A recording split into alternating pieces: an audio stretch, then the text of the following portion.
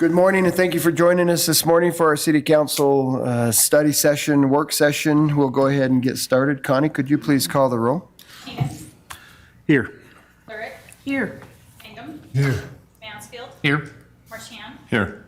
Nichols. Here. Glad. Here. We'll move to agenda item number 2 is Housing Alliance and Community Partnership Update. Representatives from the Housing Alliance and Community Partnership will discuss their goals and projects as well as council's policies and expectations. Maybe they're not here.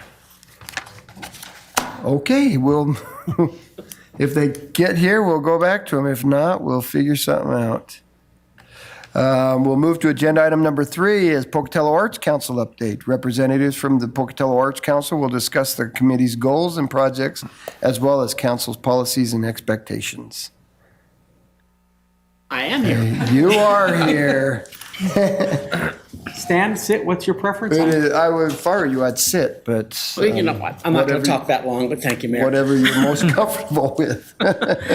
Before I begin, I'd like to thank the mayor and the city council for this opportunity to serve and enhance our city.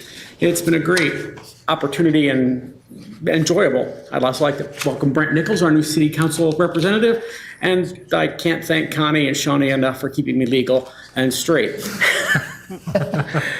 Pocatello Arts Council, our purpose is we believe the arts create and unite vibrant cultures. Did you say your name for people watching us at home? I did not. Well, why don't we introduce you? Can we? I am Dale Spencer. I am the current chairman of the Pocatello Arts Council. Some of our highlights from 2022, we are in a transition. I am the new chairman as of early last year. We have changed 3 members. We're going to be changing another member very soon. Part of that transition as we have become a more vibrant group. When I was first appointed to the Arts Council 4 years ago, I was the youngest member of the Arts Council.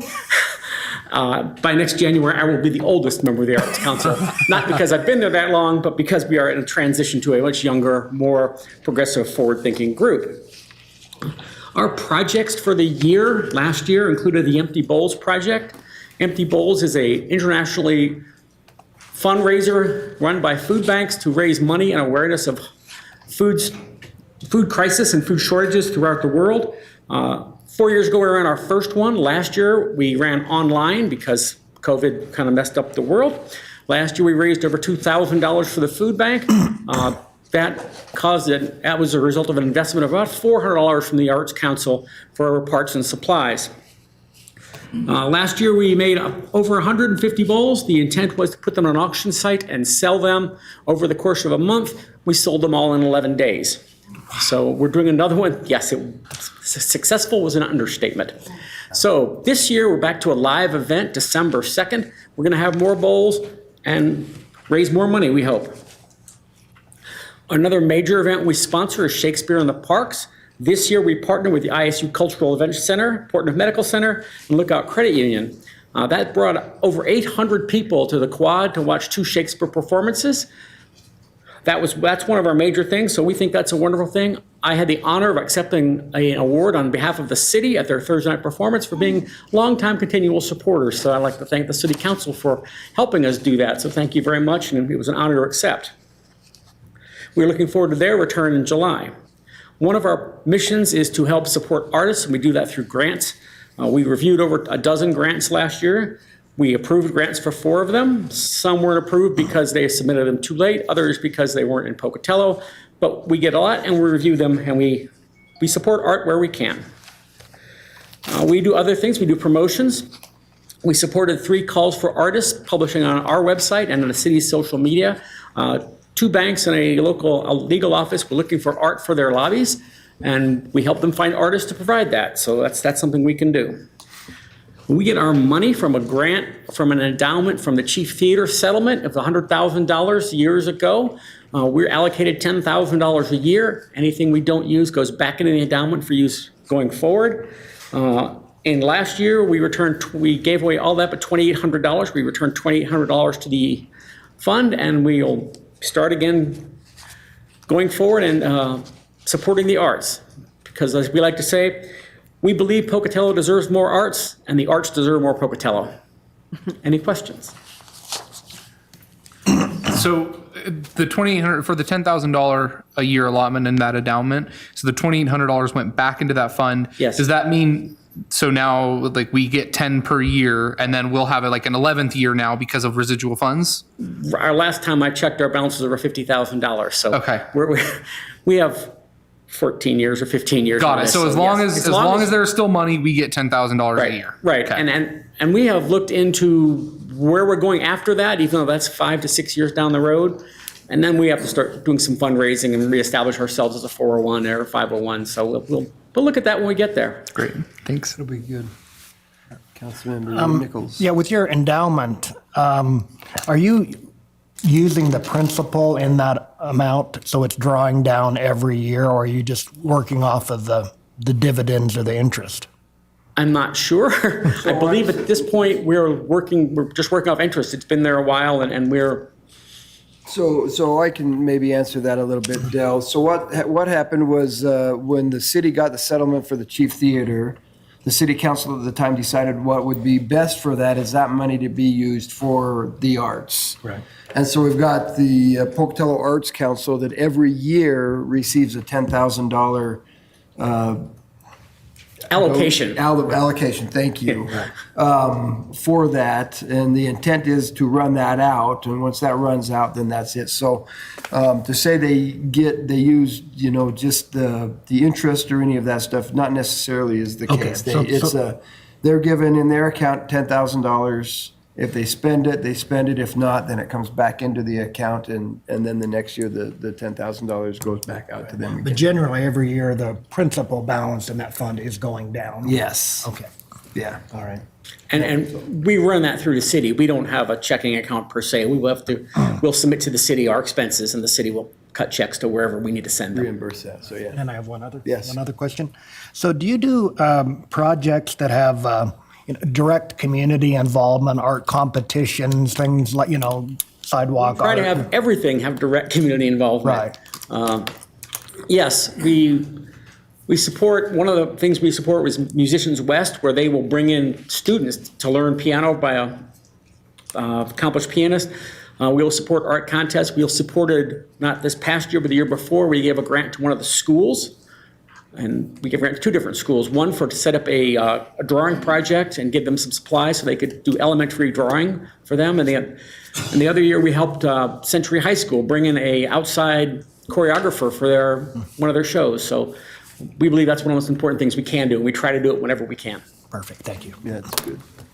Linda? My question is about the grants too. So you get $10,000 a year, and if you don't spend all of that, you put it back in, and then you get your $10,000 next year. But if you, like you said, you return 2,800 or something from this year, do you get that back, or do you just get 10 next year? We just get 10. You don't and get we like just 12,800 No, or it keeps something? going. It just Okay. keeps going. So, if we do that for 4 years in a row, we get another year out of it. Okay. Oh, and for reference on that, I've 5 years on the Arts Council now. We have never used more money than we had last year. Yeah. yeah. We're trying to spread art throughout the community. And so you do your best to Support use art, all, to use all of it. to yes, use all to the use all of it. $10,000, right? Right. And I just wanted to comment, I love the Empty Bowls thank you for everything you do, but that project is really, it's a good one, and I just think it's a good thing for the community, and thank you for your work. Well, December 2nd, come down to West Side and I know. join us as we have some entertainment and we have more bowls. That is such a fun event.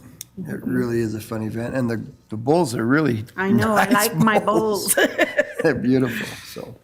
Okay, any other questions? Dell, thank you very much. And I thank the city and Appreciate it. the mayor and the city council for their support. Absolutely, thank you. We'll move to agenda item number 4 is Police Union Quarterly Update. Representatives from the Pocatello Police Union will give the council an update of their activities the past quarter. Good morning, Mayor and members of the City Council. My name is Zach Barchi. I'm the Police Union President. I have with here one of my Vice Presidents, Stephanie Harris. We're grateful to be with you here today, and we're grateful to have the opportunity to give an update about our police union. So The police union has been involved in several community events. We've gone above and beyond in our performance at work, and we recognize the importance of retention and recruiting, and that's what we're going to focus our comments on today. Some of the community events that we've been involved in include donating to public service answering point training, which is curriculum and dispatch training. We've sponsored local gymnasts. We've sponsored prime fast pitch softball participants. We've donated money to Idaho State Police Trooper Mike Windler to assist him in his recovery. We're pleased to report that he's actually out of the hospital. He was involved in being hit in Twin Falls, Idaho, and they were concerned he wasn't going to make it, but he's now recovering at home. We've donated the CASA's 23rd annual golf fundraiser. We participated in Tip with a Cop, which if you were there during for Special Olympics, it's waiting tables and awareness for Idaho Special Olympics.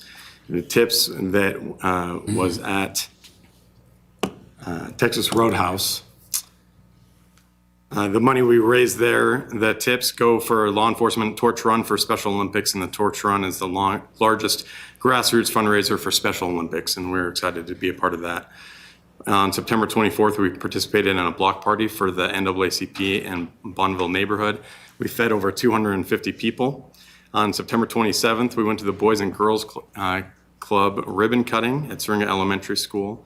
On October 7th, we participated in the Faith and Blue barbecue event at Tideman Park. It was another neighborhood barbecue event. On October 8th, we participated in the First Responder Appreciation event and a service project at Lowe's making beds for needy children. On October 27th, after a couple-year hiatus, we brought back Handcuff Hunger and at Outer Limits, and we were able to participate in gathering over 300 pounds of food and over $300 for a donation to the food bank. We participated in the 4th of July and ISU homecoming parades, and we'll be there for the Veterans Parade. With the help of Councilwoman Lurick, who used a walking challenge to raise funds, we donated $80 to each the Boys and Girls Club, NAACP, the Family Services Alliance, Pocatello Elks Lodge, and Southeastern Idaho Community Action Agency. A total of approximately $5,600 was raised, and we want to thank Councilwoman Lyric for her actions. On November 4th and 5th, we participated in Shop with a Cop fundraising, and with Bannock County leading the charge and Idaho State Police in Chubbuck, we were able to accomplish gathering approximately $20,000, which will go towards benefiting hundreds of individuals and families for Shop with a Cop coming up in December. And above and beyond for calls of service in the community, we have a couple of examples that we wanted to share, but officers responded to a welfare check of a male who recently lost his dog. The male didn't have food and hadn't eaten for days because he was given food, making sure that his other dog had food. Officers responded to the food bank, collected food for approximately a week to give to the male, and provided him a schedule for open pantries and notified him of some job openings to try and better his current life. Union members responded to a complaint of an encampment located at 4 Road in Grant. Union members located a homeless man at Death Valley and City Creek. They helped the homeless man receive a hotel and purchased him dinner. They, along with off-duty dispatcher, purchased a hotel for the night, and they assisted him in bettering his living conditions. And I have no doubt that possibly saved his life if he would have stayed there towards the cold winter that we've received. Officers responded to Pocatello Ave and Oak Street for a welfare check and located a homeless man who was looking for food and shelter. They brought food for the homeless man and helped him find the shelter and a warming shelter. These are just some examples that we're able to accomplish and do good in the community on a daily basis. The Pocatello Police, for retention and recruiting, the Pocatello Police Union continues to value the importance of retention and recruiting. This is accomplished as we show appreciation for our employees. The Pocatello Police Union supports the ARPA proposal for pay for city employees that will be shared with the mayor and city council today. We also hope to continue a dialogue for the importance of competitive pay and benefits moving forward. If there are any questions about the ARPA proposal now or later on in this meeting, we'd be happy to answer any questions. Going forward, our union looks forward to future events in the community. We're planning on participating in fundraisers such as Give Cops a Bird, Secret Santa, and Shop with a Cop. And we're looking forward to those and continue to do good throughout the community, as that's part of our mission. And we thank you for your time, and we want to ask if there are any questions or anything that we can answer for you. Questions? Linda?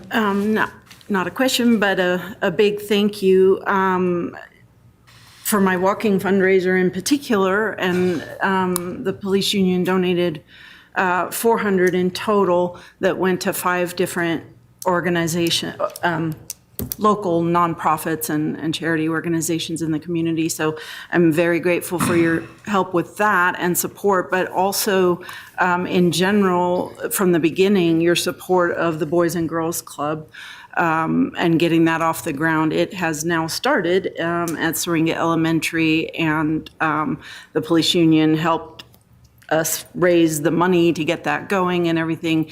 And the fire union did as well, and I'll say that when they get up here. But thank you to the police for all your support and everything you're doing in the community. Yeah, thank you. And especially the Boys and Girls Club, that's something that'll really benefit our community, and we're glad that is here. And we want to continue to see that grow and expand.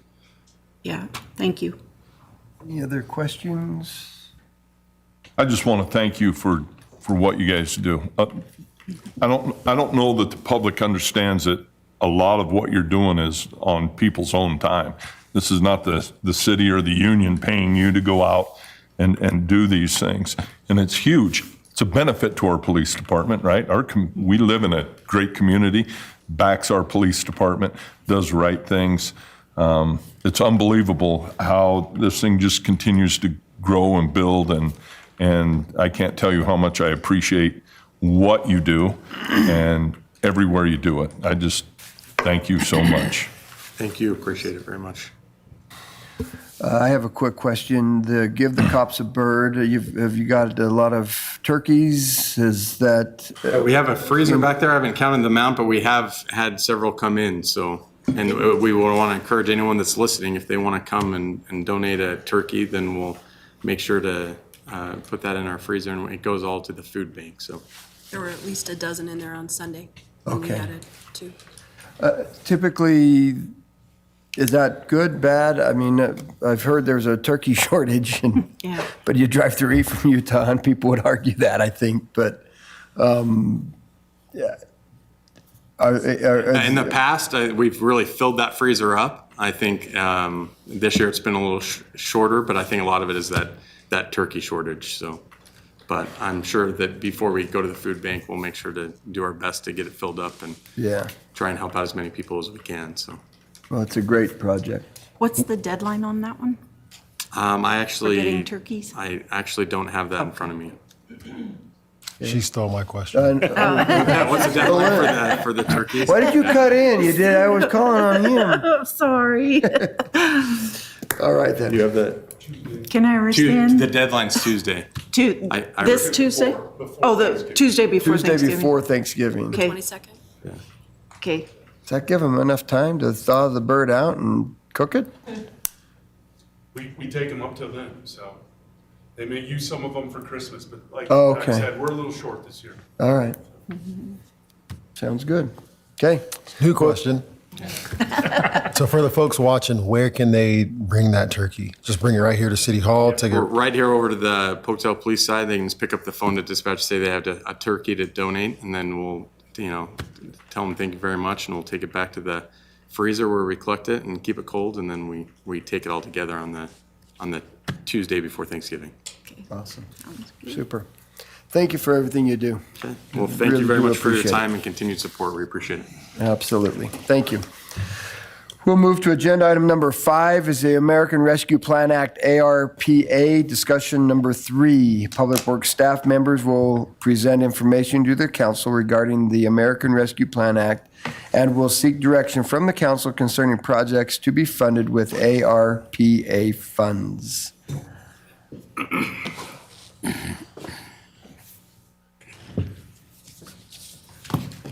Good morning, Mayor and Council. I'm Jeff Mansfield, the Public Works Director and City Engineer. Joining me today is Jen Flynn, my Executive Assistant. So I appreciate this opportunity to present to the new council. I'm excited for this new council and look forward to working with each and every one of you. So today we're going to talk a little bit about the city's ARPA funds. I've provided some background on the ARPA funds, and we'll discuss the status of the funds and talk about projects that may be funded by these funds.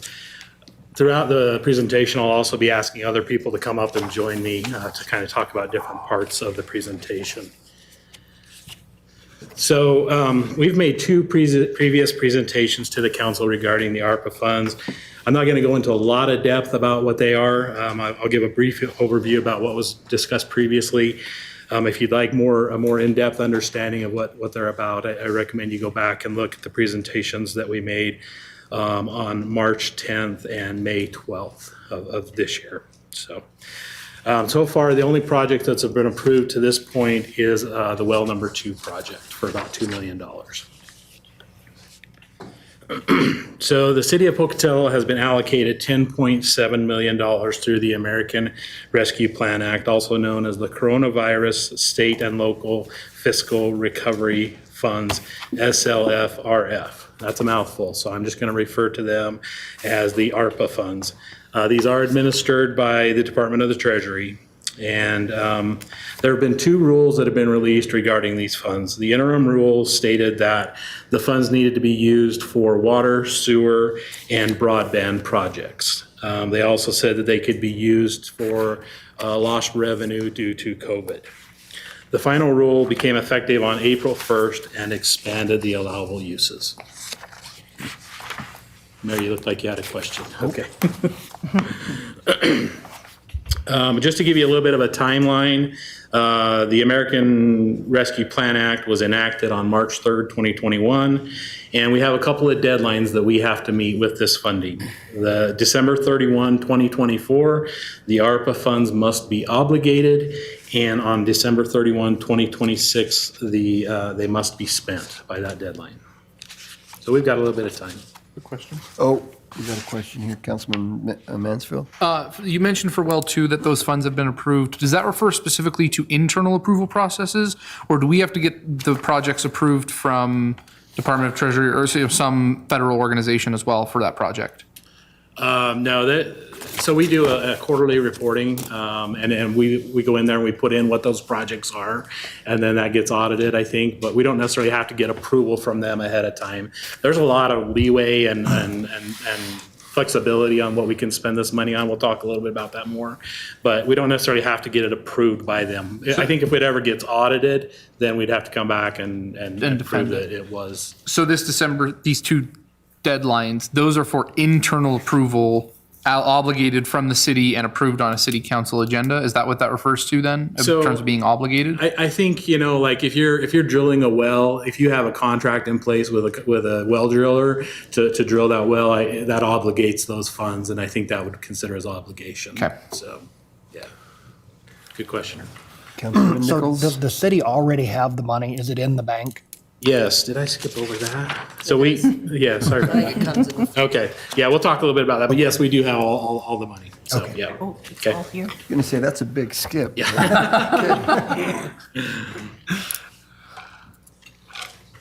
Okay, so we're going to talk a little bit about what the funds can be used for. Water, sewer, and stormwater are eligible funds or eligible projects for the ARPA funds. This is to kind of help meet the tremendous need of deferred maintenance that has happened with a lot of these systems. Basically, if this project is allowable or considered appropriate through like the DEQ State Revolving Loan Fund, it would be an appropriate use of this. But pretty much any water, sewer, or stormwater project is an eligible use.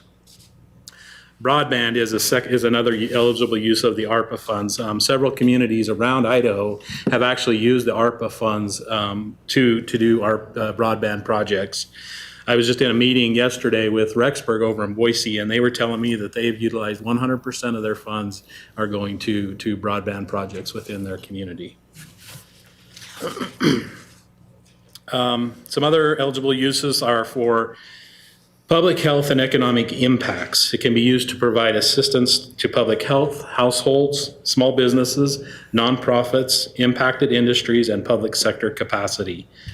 The funds can also be used to provide premium pay for essential workers, and it can provide up to $13 per hour for a maximum of $25,000 per employee.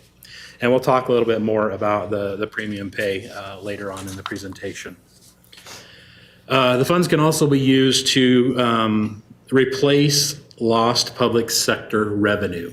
So in this particular option, you have two different options of doing this. The first one is you can select a standard allowance of $10 million. Or you can actually calculate the actual revenue loss that you have. So in our particular scenario, since our allocation is $10.7 million, it makes the most sense for us to use the $10 million standard allowance rather than to go through and actually go through the formulas and the calculations and try to prove actual revenue loss.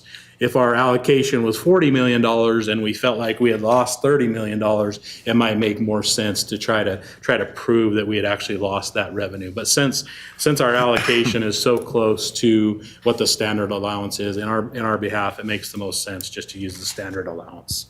And these items can be used for anything that is a service that is traditionally provided by the government. And you can see an example of what some of those are: constructions of schools and hospitals, road building and maintenance and other infrastructure, health and other services, environmental remediation, provision of police, fire, and other public safety services, including purchase of fire trucks and police vehicles. While we do have considerable flexibility with these ARPA funds, there are also some restrictions on what we can do with this funding. It cannot be used to offset a reduction in net revenue from taxes. So we can't go back and reduce the amount of taxes that we would receive and use this to supplement that. It cannot be deposited into a pension fund. It cannot be used for debt service or to replenish reserve accounts. It cannot be used for settlements or judgments, and it cannot be used for any project that conflicts with the ARPA statute. So Jen's got a copy of the final rule here. It's about 500 some odd pages. So we've kind of been trying to go through that a little bit, but it's kind of ambiguous exactly, what that means when it says conflict with the ARPA statutes.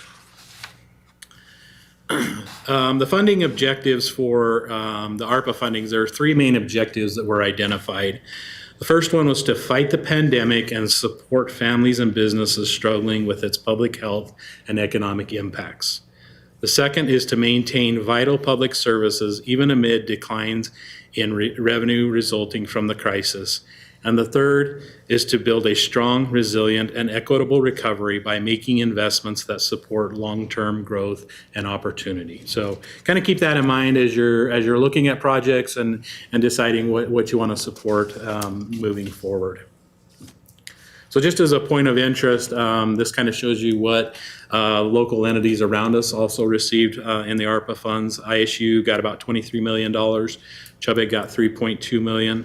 School District 25 got $19 million. Bannock County got 17 million, and the City of Idaho Falls got $10.5 million. So we're going to get into some of the projects. So the other two presentations that I've made, we've worked on some lists and come up with several different projects that the council had interest in. We sent out some surveys and asked people to give us feedback on, asked council members to give us feedback on what projects were most important to them. At the end of our last presentation, we actually had a recommended list of 10 projects that met the $10.7 million. Some things have changed since then, and so I don't necessarily have a top 10 list for you guys today, but I do want to make a little caveat before we start diving into some of these projects. So the reporting for this funding is somewhat onerous and complicated, and there's no assistance. There's no one we can call that will help guide us through the website and their forms and stuff. Jen and I have been tasked with doing the reporting for this process, and Jen particularly has been the one kind of carrying the largest share of that. My point is, like, if we can keep the number of projects to a minimum, the better it will be reporting wise. And so if we can, pick large projects that have the biggest impact, that will help us reporting wise. But I just want to go with that. And so on that note, the mayor and I have been talking a little bit, and the CFO as well, and one that we've come up with that isn't necessarily on this list, maybe we'd like to throw out there for your consideration, is we just recently approved the purchase of a fire ladder truck for $1.8 million to come out of Fund 78.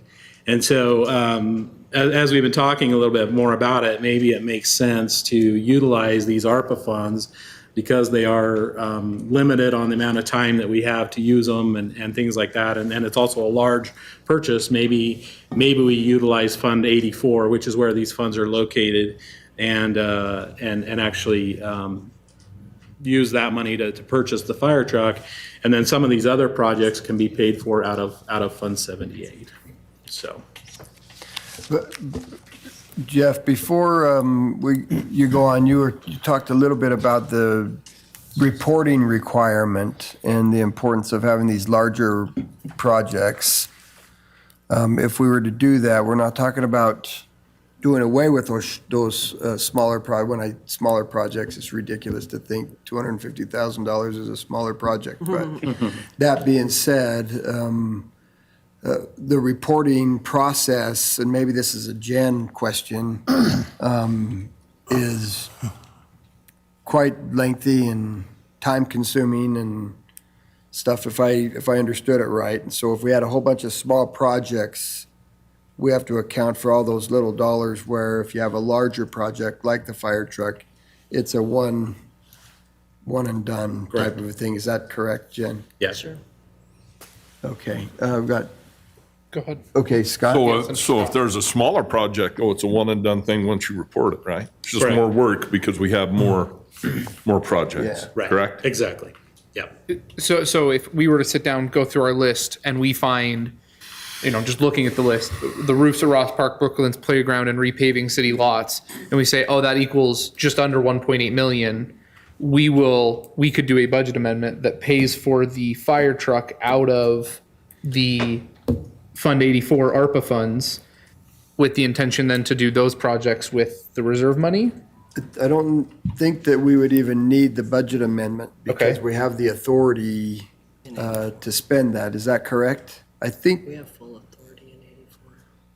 I think that we planned on spending $5 million of this, or at least the authority. So I think we budgeted for the full amount in. Did we do the full 23 in So because we Need that, but budgeted. It would just be a transfer of funds from the 78 to the 86, you said. 84. 84, and So we have the budget authority both to buy the truck at 1.8 and spend the 10.7? Yes, 10.7. So whatever, at the end of the day, it might just be just a administrative question we ask once we're done. Administrative, yes. But it doesn't make An a interfund significant transfer. difference. But we're in terms of moving our money, impact. right? At that point, we're moving money from one spot to another for something we already have. We've already budgeted for the fire truck. That's been taken care of. Yep. So do we really want to swap money at this that's point and the- say, we're going to take money out of here to do that? End result is the fire truck's been approved. That money's there. Now we have, well, I guess the way we look at it is about 8 million, right? Because 2 million's been taken care Yeah. of. So we have $8 million that we're looking at to fulfill whatever is in these projects, right? Yeah. Well, and it's not just these projects, because I'm guessing we haven't heard from everybody. Right. In regards to this money, correct? Right. And for me, I mean, just looking at it, it is going to be time consuming, but I really, with this money, would like to look outside the box and maybe reach out to the public and listen to what they have to say, and reach out to every department with, what are your needs? Here's the rules. Doesn't mean we're going to go there, right? But we certainly don't have all the answers. So that for me, and I guess it's just me, I want to look outside the box on this thing as much as I can and listen to as many people and see what needs are, and then sit down and go, where are we at? Try to make it easy for you also. We'll do whatever we need to do. And Council Member Marchand, we have visited with the departments. There is also a list in here of Okay. department needs that we just haven't been able to do as well. Yeah, it's this That list. big sheet we've got. And so there's a number of things, and what's great about it is we don't have to make the big decisions today. You can make a few, but not all of them. I've got Brent and then Corey. So under the Treasury regulations, would it be permissible, say, to invest all or a portion of the funds into a trust and then use the dividends from that trust to pay for eligible projects in perpetuity? You know, sort of never digging into your principal? I could look into that, but I'm probably inclined to say no. It's intended to get used fairly quickly, and so, but we can definitely check into that and see. So the money has to be obligated by the end of 2024, and it has to be spent in totality by the end of 26. And so we don't get the privilege of doing something like that. Okay. You may have answered this, and I'm just being dumb. So what would be the benefit of switching funds from one fund to another fund, and then? The primary benefit would be the accounting portion of it, and then also just it kind of frees up 78 for you guys to use whatever you want, use it for whatever you want, rather than these specific purposes. I mean, it's still pretty broad what we're allowed to do. Basically, any service provided by the government is an allowable use, and so it's pretty broad that way. Primarily, it would just be the fact that the money would be getting spent. We wouldn't be beholden to those deadlines any longer, and it would help with the accounting process. But we can work through the accounting process if that's council's direction. I think it's a time thing for me. It is more of a time issue in reporting this money and reporting how it is spent and everything. Where you've got some very large projects and you can use that for it, and there's a community value to it. To me, it makes sense to look at that instead of spend so much time, reporting every $15,000 as the project goes on, because it does take a little bit. When it's done, it's one and done. But the one and done part is you've got, for example, we just replaced or resurfaced the swimming pools at the Aquatic Center. We've had 3 or 4 different bills for that to do that, and so now you've got that reporting 3 or 4 different times opposed to just once. For sure. Yes, sir. And so that's kind of what my thought process with it. So Makes sense. Okay. So Councilman Nichols, I apologize. I did skip over to the part where we had received the funding. So back on slide 3, in September of 2021, we received $5.3 million, which was the first half of the allocation. And then the second half of the money came in September of 2022. And those funds are all stored in Fund 84. Perfect. Okay. So we've got this modified list here of projects. This has kind of been a working process that we've gone through. There's a couple on here that were crossed out based on feedback that we got from the first 2 presentations. Doesn't necessarily mean that they're not eligible projects or something that this new council might be considered in or interested in considering. So. The first project on here is the well number 2 replacement. This is the well that ended up with high nitrates, and we ended up having to drill a new well. Fairly quick time frame was needed on this, and so council approved us to spend the $2 million to get this new well online. I'll give you an update on that if you're okay with that, Mayor. So we've drilled the test well. Things are looking pretty good, and we're going to move forward with drilling the actual well in that location. We got good flow, and the water quality was good, and so we're going to move forward with developing that well at that location. So, Jeff, I just want to be clear that the council has already made the decision. Well number 2 is off the table, and we don't have 10.7. We have 8.7. correct. Okay, so that one's down the river. We've already done that. Yep. Okay. We had originally presented Aquifer Recharge, the Satterfield water line. The next one was the airport lift station upgrades for about $1 million. That lift station out there needs to be upgraded primarily to accommodate development, but also to accommodate the existing system that's out there. Lost revenue was one for Parks and Rec. City fuel site was another one. This is $800,000 Currently, this is funded through the Street Reserve Fund, and then we'll get repaid by the departments that utilize the fund. So that one currently has a funding source. The Zoo, Idaho drinking water, potable water improvements was about $100,000. And then the Ross Park potable water improvements was about $1 million on those. Sewering of South Fifth, so we had this originally at $1.5 million. What this one was is to really kind of address a lot of the failing sewer systems and septic systems that are located South Fifth. We feel like we know that that's a high nitrate priority area, and we feel like there might be some contributions from that area leading to the high nitrates that we were seeing at well number 2.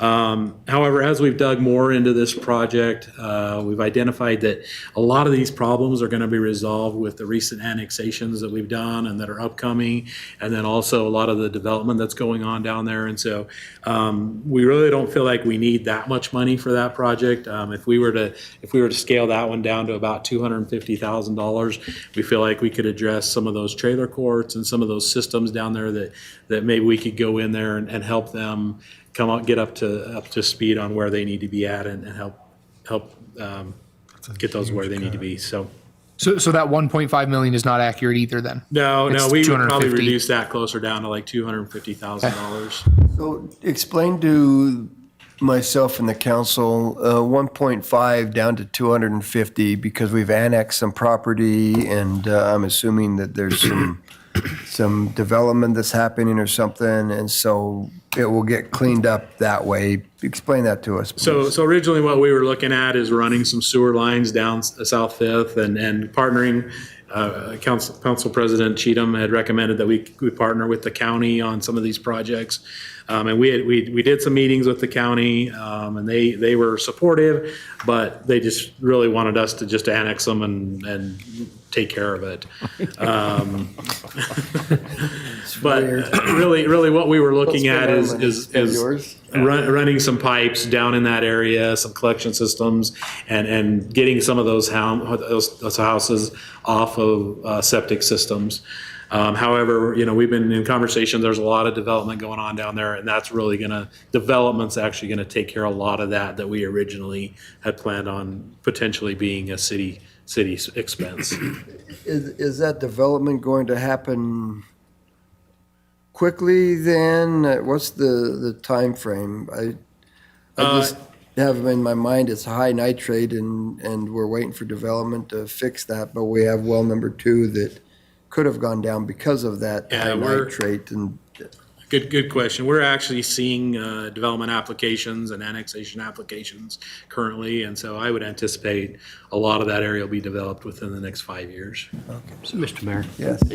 Pursuing that line of questioning, it was my understanding the nitrate problem, if it was coming from that area, was coming from those trailer parks. Correct.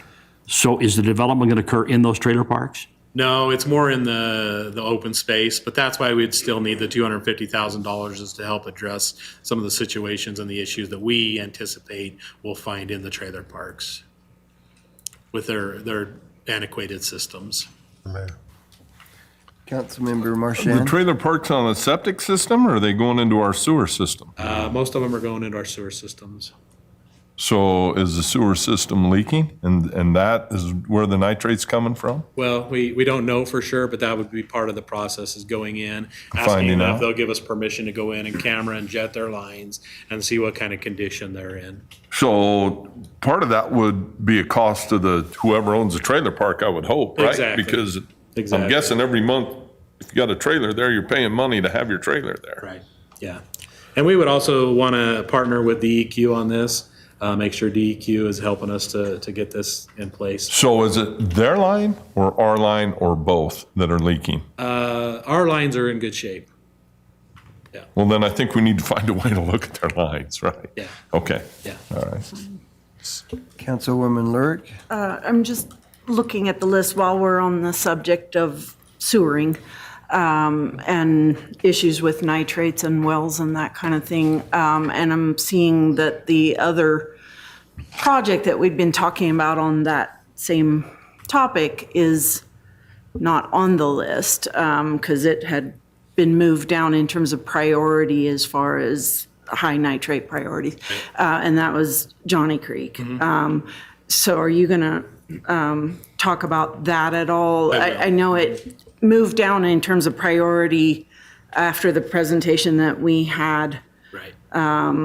as far as where those nitrates were coming from and what the source of the problem was. So does that now, I mean, if we can take the 1,500 and move it down to 20, You mean 200, I mean, 1.5 yeah, million? 1,500. 1.5 million, and take that down to 250,000. But Johnny Creek is a different situation, so Yeah, I'm we'll kind talk of about wondering. that one here in a second. Okay, So, thank okay. you. We have a question by Councilmember Mangum. So we're going to wait for the development to kind of start happening, and then we're hoping that's going to kind of clean up some of that issue. So, but you had said it would be about 5 years or a little bit longer, within give or take 5 years, and then development, we'll see it kind of come to fruition. Now, in the meantime, is there any detriment to the city, the people in that area, or anyone because of these nitrates that are forming in this in the water system? So we have a fairly rapid moving aquifer. That particular aquifer is fairly, there's a couple different portions of the aquifer, and that area is kind of a slower moving aquifer. But a lot of it is also drought dependent and things like that, and so it'll kind of flush out. We're still monitoring what's going on with well number 2. We did see some high spikes in well number 2 last year, but then they went down. But then it has come back up again this year, and so we're kind of monitoring that and just trying to figure out where it's coming from. So I don't know that we necessarily have like this large growth of nitrates in the area. I think they're kind of just moving through. So I don't know that there's a huge health impact currently, but it's something that we want to get a handle on and start addressing. Awesome. Okay, we've got Councilmember Nichols. So do we know for a fact that there is a nitrate problem sort of beyond maybe what well 2 was telling us? I mean, do we do other drilling or anything that demonstrates that definitively? Yeah. I mean, DEQ has identified that as a high nitrate area, priority area. So And how do they do that? they'll look at like different wells. They'll look at the number of septic tanks. They'll look at the number of wells. They'll sample private wells and things like Okay. that. And so they've actually identified several areas that are identified as high nitrate priority areas. All right. On that note, I was just going to say, could it, the presentation that we had from Jenna, what was that, like 2 years ago, really answers a lot of these questions that our new council members maybe. We can send out that Could we data send when that out? presentation was made. That would be a good presentation to go watch. Yeah. About nitrates. That's a good idea. Yeah. Yeah, that. My concern is we're focused on the Johnny Creek area, and then the DEQ came and said, that's not our highest priority. Our highest priority is Fifth Avenue and the high nitrates in that area. Now we're hearing development's going to take care of a lot of that. But we still have an issue with the trailer parks and things that are out there. Some of those septics, I would personally feel a lot better about the money for those trailer parks and helping get that going quicker than waiting for development. If that's where our main issue is, and that's what DEQ assumes our main issue is I would think that would be our focus and type of a deal, opposed to trying to do all of it. Rick? I think I would have to agree with Brian on that. I think, our water department in cooperation with DEQ is doing a really good job of monitoring. These are not critical nitrate areas, except what happened with that plume at well 2. And they're monitoring throughout the city where we might have potential problems. So I don't want anybody to get the impression that we have some critical nitrate issues. They're of concern, in a few specific areas. But I agree that we've got a problem that I would hate to wait for development to solve pending the economic forecast of the next year or two, which could certainly slow down development. I would rather see us spend the money and get that solved and get it taken care of so we don't have to wait. I would agree with that. Councilmember Mansfield. If we were to spend the $250,000 to take care of the immediate known concern of the trailer parks, or at least kind of establish a better understanding of the situation, would that give you better information and analysis as to, one, what our time frame of kind of waiting for development could be within a reasonable sense of security, and number two, kind of answer the question if we should then just allocate funds to improve continuing the project? It would, and I think the $250,000 would be allocated to the highest concentration of locations. The 1.5, the amount of money you spend for the amount of pipe you have to put in for the low number of septic systems that you're actually putting on there was pretty low. And so your bang for your buck is going to be identifying those highest priority areas, that I think we can do with the $250,000 and get that addressed and then kind of move from there. Given then that we have 2 years to spend the entirety of this money and it's going to be spent, it's not all going to be spent tomorrow or just in one fell swoop, I would like to do then an allocation and get a council or an agenda item at a council meeting approving the use of the $250,000 in high priority so that we can then establish the need as we continue to allocate funds. Councilmember Mansfield, I wouldn't disagree with that. My concern would be I would like to see if DEQ and our staff feels like that would really truly help the situation before we put that on a thing to spend it. Okay, that's what I was trying to get at with my first question. Okay. If council identifies this as one of your top priorities, then we'll move forward, looking at exactly what we'll do, and we'll talk to DEQ, figure out what they're going to work with us on, and then we'll bring that to council as a council agenda once we get that figured out. Probably at a study session so the council can ask the questions so we can put it on an agenda would be my suggestion. Okay. And especially starting with the first $250,000 immediacy of the trailer courts, and then based on DEQ recommendation for the immediacy. And then if we want to consider the 1.5 as Brian and Rick have done, I think that would probably be a second step of once we hear from that study session and see if 250 could make a meaningful difference first.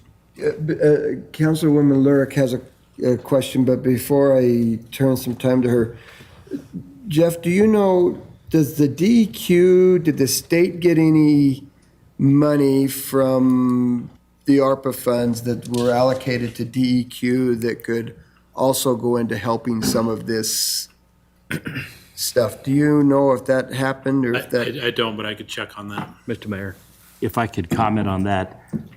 Several cities across the state that have been in contact with me are having serious sewer problems, and they are not finding money from DEQ to solve those. The city of Preston right now is short $9 million, and they've got a November 21st deadline, and they cannot solve the problem. So probably the state did not allocate money to the DEQ. Not enough. Not enough. Each year, when we go to the AIC meetings, Linda and I have been attending some water and DEQ presentations, and the demand for those kind of funding is 4 times what's being provided. The issue is it's hard to tax for it because you increase taxes and people don't like that and they don't see it. And so cities don't do that, and so until they absolutely have to, and then it's a bonded thing, and it does create a major problem. And so The city of Preston right now is facing a $54 million project, and they only have $34 million in bonding authority. And they have found another $10 million from other sources, but they are short that much.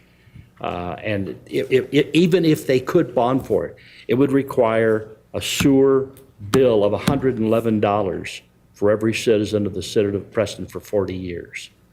These kind of projects, I don't think are things we can put off, because you kick that can down the road and it comes back and bites really hard someday. So with that, then, why don't you make a note that you work with DEQ? Let's find out. I agree, we can't kick it down the road. And the one thing I can say Pocatello, we never really have, hence we get beat up every year when we increase the rates.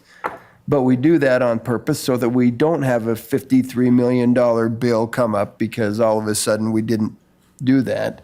But let's follow up on that and then plan on coming back to the council fairly quickly with that one.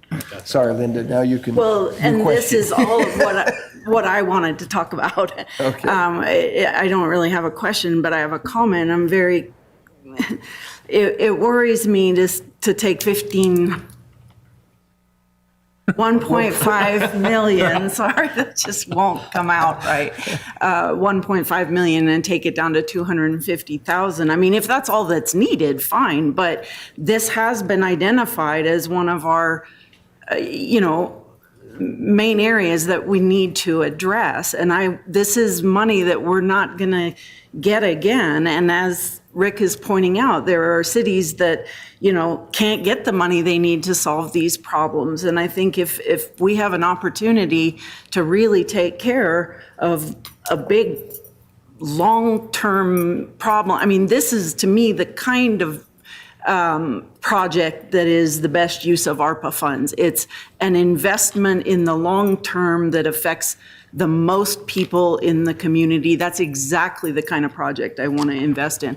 So that, I really want to look hard at that amount and not put that off if this is something we can address now. So will you do that, and hopefully we can get it on another study session very quickly to have the discussion specifically on the South Fifth sewer. Absolutely. Yep, we'll Okay. do that. The next item is the sliding tower at the Ross Park. That one's come in, the estimate on that is at $1 million. John can't be here today. Oh, John's behind us. John, did you want to talk about that one at all, or? If the council would like, sure. Certainly. Sorry, I thought you were out of office. Message. I was. Okay. Came back for today, though. Good morning, Mayor and council members. John Banks, Parks and Recreation Director. If the council has any specific questions, I'd be happy to try to answer those. This has been a difficult one to pin down. We were able to finally get Vortex Aquatic Structures International representative out to meet with us on October the 24th. And basically, we told that representative that we were looking for something kind of similar intensity to what we have. And if we're going to replace that, we would like to double up and at this time do a 2-slide feature with the revenue considerations. It is a good revenue generator out there. The year before the slide went down, we generated about $65,000 in revenue with a single slide. So you figure with double slide and a new slide, that would go up rather significantly, I would imagine. So it kind of, to me, it would make sense to kind of do it right the first time, and then knowing that you'll get a lot of revenue on the back end from that decision. So in rough terms, the $1 million estimate was based on kind of a slide cost of around $400,000 to $425,000. And Vortex Aquatic International representative said that as a rough rule of thumb, it's about double that to get it in and construct it and all of the engineering needs and that type of thing. We also have a unique situation where the existing slide is kind of still out there.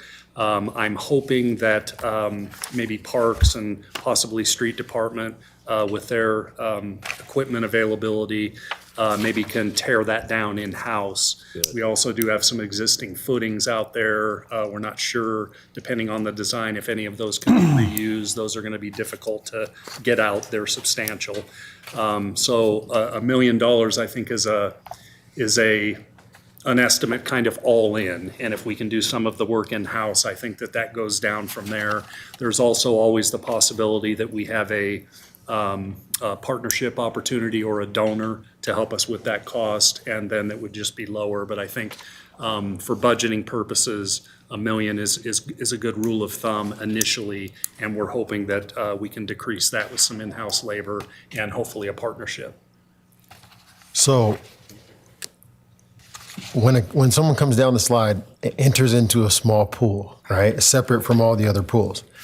So currently, are we gonna get rid of that small landing spot and then it goes into the big pool, or is it going to be a whole nother landing pool, or how does that work? We'd kind of like to modernize that and have runouts instead of the plunge pool. So we were thinking that it would be best, the plunge pool is aged. It takes a lot of maintenance. We would like runouts instead of that. So anyway, we would eliminate the plunge pool and have runouts. What's a runout?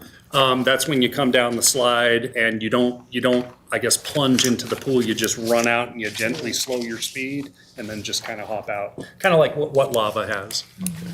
So would we need to extend lava, or not lava, but Ross, would we need to extend it out? No, there's ample space over there. You can get creative with kind of the in-air space going out on either side and also back to create the ample space for the runouts. So we're fortunate in that regard that there is plenty of space out there. One more question. Okay. Sorry, go ahead. No, go ahead. Go ahead. Go ahead. So, man, now I lost my train of thought. That wasn't hard. Think about it. We've got a question by Mansfield and then Nichols. What was the lifespan of the current slide? How long did it go?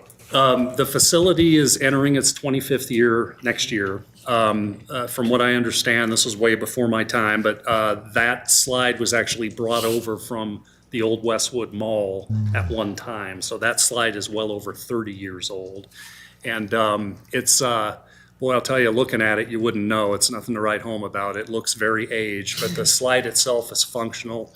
It's the tower that is crumbling. So What's the expected lifespan of the new slide? I'm comfortable with 20 plus years. So the estimation then, if based on revenue, even if it was just based on previous revenue from the old slide, would at least break even. If you do the expanded feature with the double slide and the attraction, you can expect some sort of revenue over the course of the lifespan. Yes. Just for perspective, Ross Park, these are period 12 figures, but period 13 would be very, very close. That facility cost recovered last year without a slide at 70%. We estimate with a slide, we're up around 80% cost recovery at that facility. Okay. Thanks, John. I'll bet that's a conservative number. I've got Nichols and then my Mangum. question. Write it down. Oh, right, I That got was my you. question. Was the revenue. So, thank you. So is the existing slide operational? Is it being used? or No, has it's it been not. used? We had an engineer come out and kind of assess the safety. We were repairing, Band-Aiding, and just became uncomfortable with that. So we did have someone come out and they did deem it better to shut down Right. And how long has it been shut down? since 2020. Okay. All right. Thank you. Council President Cheatham. Will a new slide out there increase other costs at the pool? When you and I toured that last summer, I think we talked about the need to have a couple of people monitoring that. So in addition to the slide cost itself, we've got some operational costs, a couple of people that'll need to be included in figuring out whether that thing can break even or not. Would it put any stress on any other equipment out there, the water pump, purification filters, anything that's done? The existing systems are a bit antiquated, and we would need to start over with new systems. We would retain the existing, I guess, mechanical room because it's structurally sound. It needs some roof repairs, but it's good money spent because it's a structurally sound facility. So we would relocate the new pumps and all of the pool equipment in that facility, but we would need to abandon kind of the, I guess, the old antiquated system that we have that's really kind of set up for the existing slide. Regarding staffing, we already have kind of worked into our budget staffing for that slide, so I don't see any additional expense with that. We were already monitoring that. Does the $1 million include that equipment upgrade or just the slide and tower? That would include the equipment upgrade. Yeah. Other questions? My question, I know timeline is also an issue. If it were up to me, we would go out next week and take the other slide down. And then a timeline to building or getting a new slide put together for use.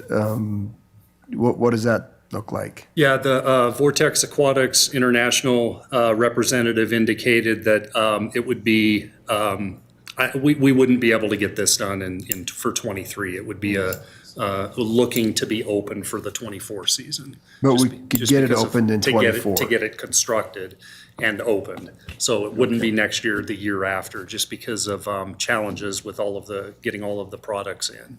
What to about build the it. removal, though? Would that come down, I mean, sooner rather than later? I would much or- rather have it come down next week than, Yeah. than.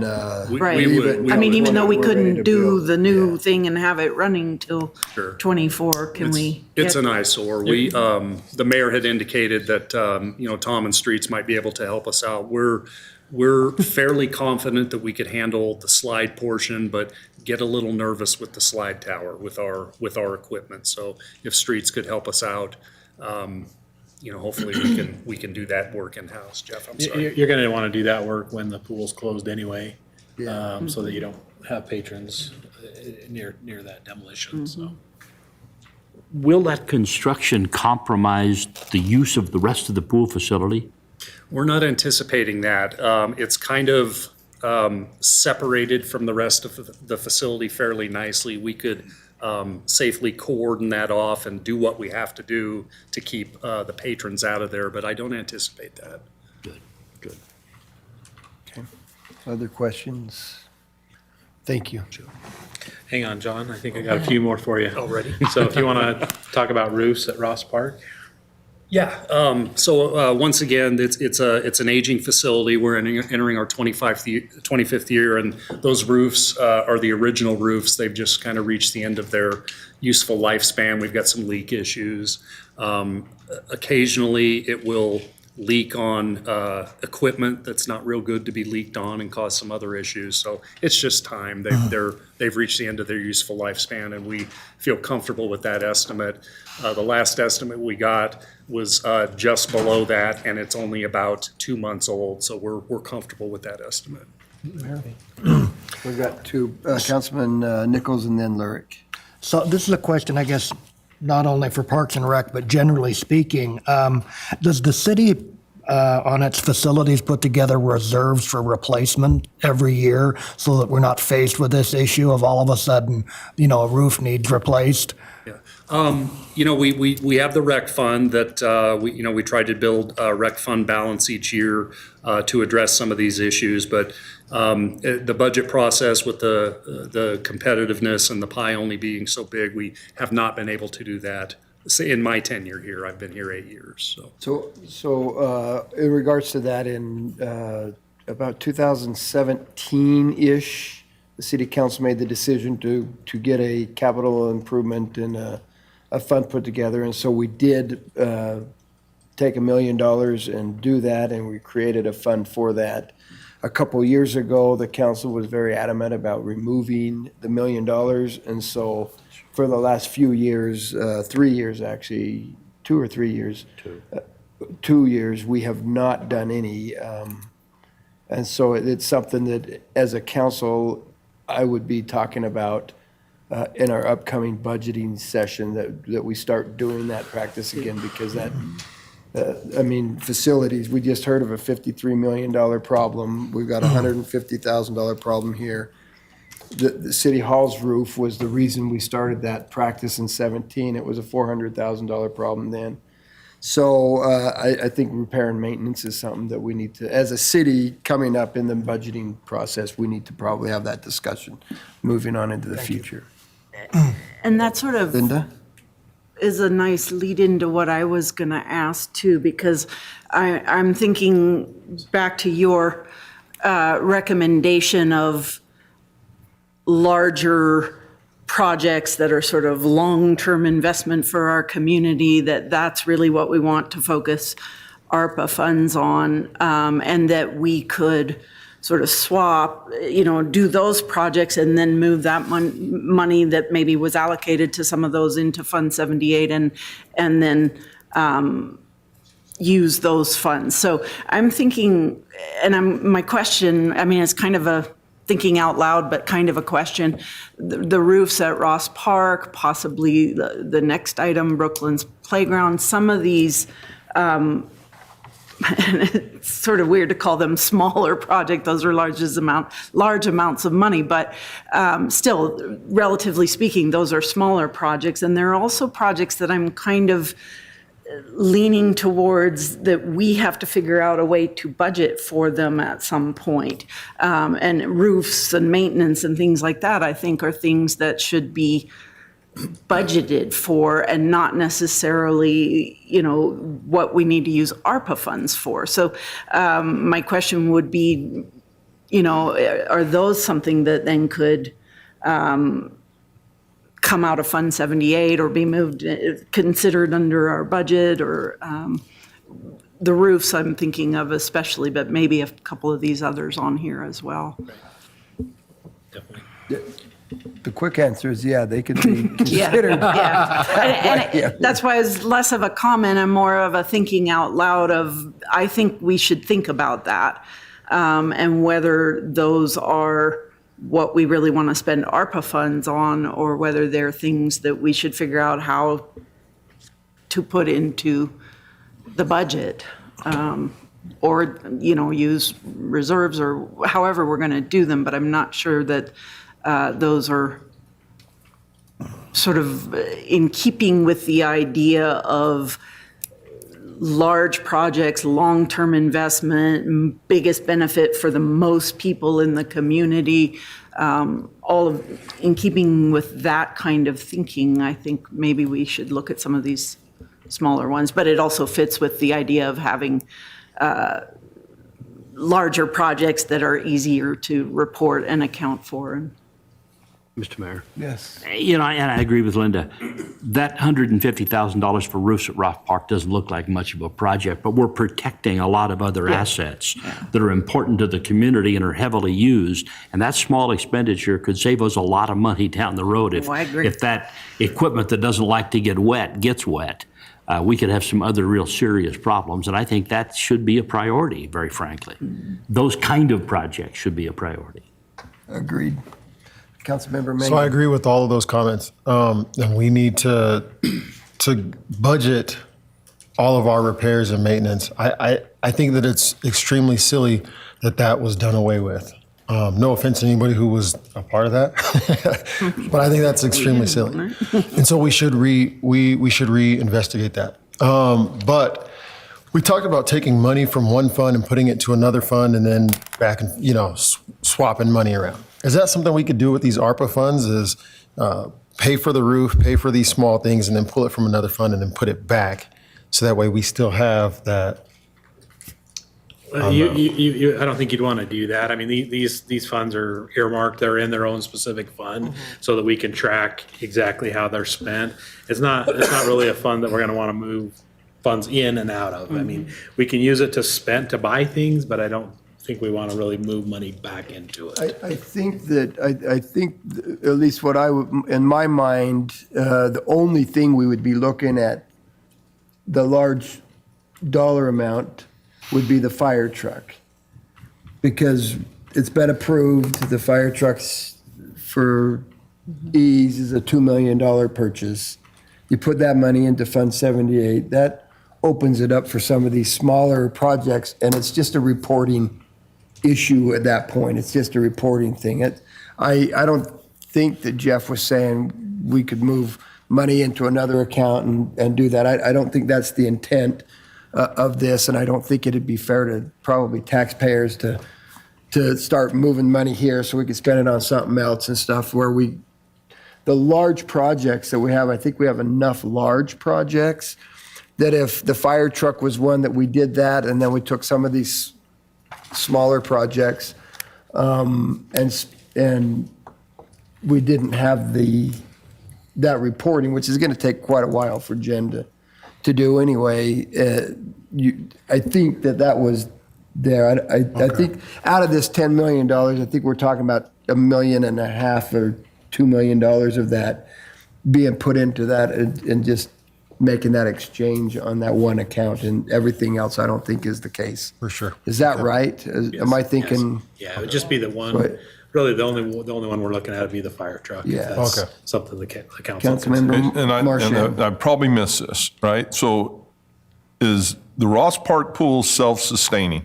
Do we make money on the pool every year? We do very well. This year, we cost recovered at about 70%. I think with a new slide, we're up to 80. So it's not quite paying for itself, but it's an unbelievable kind of bang for your buck. Right, but when I look at those things, right, and I'm sure we're gonna get it with Brooklyn's playground, because I look at that, I think most of that was donated when that was built, correct? And we take it over, and now I'm looking at 275,000, so it's always, I guess I look at these things and go, yep, it's easy to go, yeah, we want that, that's beautiful, but then we have to maintain it, and we don't do anything to prepare ourselves for it, right? We wait until now, and we're going 275,000 to keep that thing going.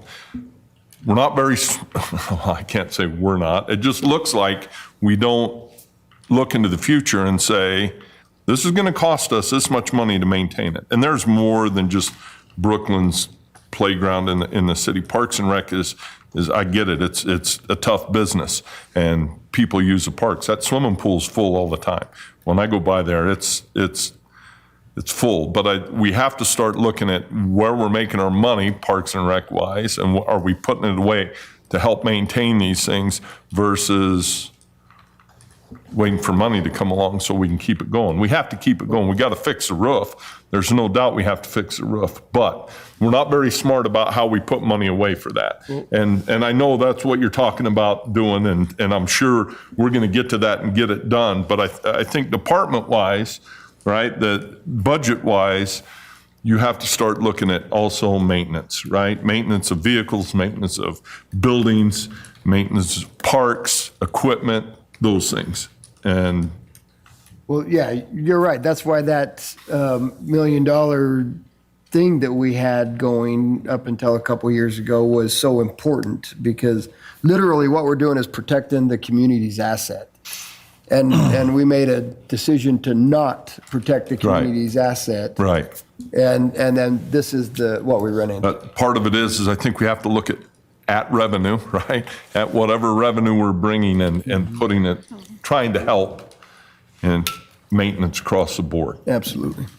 Councilman Cheatham. But Councilman Marchand, I think, when John talks about the recovery, the cost recovery in Parks and Rec, they do phenomenally better than most Right. Parks and Rec programs across the country.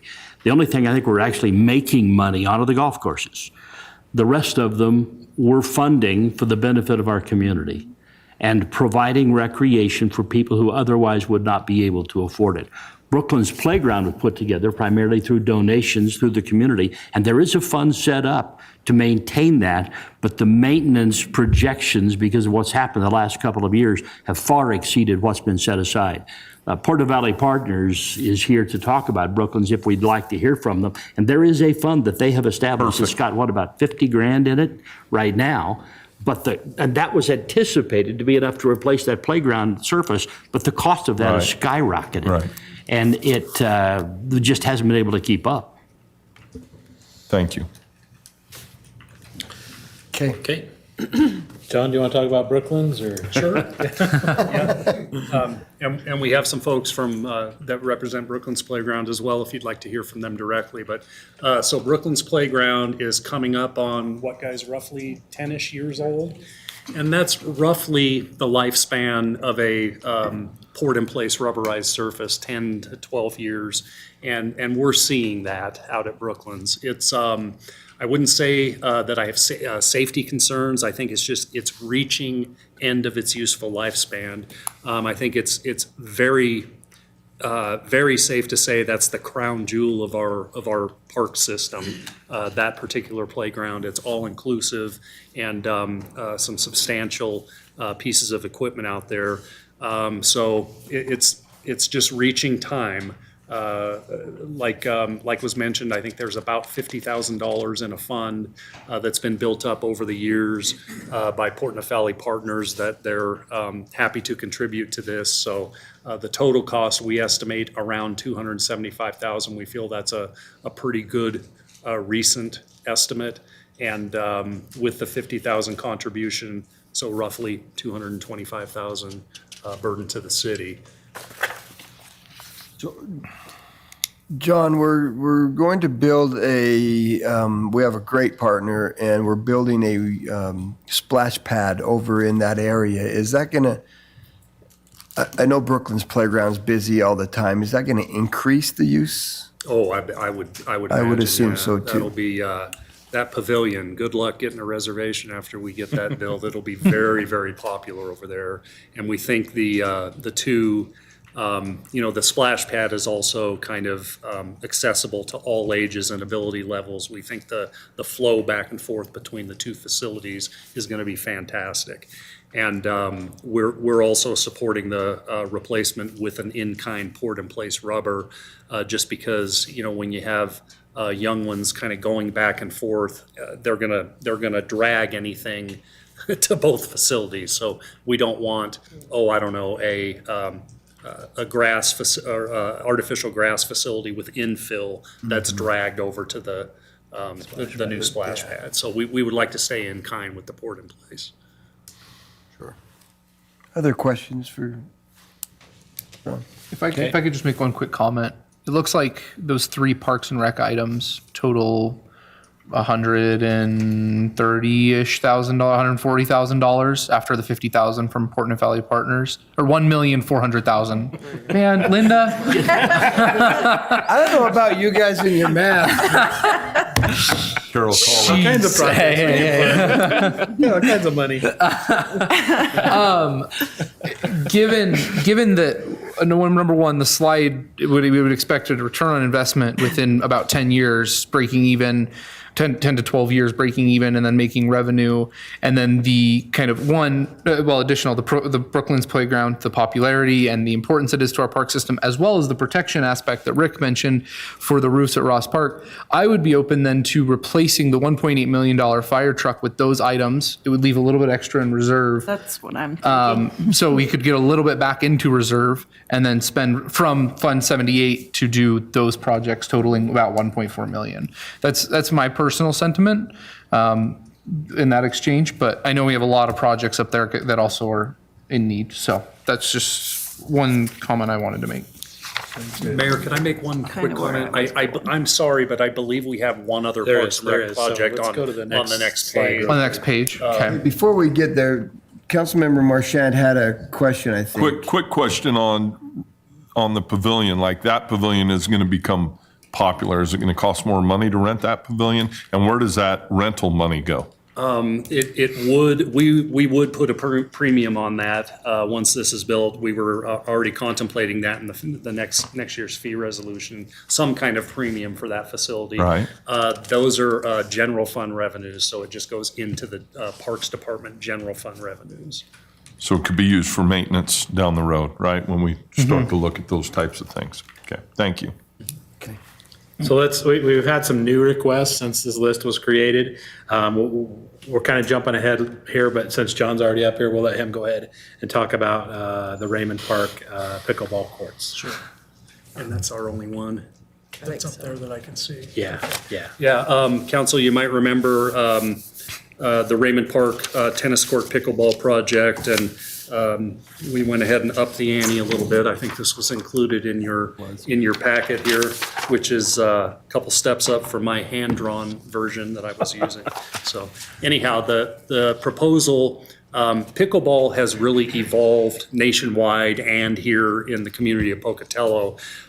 We have 4 dual-striped pickleball courts now over at Raymond Park.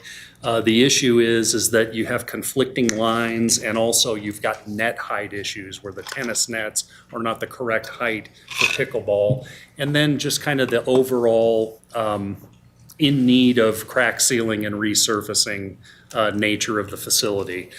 We also have a couple of racquetball courts over at the rec center that are dual stripe for pickleball, but they're undersized. They're not full-size courts. If you've been over at the MEC on any given weekday, you can see the popularity. They've got 6 or 8 courts going like gangbusters most weekdays. So it's very, very popular. We feel that this is a good proposal for the city and the community based on evolved needs, taking 2 of the existing 4 tennis courts and developing a dedicated 6 pickleball court facility, and then resurfacing the whole thing to get us 10 to 12 more years of lifespan out of that. So that's the proposal. Councilmember, what's your name again? I'm Mansfield. Mansfield? Yeah. Given with Chief Marchand's comments about the input from the community, I laughed when John said, "You may remember the pickleball courts," because they make it really hard to forget. We got emails for the period of 6 months every day, and they came to council meetings. And so with my previous comment of kind of replacing the fire truck, using ARPA funds to pay for the fire truck, and then coming from reserves to make for our Parks and Rec investments, I am in favor of including that in my previous comment, just given the community support and public recreation that is available that comes through that. And I agree. That was sort of my thinking earlier, was exactly along the lines of what Josh has summed up, is all of these smaller projects would be a good swap for the larger fire truck project. But my question about pickleball, and I have a regular meeting at the MEC, and I run into the gentleman who was in charge of all the pickleball people coming to council fairly regularly. So he's always asking, what's happening, what's happening. So I really think this is something we need to look into. But my question along those lines is that enough? And do we need to put more, or not necessarily just money, but location-wise? Rick and I had talked a while back about maybe, not just Raymond Park, but maybe some other locations in the city as well, too. So, and I'm not saying we do all of that overnight, and do everything at once, but maybe have some kind of plan if that's going to continue to be such a popular thing, and it seems like it is, that we do more than a few courts at Raymond Park, that we add to it. Mayor, I can provide plenty of information on that when the time's appropriate. I think we got a comment here, and then John. Yeah, just one thing I wanted to comment on that. I know a couple of cities, because I looked into this with cities across the country, and after you get what I've seen is after you really get, so an outdoor location like Raymond Park, as well as the access to the MEC during the off season, or what would typically be the off season due to weather, you can then host tournaments, competitions, leagues that raise money revenue that then are invested. So rather than the city paying for the next location, they run a league. In order to play in said league, you show up, you pay $5. That goes into a fund that then they say, come back, we'll match 50% if you'll put new courts in Constitution Park or wherever. And so I think this is an excellent starting point to fostering that kind of cooperation with the pickleball community. Okay. And I just want to get this in before he goes, because he'll probably he can answer. What happened the first time they came here, that all the people were here? What was the end result? What were they asking for? And what did we do for them? Anything? They asked for, well, John, you can answer that. Well, that's, They wanted it in the budget. Yeah. Yeah, they were just asking that the city consider funding this retrofit and kind of conversion of the Raymond courts. So that's Which is what we're basically considering. what they were asking for. did we tell them we would do it back in the summer when they were asking? Did we say we would do it and it didn't get done? Put it in the budget. Okay. This Oh, year's budget. okay. And Parks and Rec has done a temporary fix on those Yeah. Raymond Yeah. Park courts. They've gone in and done some resurfacing and restriping, but it isn't a very long-term fix from Right. what I've heard from those who use it. It'll get us by until we can do something better. Okay, I just wanted to know what happened if they were here in mass like that. And I guess that's, like I said at the beginning, it's always nice to hear from outside the box, right? people that are really paying attention right now are going to look at this, and I'm sure we're going to hear about these things. Well, and council. I hope. Council made some comments that, look, we need to make sure we get the pickleball courts done, but we'll need a budget amendment and Got Where you. the money would come from. where it is the would come question. from and stuff like that, because it was not added into the budget. Perfect. Thank you. But were you going to say some more about other plans? Yeah, just pickleball in general. My previous city where I spent my previous 25 years before coming here, we had, I think this happened sooner. So this is a nationwide trend, and we actually converted two unused, dilapidated school district tennis courts into a 8-court facility. It was one of the last things I did before I came to Idaho. And boy, I'll tell you, from the moment we cut the ribbon on those, there was 50 people out there playing all hours of the day and night. And I suspect that you're going to have similar results here. So I think it's a very good return on investment to get this done with the 10-year lifespan for the benefit it provides to the community. Staff, and I think the community would also advocate for this. I think that we also need to plan for future pickleball developments as well. I think with maybe 6 more courts, which is what we're planning for the Ross Park Master Plan, would go a long way in that. Pickleball courts are one of those amenities like a skate park or a dog park or ball field lights that you need to be very strategic on where you put them, because there is an impact to surrounding residents. If you've played or observed pickleball, it's a very tink, tink, tink, tinky type of thing. And when you've got 6 or 8 courts going at once, it can drive the neighbors crazy if you put them in the wrong place. So that's another part of the calculus. You try to do it away from homeowners, and the Ross Park Master Plan provides us that opportunity, and we're planning for 6 more courts there. That would allow for tournaments and all types of different things. And the Portneuf Pickleball Association that just recently formed a 501c3 the last year or so, that was their intent, was to start a savings fund to help us maintain the courts into the future.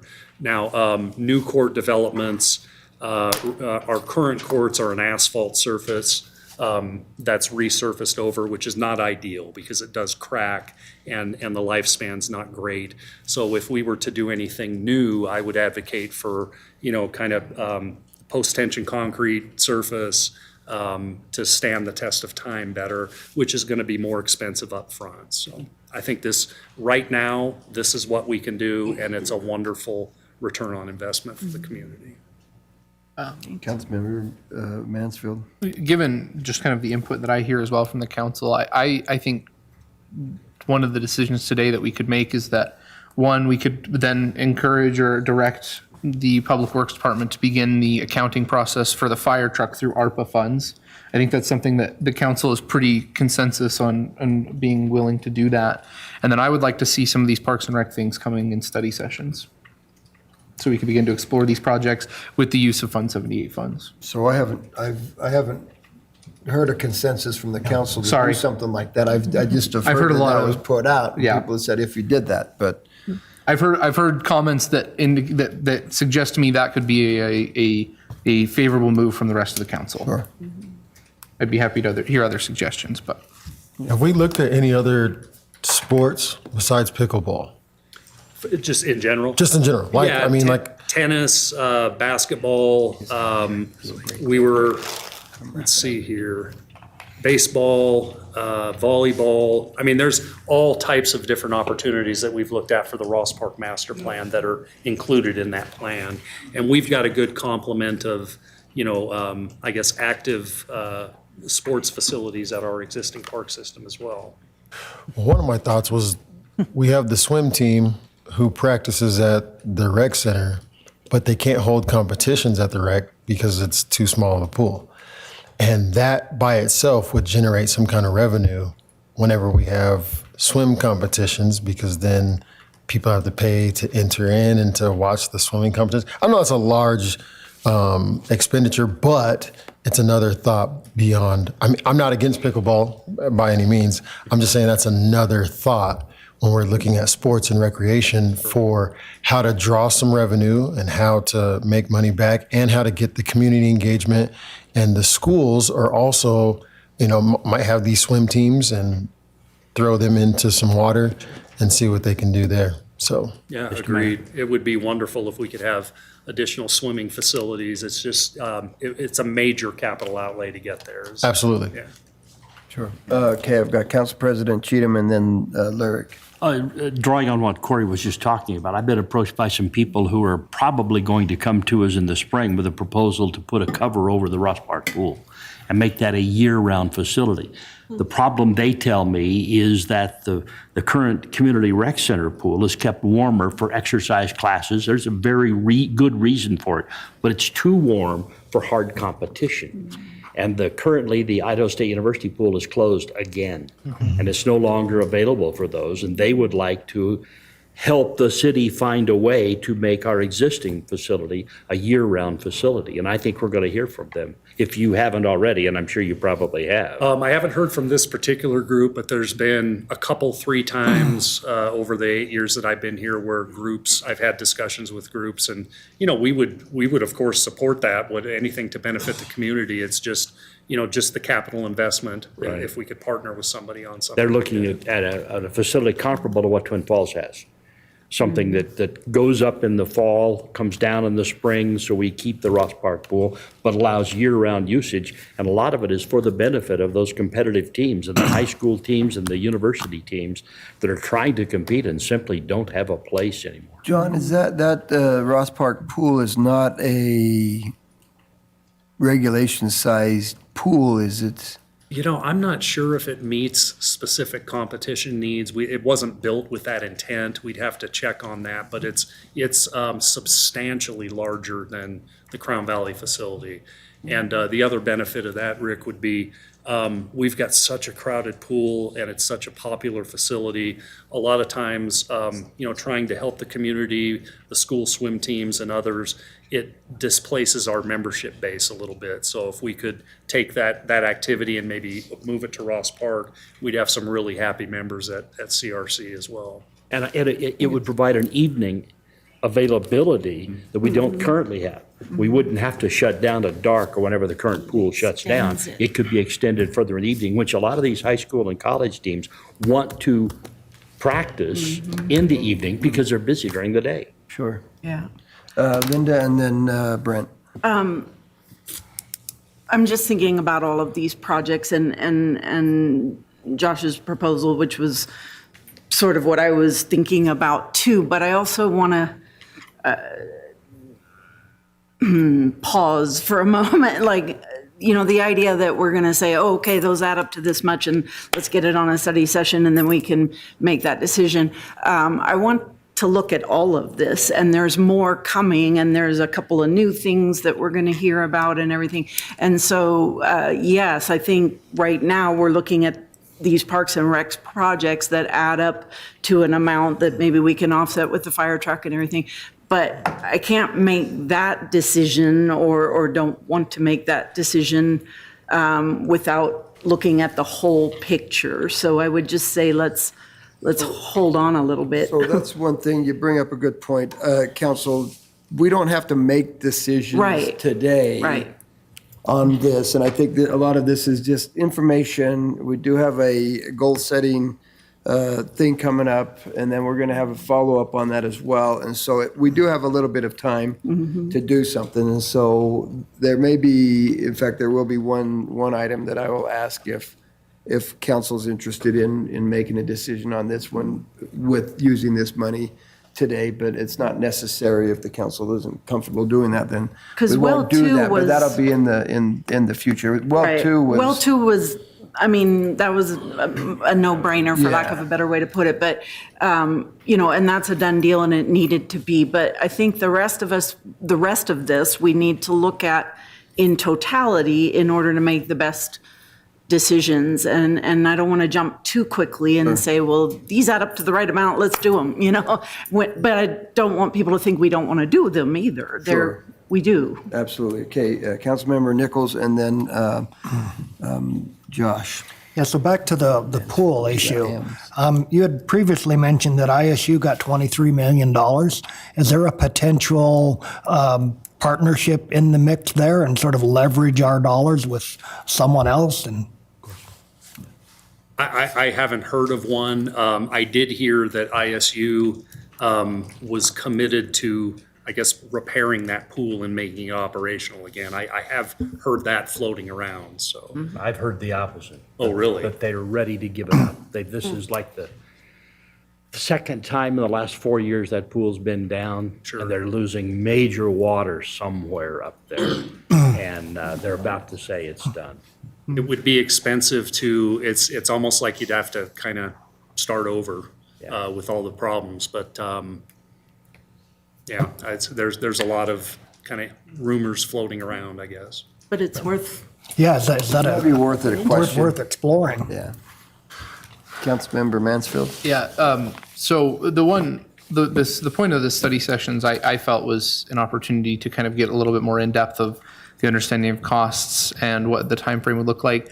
I still feel pretty strongly, though, about using the ARPA funds for the fire truck and then considering the other funds, whether it's those Parks and Rec or something else. Because if we are, we know some of these projects are going to take a long time. They're going to be a lot of work to do. Whether it's the Parks and Rec or otherwise, I would hate for us to get to the budget session of 2024, finalize $5 million of projects and have to go through an accounting process for our public works department all in a 6-month period. If we know that right now we have a project that we're ready to purchase and we could just get that done and do the well and spread out some of that logistical and administrative work. So that's kind of the point I was making with the fire truck. We don't have to commit where the rest of that 1.8 million that's now in Fund 78 that we didn't spend because we used Fund 84 goes. But if we know we have something we can do now, let's get that process done and not pile on work at the end. That's the point I would make. So. Okay, super. Any other questions for John while he's up here? Mayor, can I make one parting comment? First of all, Yes. thank you, Mayor and Council, for your consideration of Parks and Rec projects. Based on direction received at previous meetings, we have been trying to get our ducks in a row, specifically in regards to the Ross Park Slide project and the pickleball project. And there are, I guess, some timeframes involved if we were looking to, well, the slide is going to be 24. That one's not as critical, but as far as the pickleball courts to, prepare the bid package and and line up contractors in hopes of doing this in the spring, time's a bit of the essence. I'll just leave you with that to put into your consideration. Thank you very much. Thank you, John. Okay, as John's leaving, I'm going to ask Jeff to remember where we are. Council's been up here for almost 2 hours. We're going to take a few minutes break, and then we will be right back. Thank you.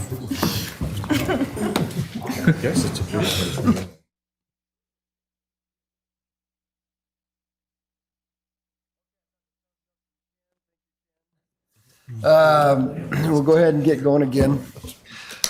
Thank you very much for joining us after our short 5-minute break that I think ended up being 25 minutes.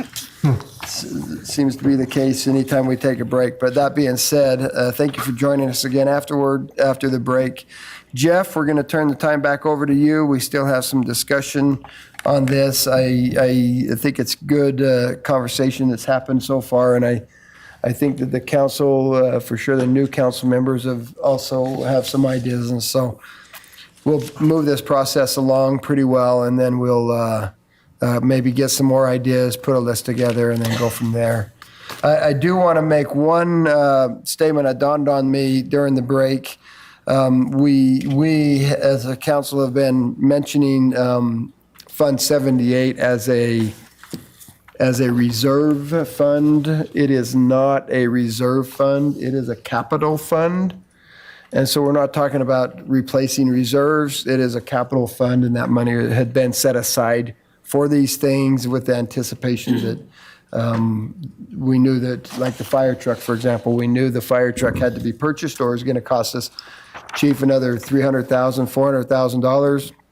And so with the anticipation of having this discussion, that's why that money from the capital fund had been allocated and why we believe we can send that back to the capital fund. So I just want to clarify that. We're not a reserve fund and we're not replacing reserves. It's capital. So with that, I feel like I needed to get that out to the public and everywhere else. So with that, Jeff, it's all you. Thank you, Mr. Mayor, and just to refresh, I'm Jeff Mansfield, Public Works Director and City Engineer for City of Pocatello. One other point I'd like to make, when I threw out there the potential for using the ARPA funds for the fire truck, I just kind of wanted to get you guys' feel for that and see if that was something you were interested in. If that is something you decide that is something you want to explore or you have an interest in, I want to do some more research into that. And the mayor and I and the CFO and of course Jared, we need to get together and make sure there's not something in that 500-page document that prohibits us from doing that. And so just keep in mind before we take a final action on that, we need to verify that we're meeting the requirements of that. So. Okay, so let's go back to our modified list from March 10th.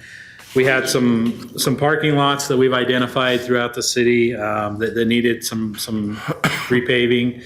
This included City Hall, NOP, Rec Center, some cemetery roads, and some existing greenway paths. We had, a lot of times we have opportunities for sidewalk that we can participate in that would really benefit the community. And so we had identified about $1 million in there to do some sidewalk improvements throughout the community. Can I ask about that? You bet. Are you talking matching funds for sidewalks? Would this be matching funds or straight expenditures? We could set it up a couple of different ways. We could set it up where we participate in projects, or we could set it up where we just go in and actually do projects ourselves. I think our highest priority should be focused on high traveled areas and in particular areas that potentially are in front of city owned properties would be, some of our highest priority areas that we would focus on. Somewhere that we've got an opportunity with like CDBG money and things like that. The PRT has also, but that money is focused more on low to moderate income levels opposed to this you could use for some of the other areas. Right. Okay. Yeah. Electric vehicles was one that was identified. Just kind of on that note, we are looking for grant opportunities for charging stations and vehicles. I had a meeting with ITD in Boise yesterday, and they were talking about their charging station project that they're getting ready to do, and I think that's something we'd want to look at and make sure that anything we do, make sure and coordinates with their plans. Councilmember Did you skip stormwater?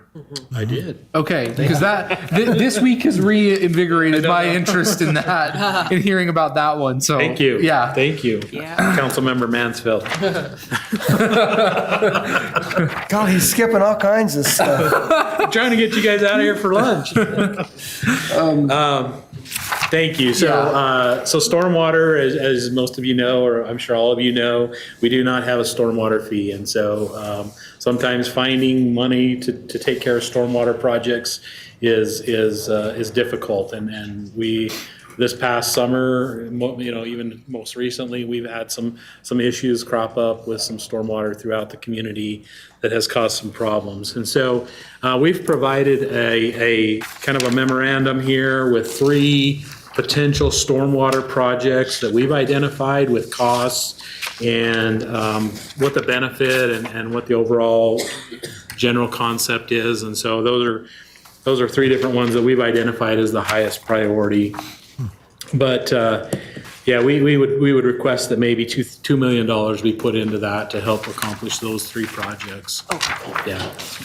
Okay, we have a question by Councilmember Nichols. Yeah, to follow up on Josh's comments.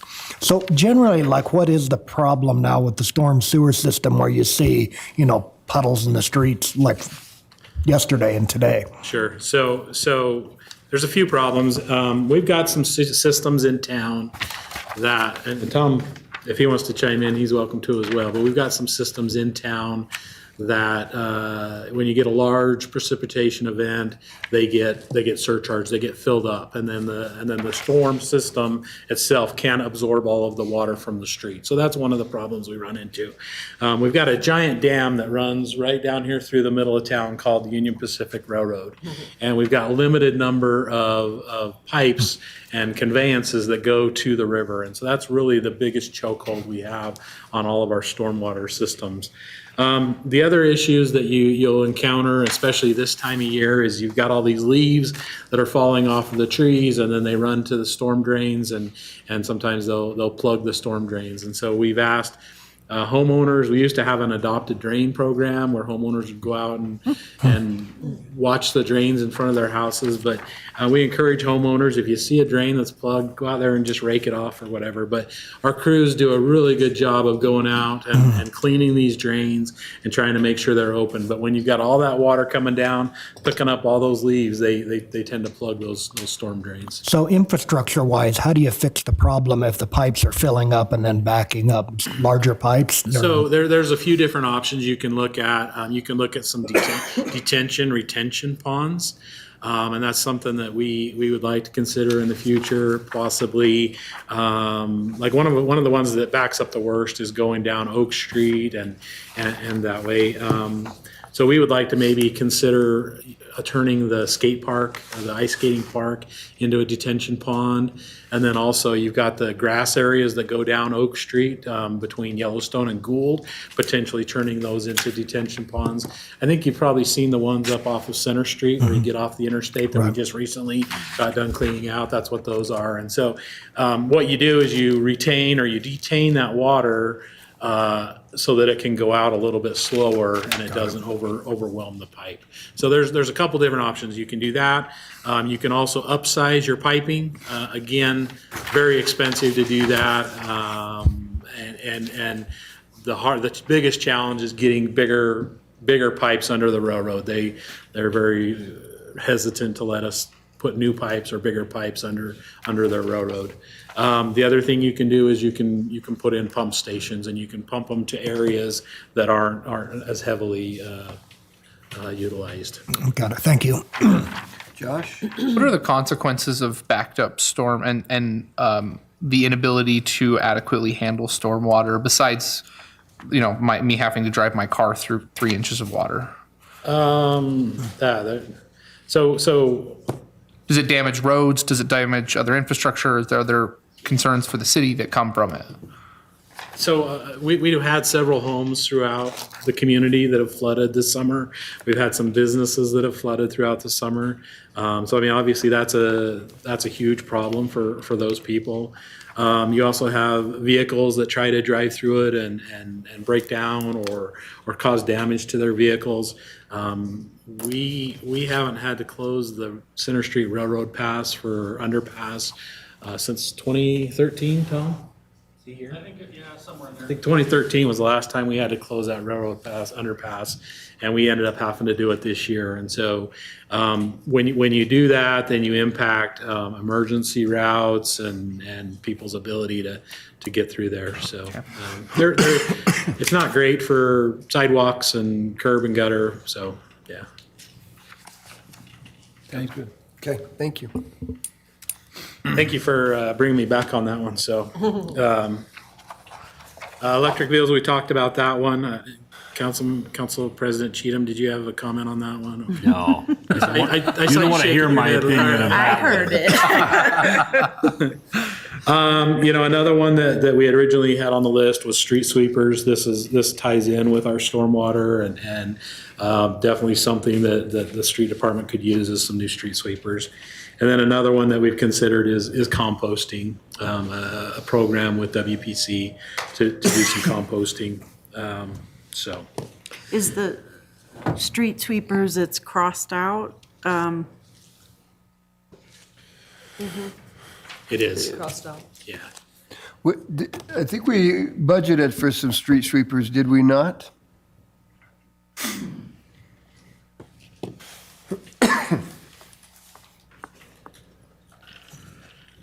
Good morning, Tom Kirkman, Deputy Public Works Director.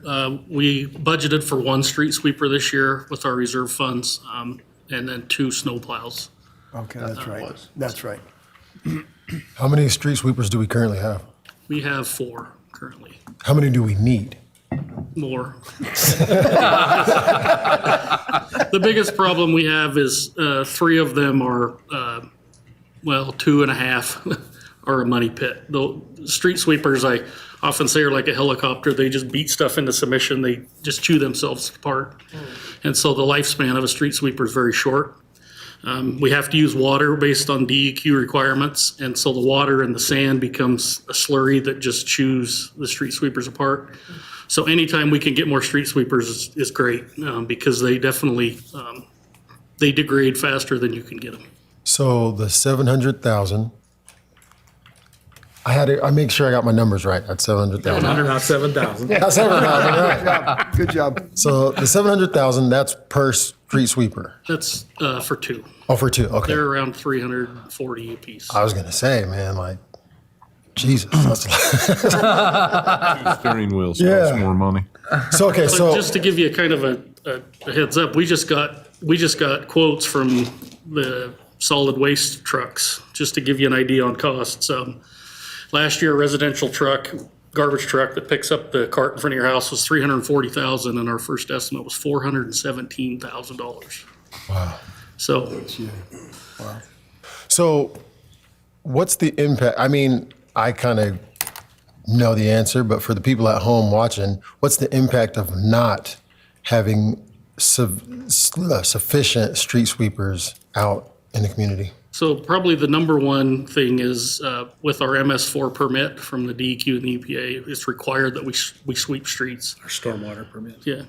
And we're required to sweep those streets. We're required to do it a certain way. We have to track which streets we're sweeping. We have to get across the town at least one time a year. The more the better. The second thing is if we have a street sweeper, go down and we've only got 1 or 2 running that week, it's amazing how dirty the city gets. So one of the big things that we shoot for with street sweepers, especially this time of the year, is we have a lot of leaves. And if we're not out there actively sweeping these roads with as many sweepers as we can, then we're out in the middle of the night with rakes and shovels cleaning up leaves for clogged drains. So street sweeping is probably the number one most important thing you can do for water quality on the stormwater side. We want to get everything clean before it actually gets in the pipe. One other question.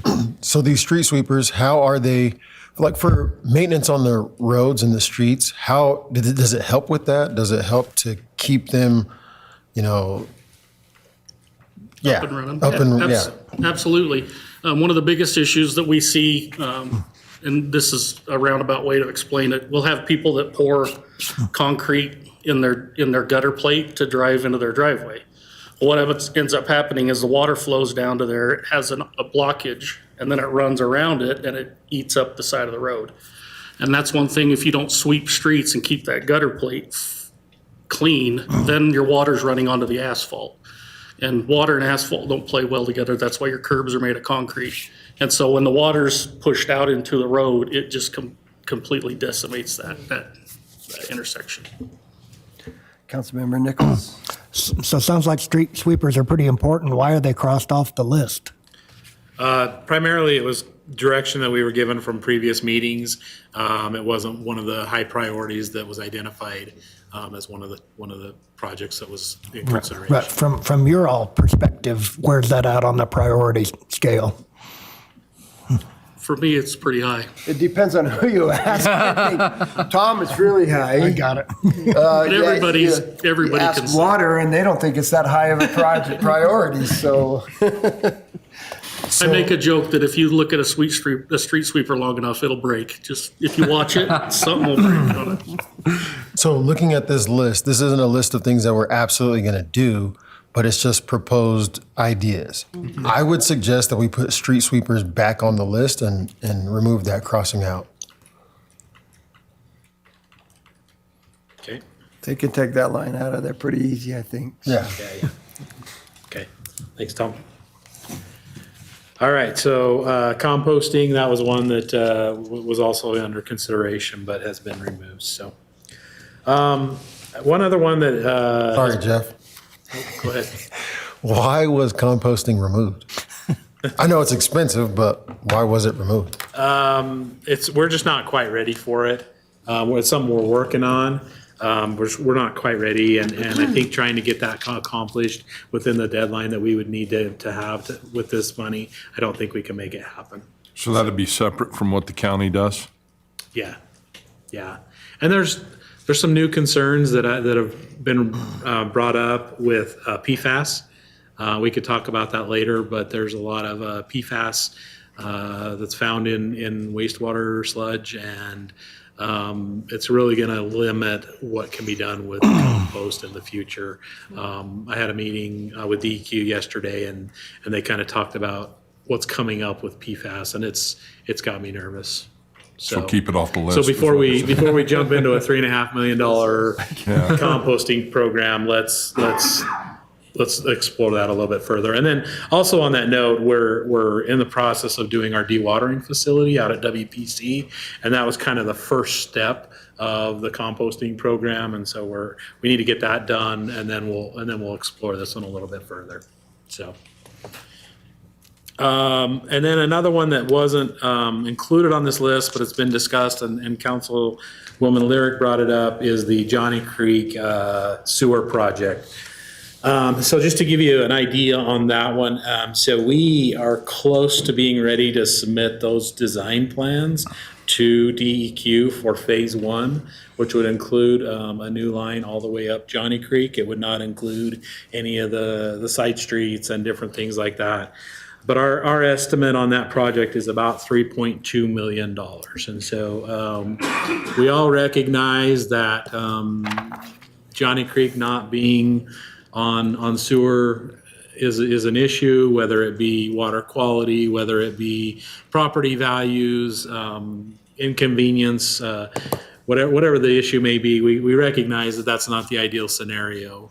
And we also understand that it's a very, very, very expensive and complex project. That is not an easy area to try to put sewer in. And so if council had interest in participating in that project, rather than pushing it all back onto the homeowners, this would be one way that the city could participate in that project and get phase 1 done.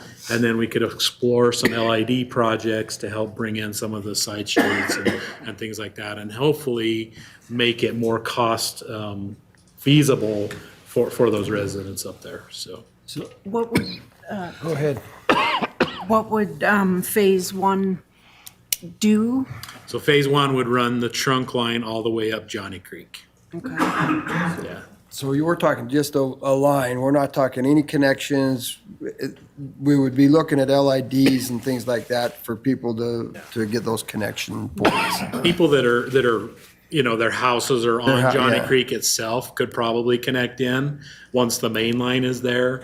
But yeah, any laterals that go off into the other streets and stuff would have to come as subsequent projects.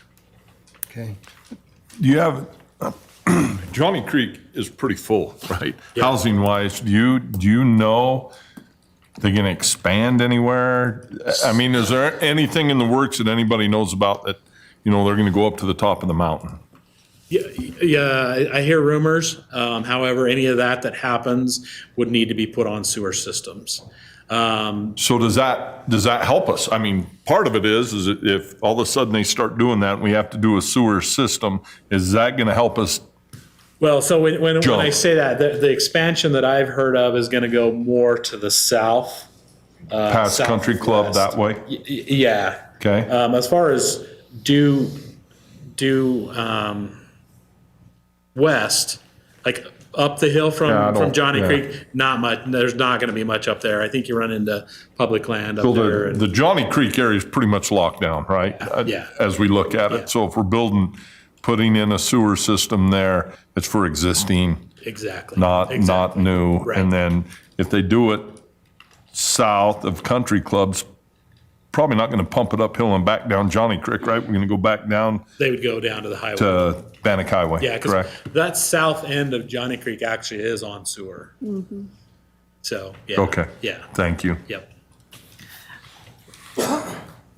was about, we talked about you and I had a meeting about this and just, because we've talked for a long time about the need to sewer Johnny Creek, and a lot of people have the idea that none of it is already, but it was about a quarter Yeah, the of it lower- up there the is lower part. already. Yeah, so you've got some down towards the bottom, and then you've got that stuff towards the south end that's already on sewer. I don't recall what percentage it was, but we've got about 250 homes up there that are not on sewer. So if we are to put all these homes on sewer, does that cause a heavy impact on the current sewer system? Is our current system efficient to handle that? Yeah, I'm confident that we have the capacity to handle that system, those additional homes. Including everything else that's going on in the city, building-wise? Yeah. And we just recently wrapped up a wastewater facilities planning study. And in that study, we asked them to put trigger points. And so once our capacity reaches a new trigger point, then that triggers the next project that needs to happen to keep that capacity where it's at. It's like maintenance, that's perfect. Yep. It's a beautiful thing. Weird, right? We have another question by Councilmember Nichols. So do we have a nitrate problem or something in Johnny Creek? What would be the purpose of this new line? So for a long time, it was thought that Johnny Creek was a high contributor of nitrates to our aquifer. However, the nitrate presentation that we talked about earlier, they really represented that Johnny Creek isn't the high nitrate contributor that we thought it was. Again, we have a very fast-moving aquifer, and so some nitrates that are coming through there are moving through the system very quickly, and we're not seeing high nitrate concentrations in the wells that are downstream from Johnny Creek. So what is the benefit then to a probably very high-cost project to putting that line in? So just because it's not a nitrate issue right now doesn't mean that it couldn't be in the future. If you get a lot of septic tanks up there that start failing, it could become a higher priority. Number one. Number two, there's homeowners up there who probably don't even know they have septic tanks and septic systems. Number one. Number two, they don't know how to maintain them, or they don't maintain them correctly. And then there's homes up there that if your septic system and your septic drain field fails, a lot of those homes don't have a sufficient acreage or area to build a new one in. And so to replace those drain fields and septic tanks could be very costly for those homeowners. And so the potential impact could be that you've got homeowners that just walk away from their homes and choose not to put that kind of expense in replacing it. So does the city have any type of jurisdiction over, say, a failing septic tank that's potentially contaminating our aquifer? Most of that's handled through the Department of Health and Welfare. Southeast Idaho Health. Okay. Yeah, so. So I think the benefit of doing this is not today, but in 25 years. Or less. Or less, probably less. But, I think about throughout the country, we've heard of a number of places in Mississippi and in up north in the country where they've had a problem with their water, and it's because they didn't do something 25 years ago or 10 years ago or 15. But I think it's worthy of that discussion. The only real reason why that discussion went from Johnny Creek to Fifth Street was because DEQ identified that as the highest demand and highest concern. And so that's why the council started looking across the valley to South Fifth. But there's a lot of advantages for the community as a whole to look at putting a trunk line. And then I would agree. I think that an LID is the appropriate way. Once that trunk line is put up, an LID for the people that are living there to be able to help pay for that connection to that trunk line. Right. So, Because we do want to have the homeowners have some buy-in to this. I mean, they're the people that would be immediately affected. But I just wanted to comment on kind of what the mayor was saying there is, because that study showed us that Johnny Creek wasn't the highest priority and that South Fifth was higher, it didn't mean that suddenly Johnny Creek was not an issue at all. You have a whole area there of people on septic systems, and it is a nitrate area. So it could become a worse problem over time, as you said, but it's a matter of degree of, when we talk about priority. So South Fifth looks like it's a, the study showed that that's a higher area, but that doesn't mean that we then just forget about Johnny Creek. I mean, I think it still needs to be considered, but it moved down the list. The study showed that maybe that wasn't what we thought it was. So we've got a question by Councilmember Marchand and then Councilmember Mangum. Just quick, have we reached out to the people that live in Johnny Creek? Do we have buy-in from them? Have we, because I'm sure, I mean, it's going to be a cost to them, but it sounds like it's, some of them I would guess are going, yes, this is the way I want to go, which is to me the smart way. But do we have that buy-in? Have we been able to reach out to them in any way to see what their thoughts are? So I chuckled a little bit because several years ago, the city actually had a 50% grant to pay for this project, and they formed a citizens advisory group up there, and people came out of the woodwork and absolutely refused to participate in this project. And so we ended up letting that money go back to DEQ. Since that time, we've had several citizens come to us and just begging us to do something for them because they're out of options. They don't have any place else to put their septic systems, and so we've had several citizens ask for that. I'd like to find a way, whether it's their water bill or whatever, really to reach out to them, right? And just, they can take the time to say, yeah, this is definitely something or not. It would be interesting to me to see what their buy-in is on it at this time. Yeah. I can guarantee their buy-in for the city to do this, 100%. I got you, but I guess what I'm looking at is it's going to cost them money. Right. Ultimately, it's going to cost you some money to hook up to it, right? But if we're starting to, again, this is another thing that's happened 50 years ago.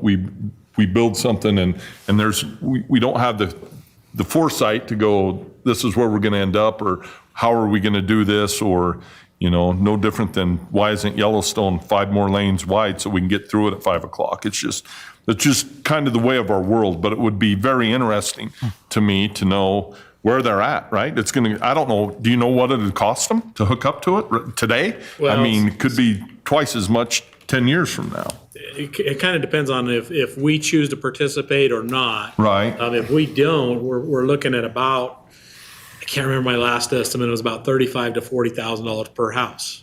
Yeah, and seeing to me, I would hope that we would be in a position to help, right? To get it started but ultimately it's going to cost them some money. Right. But so it would be, I don't even know how you do it. Well, what you do, what Jeff's suggesting is probably the best way to do it. We put a trunk line. Right. That's the city's buy-in, is that $3.2 million. Right. And then the community has to agree to an LID. Right. Which the community as a whole out there would be paying through their tax bill as special assessment with the LID to be able to hook into that. And I guess that's what I'm asking right there, right? Art, do we have buy-in for that? Right. Some. If that happened, right?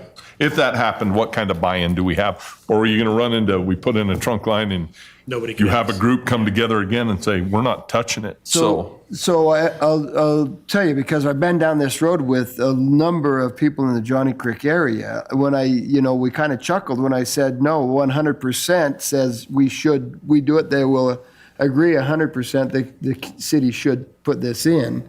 When you start saying the city puts this in and then they have to hook into it, they disagree at With that that. point. Because it is expensive. You might have somebody And who it's- just put in a new septic system and says, hey, I'm good for another 20 years. Yeah. Why should I pay $5,000? But I guess that's what I want to know, Yeah. right? I guess that's what I want to It's a know. mixed bag. I would like to be able to see it, so they come and say, there's So I, 250 people up here and 50 of them say yes. Okay. so I, Then you got to start talking to your neighbors if Right. truly that's what you want. at some point though, at the end of the day, at some point, whether it be 10 years or 25 years or 30 years down the road, we're going to have a major issue. And then it will be something that we have no choice, we have to do. And so to be preemptive on that and do something like this makes a lot of sense. And then the community there can have the argument for the next 30 years. And it doesn't matter to me if I flush my toilet and my stuff goes away, I don't really care where it goes. Well, I don't think But people pay once I attention to flush that. it and it starts coming back into my house, Right. now all of a sudden I'm very interested in why in the world we don't have a sewer system out Right. here. And so I think at the end of the day, the reality is nobody cares, but they don't have their house flooding with. But they need to, I guess they need to care, and I guess that's kind of how we push it out to them, right? If we just put a note in, whatever it is, 20 utility billing, or 200 of their water bills, just to, if you'd like to answer, right? I sent 200 out, I got 10 back. That's it. Then that's on them, depending on where we go with it. But why don't at we, that why don't point. we put this Johnny Crick $3.2 million on the list so that it will be considered next time. Okay. And then you come back and tell us how you're going to get some input from the community there instead of us trying to figure that out up here. Is that all right? That's fine. I would appreciate that. So I've got Mangum, Mansfield, and Nichols. You can cut my name out. Yeah, no more Mansfield, just Nichols. It's me. What's the time frame on getting a project like that done? So like I say, we're making final comments on it right now. We could probably have it to DEQ for review by the end of the year, probably 60 to 90 days at DEQ. Bidding next spring, we could have that constructed probably next year, so. Wow. So quickly, Nichols. Yeah, so I have a multi-part question here. First, could you generally explain how the LID works? And do I understand that correctly, that a homeowner, rather than paying $30,000 to hook up, that those costs would be amortized and added onto their tax bill? And if that's accurate, have you done some calculations on how that might impact people's taxes on a monthly basis, say? So I haven't done a lot of research into it. I've never done an LID before. I've talked to the council about doing an LID study for this area. I'd probably want to bring in a consultant that's done several LIDs. Not having a CFO previously, I've kind of put it on the back burner to this point. But now that we have Gene on board and he's getting up to speed, and it's something that he and I probably are going to start discussing and figuring out what that looks like. But ultimately, the city would have to find the money to pay for the project, and then as people pay their taxes, then that money comes back to the city to pay for that loan that we've taken out. And could it be bonded? It could, Okay. my understanding. Yeah. Right. And then just my final question here. You mentioned in the past there was some grant funds or matching grants. Are those potentially still available to assist in these costs? No. However, the mayor and we have met with DEQ multiple times. We've met with our lobbyist, trying to shake the tree everywhere we can to get money for this project. And so far, we haven't been able to find anything for this, but we're continuing to look. Okay. I mean, it was before my time here when that grant money was available, so. Okay. Thank you.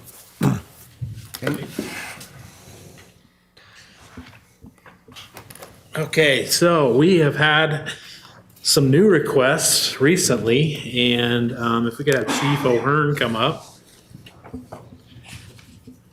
let him talk about his. Good afternoon, Mayor and Council. Ryan O'Hearn, Fire Chief. I want to thank Jeff and Jen for allowing us to get on the agenda and just have an opportunity to tell you about some of the issues that we're addressing or experiencing with our station alerting system. This is the system in our fire stations that allows a dispatcher in the 911 center to reach out and touch and notify the fire and ambulance service that there is an emergency. The address, the type of emergency, the tones is what we call those. And we've been experiencing earlier this spring very frequent failures of the system. It is somewhat antiquated and it relies on 2 radio systems to talk to each other. It is a very dated system. And so we wanted to, for your consideration, to help describe our problem. What happens then is the dispatcher tones out an ambulance and an engine to go to an emergency, but it doesn't alert in the station. And unless our people are watching the computer monitors that we have throughout the station, they don't know that the emergency exists.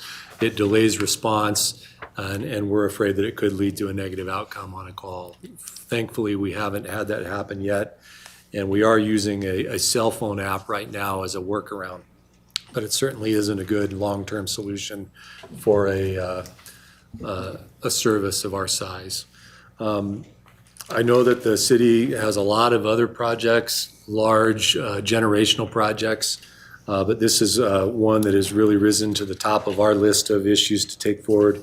And we are exploring all funding options. This is just our attempt to explore every option that we have. We're also talking to the county, to the 911 system. We're exploring grant options, just looking at a way for us to find a solution for this issue. The price that was quoted here is one from a quote that was given to us in February of 2021. I did reach out to Motorola, and they did say that the updated pricing now is about $600. It's gone up by about 10%, so maybe just above $600,000. That would be for a total system revamp for all 5 fire stations in Pocatello. There are opportunities to implement this station by station. So it certainly is a case that we don't have to bite off on the whole thing right now. We're just kind of exploring all options for funding and wanted to help articulate the problem that we're experiencing to you. Okay, Councilmember Mangum?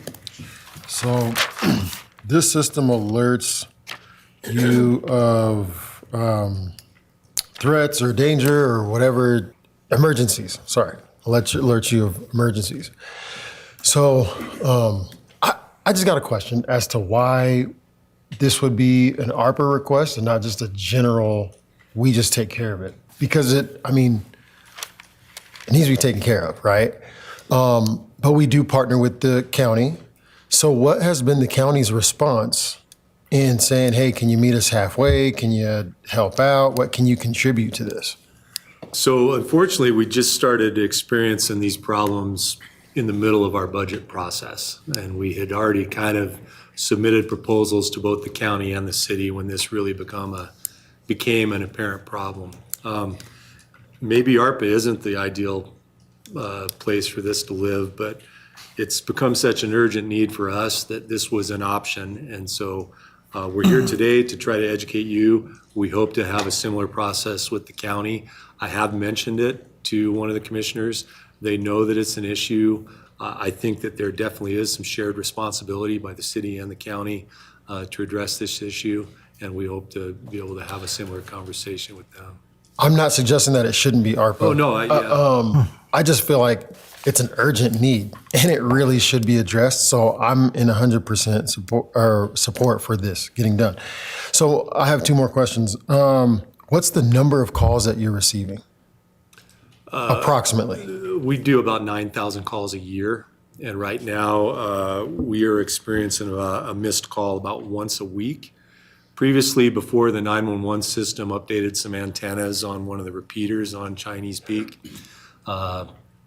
we were experiencing about 1 every 3 days. And it's very frustrating for us and for Day Wireless, our service provider, because it's very random. It isn't isolated to one station or one time of day. And so oftentimes we will miss a call. Once we find out about the call, we go take care of the call. Then we come back, we call dispatch, we do a test page, and everything works as normal. And so it's been very hard to pinpoint and try to troubleshoot to find a solution. So my next question is, so we're missing the call, there's a delay. What is the average delayed response? 3 minutes, 5 minutes, 20? It varies. Ideally, in a best case situation, the dispatcher recognizes that our units didn't respond, and then they retone or they reach out in another means by cell phone or something to say, hey, why haven't you responded? But we have had instances where it's been 8 to 10 minutes delay. So. This should be my last question. So we're using a cell phone app, right? Is there a cost for that cell phone app? Are the firefighters having to pay this out of their own pockets? Is it charged to their cell phone bill? How's that working? It's an app that we were previously using just to help drive information to our people, and we actually use it in South County as an alerting system for our volunteer service for the ambulance side. So because it was already in place, we were able to just say, hey, let's use this on your phones. It's on phones owned by the department. So it wasn't an additional cost, but certainly using a cell phone app is not a good long-term solution. This new system actually takes us into the 21st century with our dispatching. It actually takes some workload off of the dispatchers and would go to a more seamless process. It actually would decrease response times, so we would get units on the road faster. So it is an overall improvement to the system, apart from the failures that it would fix. Yeah. I'm so sorry. No, you're good. This is my last question. I don't believe it. Yeah. So with this, they're department-owned phones.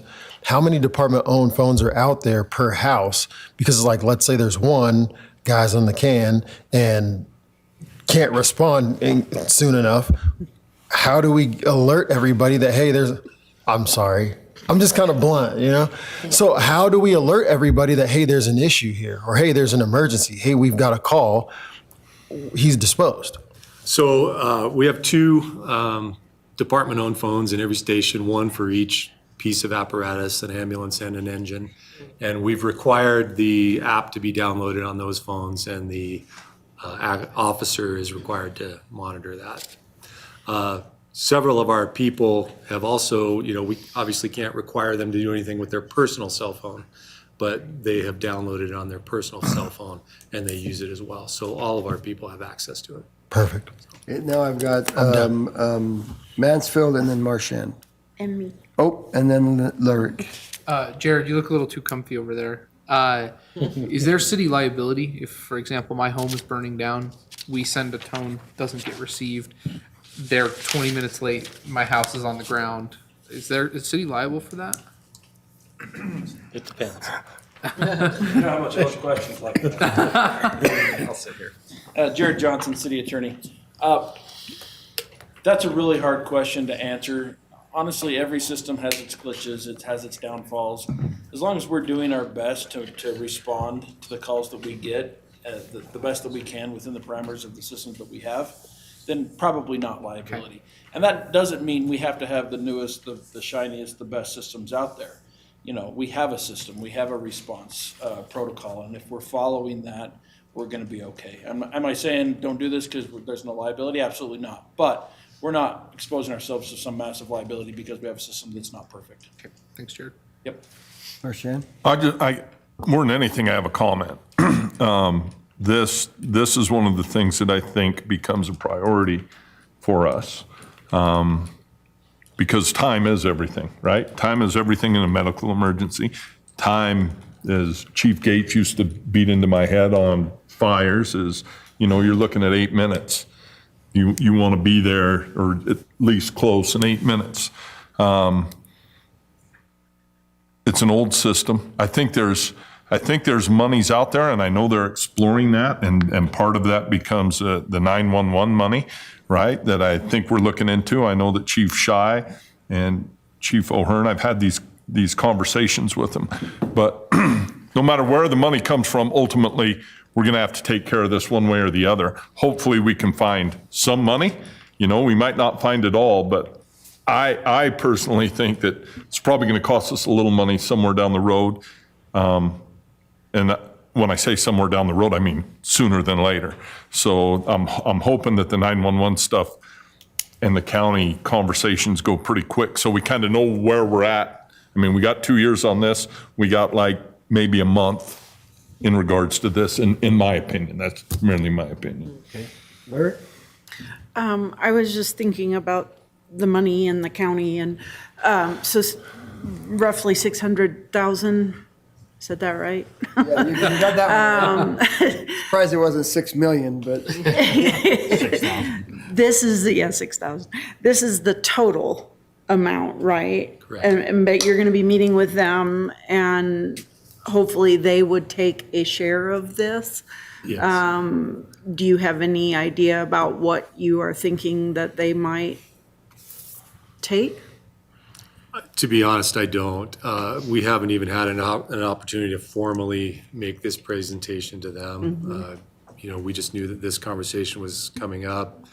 We wanted to be part of the conversation, but we are, as Jeff said, shaking every tree to see and I'm just trying thinking to look if, for yeah, cooperation. if we did decide that this was a good use of ARPA funds, I'm just thinking about the number there. So hopefully it would be somewhere less than 600,000. Okay. Council President Cheatham? Is this system shared with Chubbuck or North Bannock Fire or other EMS systems? It's not, but there is that opportunity. One of the possibilities that we're looking at is a regional grant with Chubbuck, and we've asked North Bannock County if they're interested. It probably has limited benefit for a station that isn't staffed, but where Chubbuck is staffed, we're exploring the opportunity to go in on a regional basis with the ambulance district, the fire department, and Chubbuck to hopefully increase our odds because it does deal with interoperability and region-wide impact. Once the consoles are upgraded in dispatch, which is happening soon with these MCC 7500 radio consoles that the 911 system purchased, it will greatly enhance the abilities in the region, and updating ours and Chubbuck Station would add increased interoperability to us in the future. So we're hoping that they're interested, and Chubbuck has said they're interested in a potential regional grant. If I can follow up, the county is looking at adding an ambulance station in McCammon. Yeah. And I'm wondering if this could be incorporated into that system at the same time, because they're talking about staffing that. They are, and we're in conversation with them about that, and this would be an essential component of that station to be able to notify personnel of an emergency. Good, thank you.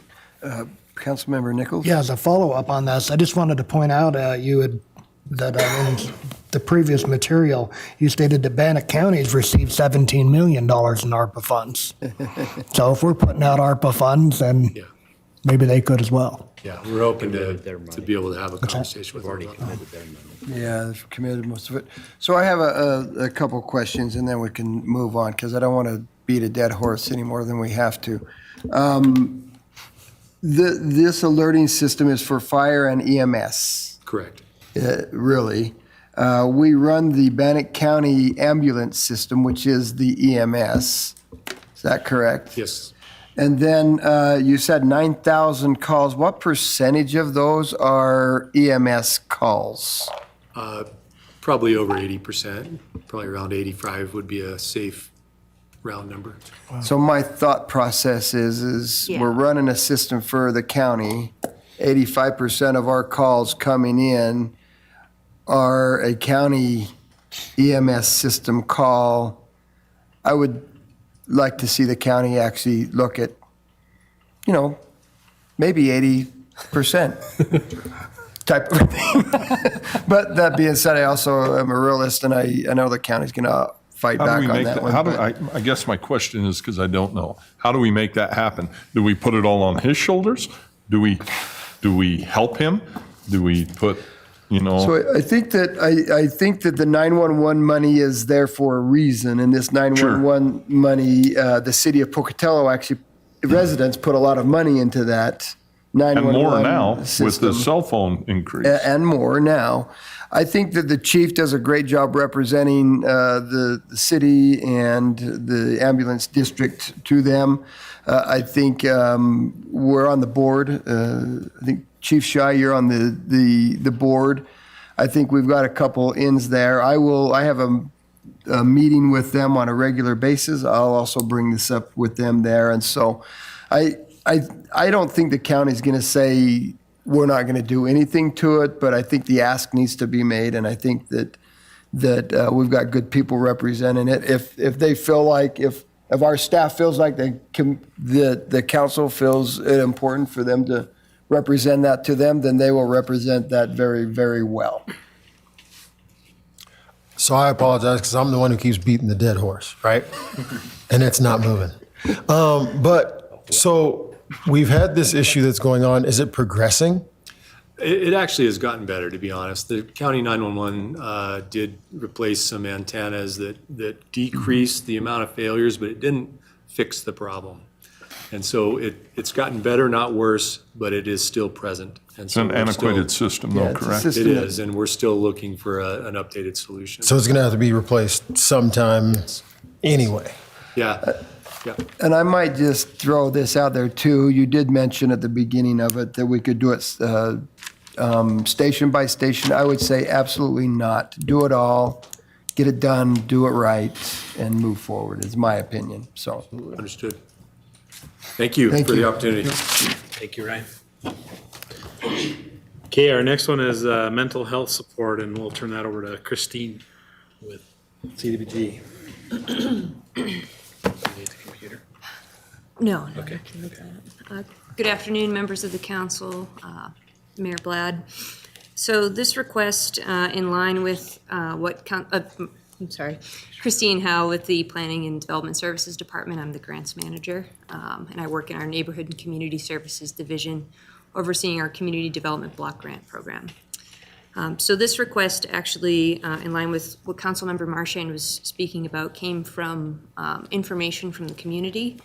So we work with several nonprofit local agencies in Pocatello to administer our CDBG program.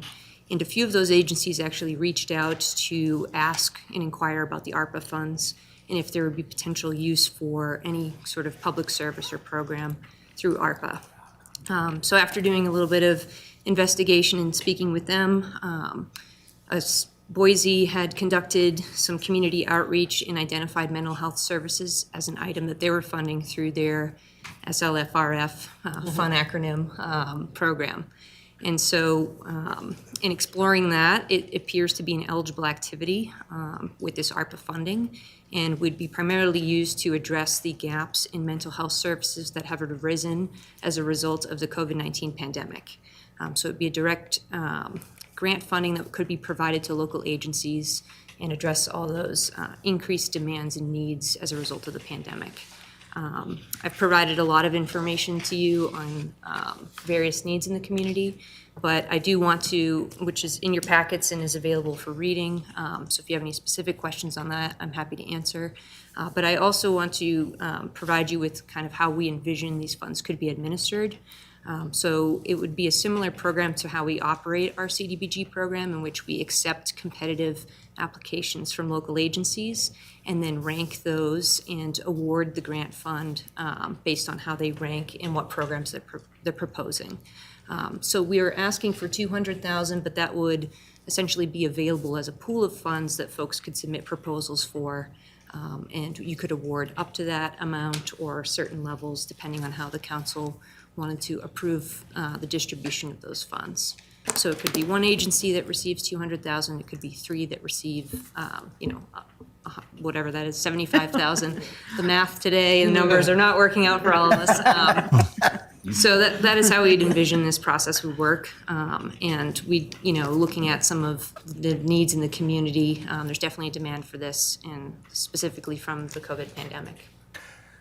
Christine, you're suggesting if the council did something like that, just use the already existing CDBG committee? That's a good question. If the council wanted to move forward with that process, we certainly could. Our advisory committee reviews applications, and we have a scoring rubric that would have to be sort of adjusted. But it could also be either a new task force or a new group of staff, or, we could propose criteria that the council wanted to utilize. So we could do it in a number of ways. That could certainly be one avenue. All right, sounds good. Questions? We've got Lurick and then Nichols. I really like seeing this added to the list. I think it's sort of different than what we were thinking about, in terms of sewer projects and street projects and stormwater and all those kinds of things. But the mental health of our community is a very important aspect, and it is a good, with what I mentioned earlier about my thinking about ARPA funds in terms of long-term investment that affects the most people and has, the most benefit for the entire community. This is something that does fit within that criteria. And COVID exacerbated so many of those of mental health issues in the community and things people are dealing with. So it's sort of, as I said, different, and I think it's a good addition and something we should definitely consider. It's a sort of different kind of infrastructure, if you will, but something we really need to look at. Councilmember Nichols, and then Council President Cheatham, and then Councilmember Mangum. Yeah, so this question might be for Christine and perhaps even Chief Shy. I sat in on the fentanyl town hall, and it sounds like that fentanyl is a real problem here, and there's a great need for drug treatment and mental health. Can this help solve that problem? And is $200,000 enough money? Yeah, solving the problem, recovery is a lifelong endeavor. And so solving the problem, likely no. But it does raise a good point that as the pandemic resulted in a lot of kind of regression into the inability to access those necessary recovery resources. So the folks that we would primarily see utilizing programs like this would be those who have substance use disorder and are, needing to reach out to that caseworker or that professional to kind of help continue to bridge the gap. The folks that are, on the streets maybe suffering from an overdose that, police needs to respond with Narcan, that is a level of, higher crisis that those folks can utilize services that the Idaho Department of Health and Welfare typically can provide funding for. Our local agency providers are doing more of the kind of stopgap in that recovery process long-term. So you see folks who are not at that critical crisis level where they can get into the service, but are on a 6 to 12 month waiting list because they can't get in with a general counselor or practitioner. So I envision that these funds would likely fill the gap that our local agencies are dealing with the increased demand, but more of the crisis level is kind of administered through different branches. And Chief Shy, if you want to add anything. Chief Shy, Pocatello Police, I would just say it's scratching the surface. I mean, it's a start, but then with everything, you see what this does, and then you make a decision based off how the results from this are. So right now, there's nothing for that, so this would be a beginning to scratch that surface. And Council, the city signed in on a lawsuit of the pharmaceutical city companies and the opioids. City Council has opted to be a pass-through to the Southeast Idaho Public Health for that. So for the next 20 years, I think, is it 20 years? The money that the city gets will be funneled to the Southeast Idaho Public Health, and it's for they're going to use it for like an educational process. And so I think you're getting this from two different directions. Yeah, okay. I think this is an important need in our community. It's not like this is the only thing that the city's doing. The city is also obligated. I think it's over 20 years, just over $1 million. Per year? No, is it? It's more than that, and there's another settlement still to be determined. So there's money that we are also, as a city, pushing so that it can be used as a better, in a larger pool to help with some of this, but like Christine said, it's a lifetime thing. It doesn't go away because we fund things, and so. I think the city's doing some things. This would just be another great thing for the city to be doing. And mental health, we know we can't use the opioid money for this part of that program, but this wouldn't be a bad thing for it. I think the term, and you use this, and I've had conversations with folks at United Way, and the idea here is about filling the gaps, and specifically in response to COVID and what has, the added stresses or problems that has caused. So, because my concern too, when I first started thinking about this is, these projects need to sort of be one and done kind of things, because this isn't ongoing money, and mental health is certainly an ongoing issue. So how do we rationalize doing this kind of project with this money? But I think when you're talking about responding to specific things that were caused by the pandemic and filling in gaps, that it can be used in a kind of one-time way, but still help us for the long term. And the other benefit of these funds is that they are unrestricted. So typically, if your smaller agencies are looking to fill those gaps, they have to apply for grant funding, which is a highly competitive process, particularly at the federal level. Those agencies can't compete with larger hospitals or institutions. But with this funding, they would be able to use it toward those unrestricted expenses that grants typically cannot pay for. And they wouldn't have to have the burden of the intense reporting requirements and those types of things. We would require, similar to what we do for CDPG, with quarterly reports and updates, and ensuring that all invoicing and everything is eligible and adequate. But it would alleviate a lot of the burdens of where they get their funding, which is federal agencies such as HHS and SAMHSA. Okay, Rick and then Corey. I think Linda just expressed my biggest concern about using ARPA funds for this project. If we do that, we have created a $200,000 obligation in our budget forever, because that money won't be there next year or the year after or the year after that. And I think it's like putting air in a leaky tire. If you don't fix the tire, and this isn't going to fix the tire, it's going to put air in the tire for this year, but you have to air that tire up again. And I think the council needs to look real hard at how we're using ARPA funds to fund projects that don't create an ongoing budget problem for the city. And I think this would. Chief, how many calls do you respond to that kind of boil down to a mental health crisis or issue? So that's generally our number one call for services is welfare checks, and followed up by disturbances. Those are usually our top two calls for service. The disturbances, a lot of times those are, when we drill down to the root cause of that, it's a mental health issue or somebody suffering from a mental health crisis. So those are our top two calls for service. Depends on the month of how many calls for service we go on. Generally, that could be about 500 calls for service right there, out of the 2,000 to 3,000 calls that we take. So it just depends on the month. Generally, the holidays are higher with that. So, but this is, I agree, this is going to be an ongoing thing. It's a year by year issue. For sure. Okay. Other questions? Okay, Christine, thank you. All right, thank you very much. Okay, next one we'll have, I think Zach Barchees is gonna come up. For the premium pay? Yeah. Or are we doing the vehicles? Do them both. Premium pay, we'll go first. All right, Zach Barchi with the Pocatello Police Department.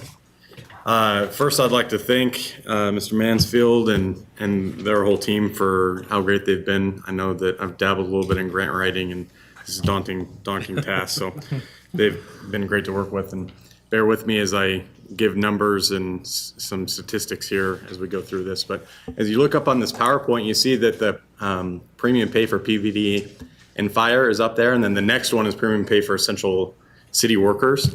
As I'm speaking today, it'll just be for the police and the fire. Not that we're all city employees and we support everybody.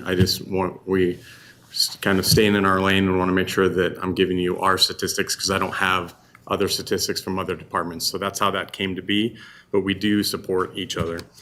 It was discussed earlier in the presentation that ARPA funds can be used for premium pay up to $25,000.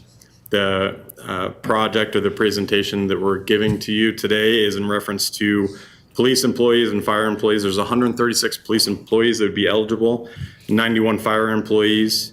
If we went up to $13 an hour for 80 hours, that'd be $1,040.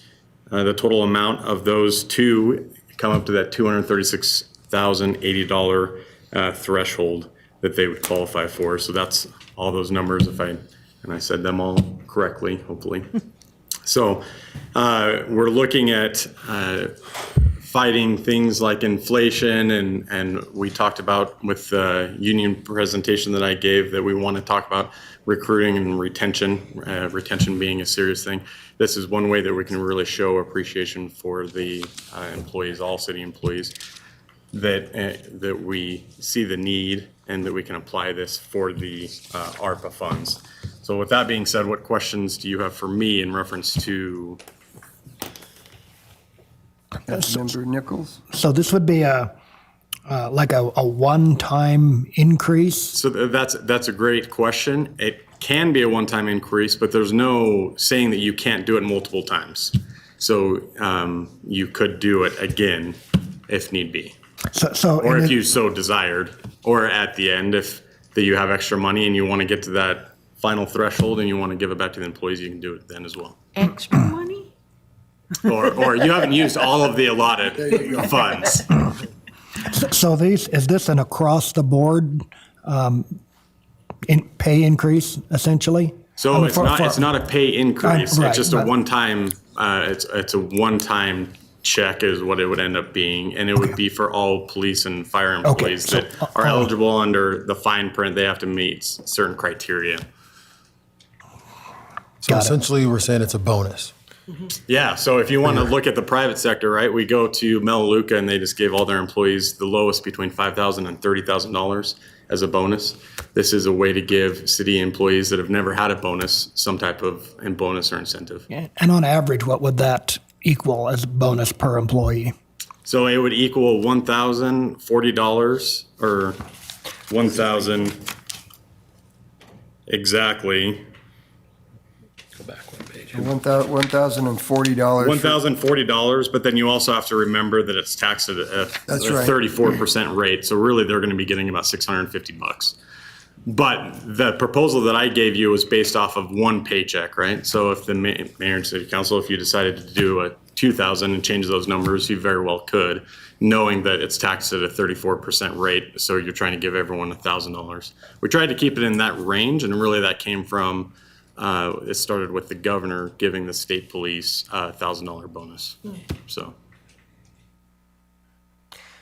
Can I ask one question? How did officers' lives change during COVID? Well, from personal experience, I mean, we went from the fear of a lot of people got to go home and quarantine, right, and try and stay as safe as they could. I would go and I would kiss my family goodbye knowing that I had to go into other people's homes because, like what Chief Shai said, every day we have calls for service that are disturbances and welfare checks, right? And we want to protect the community that we serve, and we want everyone to be safe. And it started off with fear, and then we had some critical incidents where it affected us even more. I mean, this has been a super stressful year, and more so than ever, I think that our department has come together and we feel like we're family. But yeah, COVID has definitely changed each one of our lives very much so. Well, I think you could ask that same question to the fire as well, and I think the answer is going to be the same. It's changed the way they've done business. And yeah, and I wanted them to have the opportunity to speak to that. Okay. And then we'll have Marchand. Then after Jordan's done, we'll have Marchand and then Mangum. Jordan Van Every, Pocatello Firefighters, Local 187. It definitely has changed the way that we respond to calls, even now, in what we would consider the post-COVID world, right? We're still wearing masks when we go into people's houses, not only to protect ourselves, but to protect the people that we're serving, right? And, you know, during the beginning of COVID, there was a lot of unknown things, right? Which caused a little bit of fear, right? And we're going into these people's houses that are sick with COVID, and we don't know what the impact is going to be on us. So not only, you know, are we taking care of the people that are ill, you know, we're exposing ourselves to that as well. So, and then you have to go home to your family and worry about exposing them. I mean, I didn't see my parents for almost 2 years just because I didn't know if what I was bringing back was going to affect them negatively, and that reverberates through our entire department. And not only that, you know, we have a few members that spent time in the hospital with it, and it was just a lot of really uncertain times for us, and so that has had a lasting effect on a lot of us. So. Thank you both. Marchand? Well, you know, when I look at the big picture of this thing, as far as money and wages for our employees, we are behind. We are definitely behind. And everybody around us is starting to catch up. They're either equal or above, and we're fighting to retain employees. I can tell you this from experience at our fire department, our police department, probably our streets, water. We do more work in a week than these other places are doing in a month combined. So when I start to look at this, I know that for me, one of the biggest problems going into next budget year is taking care of our employees, and I truly think we need to do that. That is something that we need to focus on. This is easy to me. I look at it as a pretty easy bonus. The other part of it is how do we take care of the people that, and maybe they've been taken care of by being able to go home. I'm pretty sure nobody lost money during COVID from the city, correct? Is that right? If they were non-essential and were home, we were still paying them a wage. Yeah. So when I look at this part of it, becomes very easy to me. I would also like to try to help all of our employees at the same time. I don't know if we help them in the same way, but I certainly think we need to consider everyone, right? This $1,000 is, I think that's kind of what this thing to a point was built for, right? Is to take care of those things. So when I look at it, to me, this is very easy, but I'd also look to try to expand it, maybe not at the same money, but at some of it. I don't think we will touch a lot of the money. I'd have to see the numbers, of course, but I appreciate everything you guys did. I didn't like COVID. I don't think anybody liked COVID. And for you guys to have to go out and work in it, I can't thank you enough. It's pretty much that simple, so. Thank you. Corey? I echo the same sentiment. I really feel like that's cheap for the work that you guys did, to be completely honest. I feel like that's pennies. We're throwing peanuts at elephants.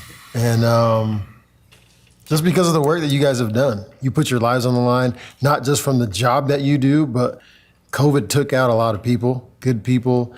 And so I think that the risk that you guys put yourselves in, I feel that's cheap. Thank you. Josh? The one other consideration, I think, in terms of retention that was spoken to, I know that the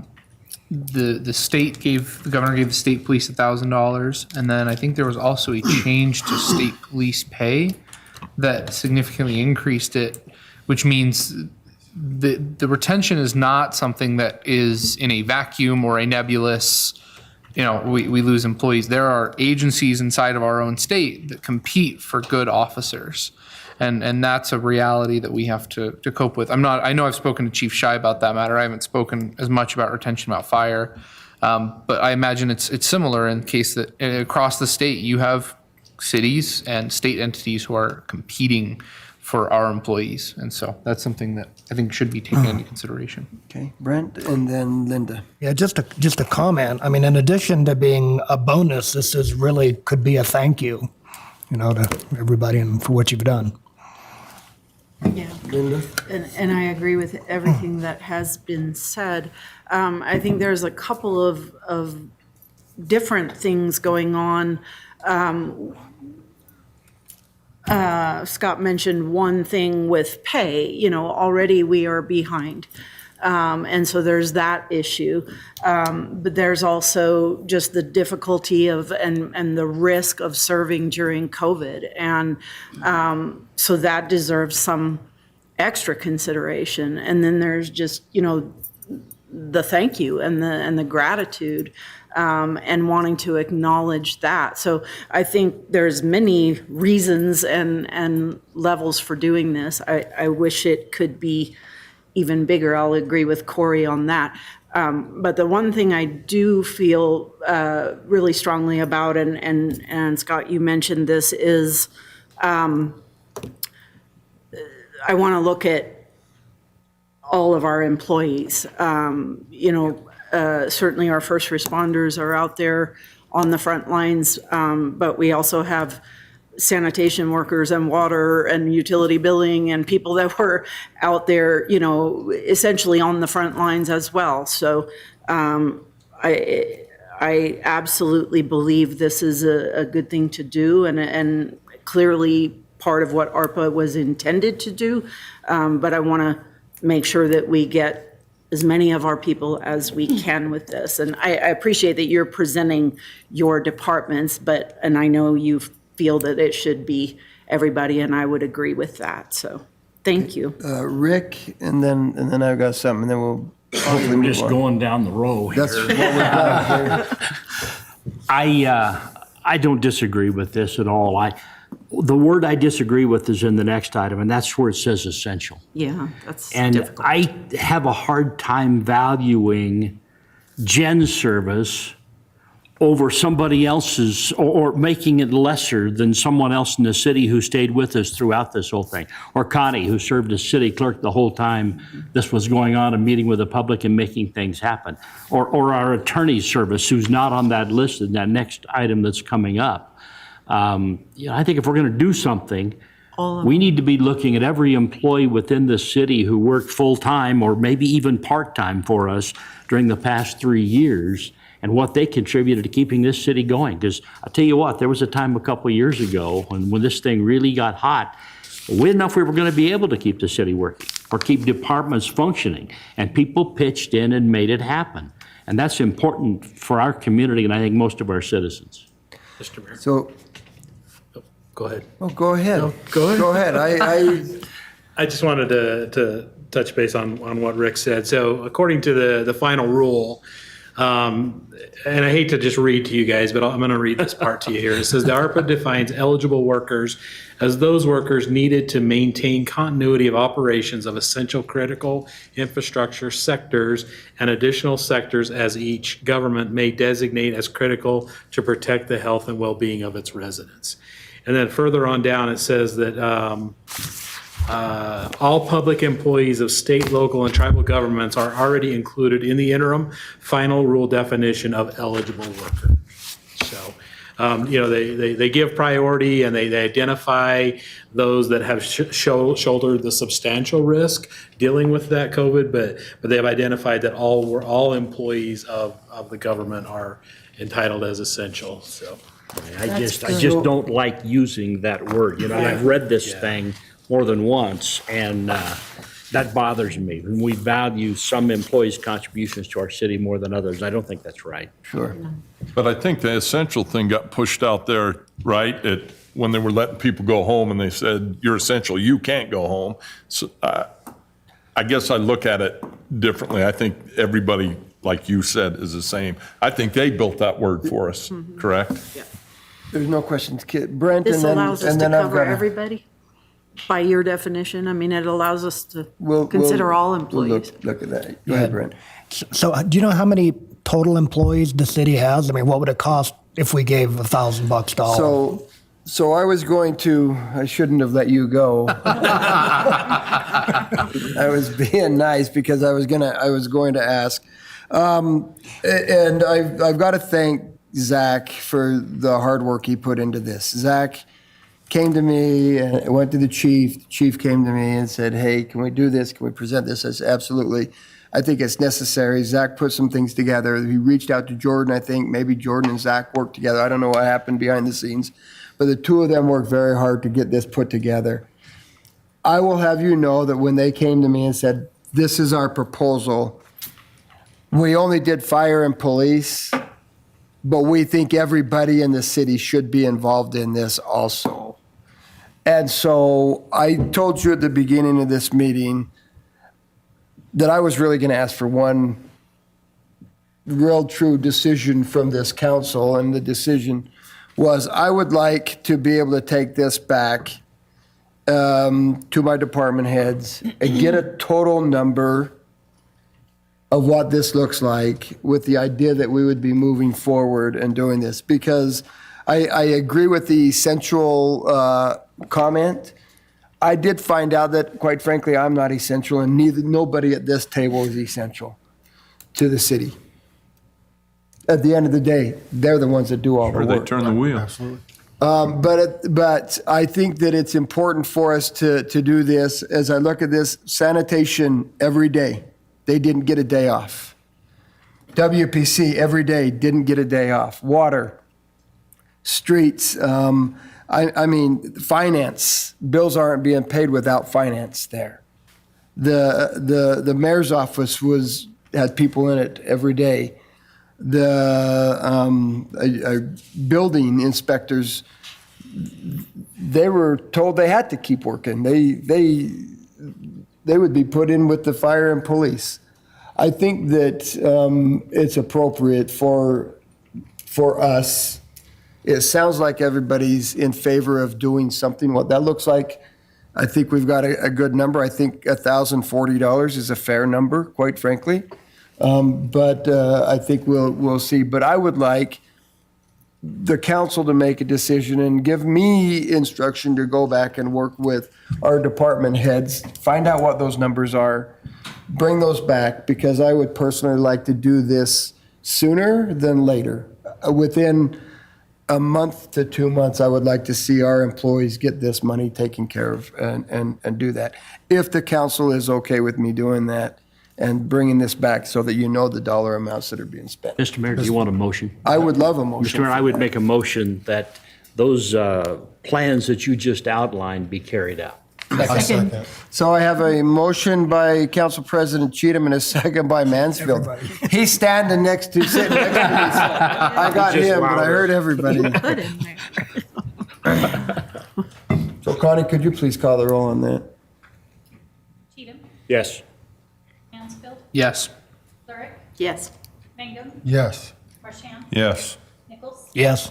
Okay, so with that, I'm just going to tell all of our department heads, start getting a number. I'm looking for employees that worked for us during the pandemic, not employees that started after the pandemic, but the employees that are still with us and that worked with us through that pandemic. What specific time period, Mr. Mayor? I mean, we've had a lot of people So- retire. So Can I yeah, go ahead. suggest something to make it really easy? Sure. Is that if you don't put a time frame on it, currently we're still in the pandemic. So if you just do it with current employees, then it doesn't muddy any issues with who made it. That's just a thought. So my thought process is we closed City Hall down for about 3 weeks. And then we started bringing people back into City Hall. And my thought process is during that time frame when it was really truly an issue, and maybe I'm muddying the waters too much, maybe I'm not, I don't know. The only concern I have about that is like a police department issue is I have several officers that were hired after. They still do a great job, and they have the effects of working during COVID and with COVID and going into these houses, right? And we're talking about a retention. We're trying to retain and we're trying to give a bonus to people that are working now. Oh. So if we don't put a hole on of when that date is and we just use COVID now, then everyone that's currently employed can still receive that pay. So what we will do is have a discussion with the department heads on appropriate timing. If that timing is today, I don't really have a major problem with that, but I know that through the heat of COVID, I mean, it was scary. It's a lot scarier than it is today. I know that. And so we'll have that discussion with the department heads, but that meeting will happen within the next week, probably week and a half. I guess I look at it because initially that's what I was looking at, right, as essential. But unfortunately, I don't think people were home for a ton of time, and we've dealt with this. They weren't home for a year. No. And they probably weren't home for a month or 2 months. And this thing's touched everybody, no matter how we look at it. I guess at this point, when I look at it, I'm going, it's touched them all. They kept this place going, whether they got to go home. They were lucky enough to go home for 2 weeks or 3 weeks, and they missed something. But I'm guessing they were still answering questions and phone calls. And when they came back, their inbox was up here instead of down here because they had to wait. So I guess when I look at it, it would be my suggestion that we take care of everyone. And Okay. that's just my suggestion. I'll sit down with our department heads and we'll get that figured out. We'll bring it back to you because I would like to see this sooner than later. Okay, thank you.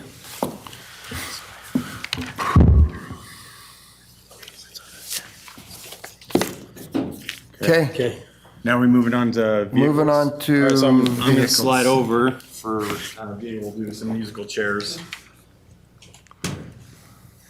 So I have with me, well, I'll let them in here, Lieutenant.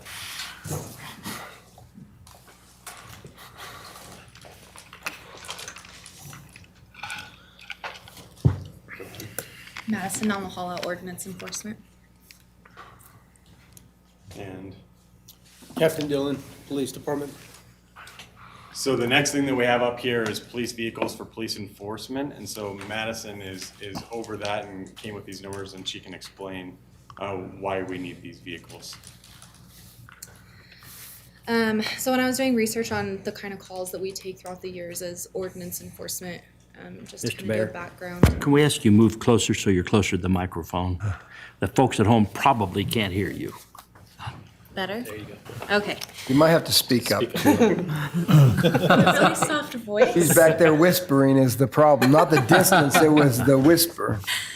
So as I was doing the research for what ordinance enforcement was in the past, so we combined ordinance enforcement, animal control, code enforcement into one. And I was looking at our resources that we have, and right now we have 7 ordinance enforcement officers.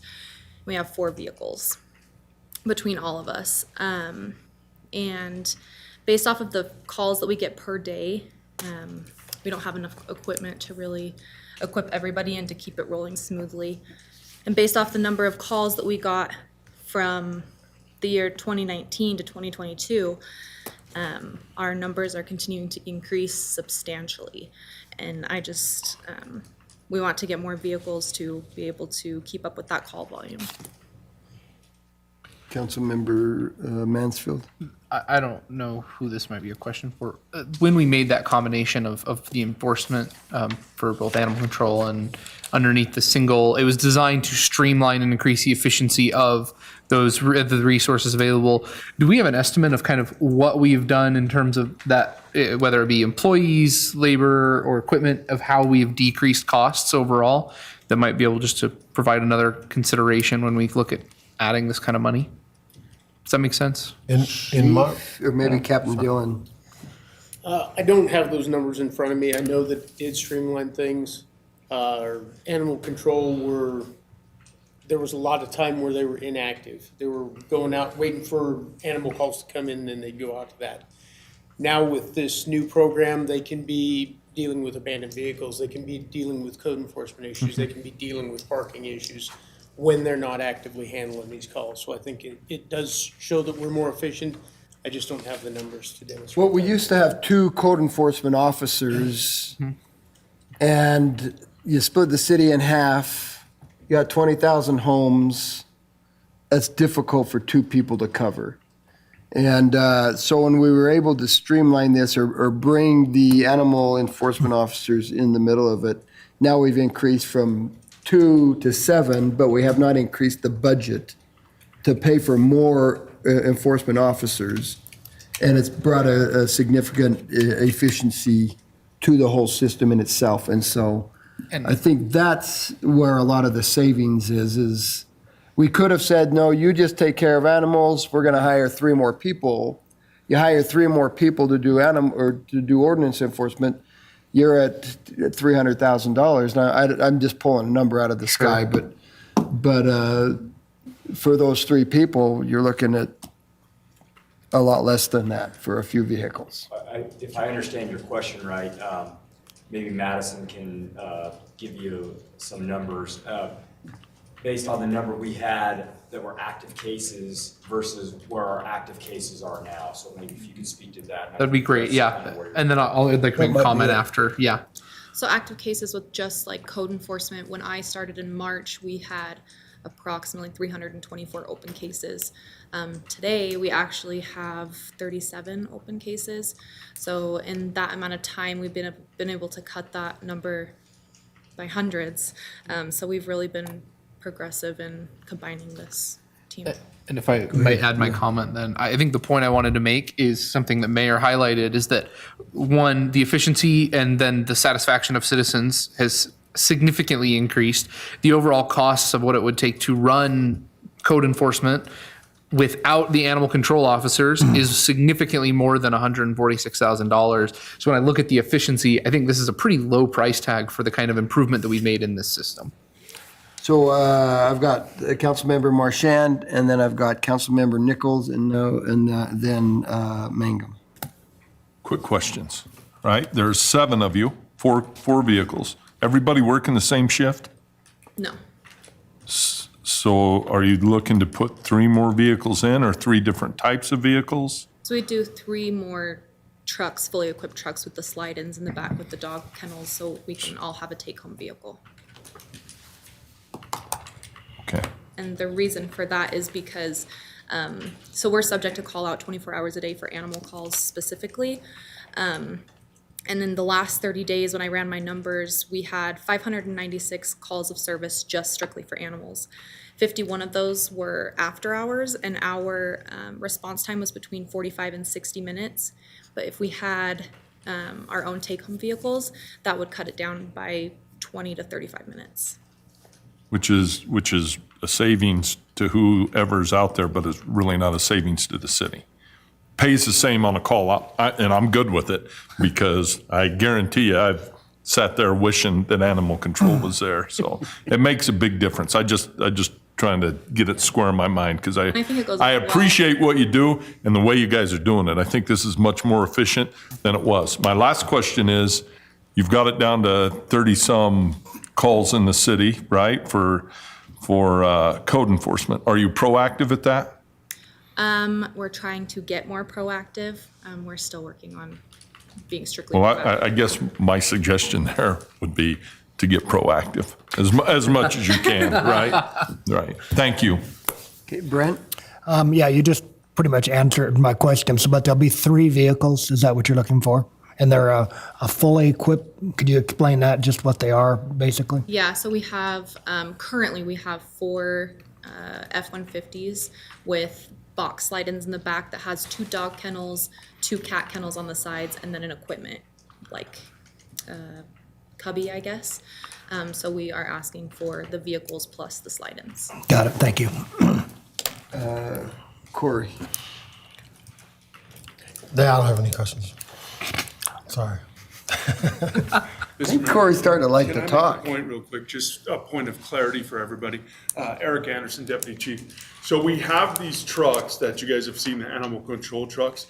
So when we combine them, the code enforcement had vehicles, like older cars that we recycled through our old police cars. And so what we need to do is we would auction those cars off because they can't be used to transport the animals and to do the full service of the job that they're doing. So we would get rid of their cars and auction those off to replace them with the truck so we could complete the full service where we've combined the code enforcement and animal control together. So parking, we used to have a parking car that one of our parking service would go around and write the parking tickets, and we're going to get rid of those, and so we'd all have the full service vehicles. See what I'm saying? Because they're all doing the same job now. So, Member Mangum. so the funds that we'll get from auctioning off the vehicles, that'll make up the difference of whatever, or what I is, don't know what are we they're looking at? worth. I mean, that money would just go back into probably the general fund. Okay. I mean, say if we auction off the 3 vehicles, maybe 20,000. But this would make us a full service where we're not currently. So I would imagine, because we have this dollar amount, I would imagine we have those specific vehicles looked at. We know exactly what they cost, what year the vehicle, what type of vehicle. We have all that. Yes, and this is 3 trucks with equipment. So a concern I have is our fleet guy, Tom, told us we have one day, which was a month and a half ago, to order trucks Yeah. for this entire year. And so really what you're doing is asking for consideration, but it's not going to probably happen this year because it sounds like our vehicle or opportunity is passed us by a month and a half, 2 months ago. Right. I mean, we would obviously have to maybe look for used trucks, newer used, and then outfit them.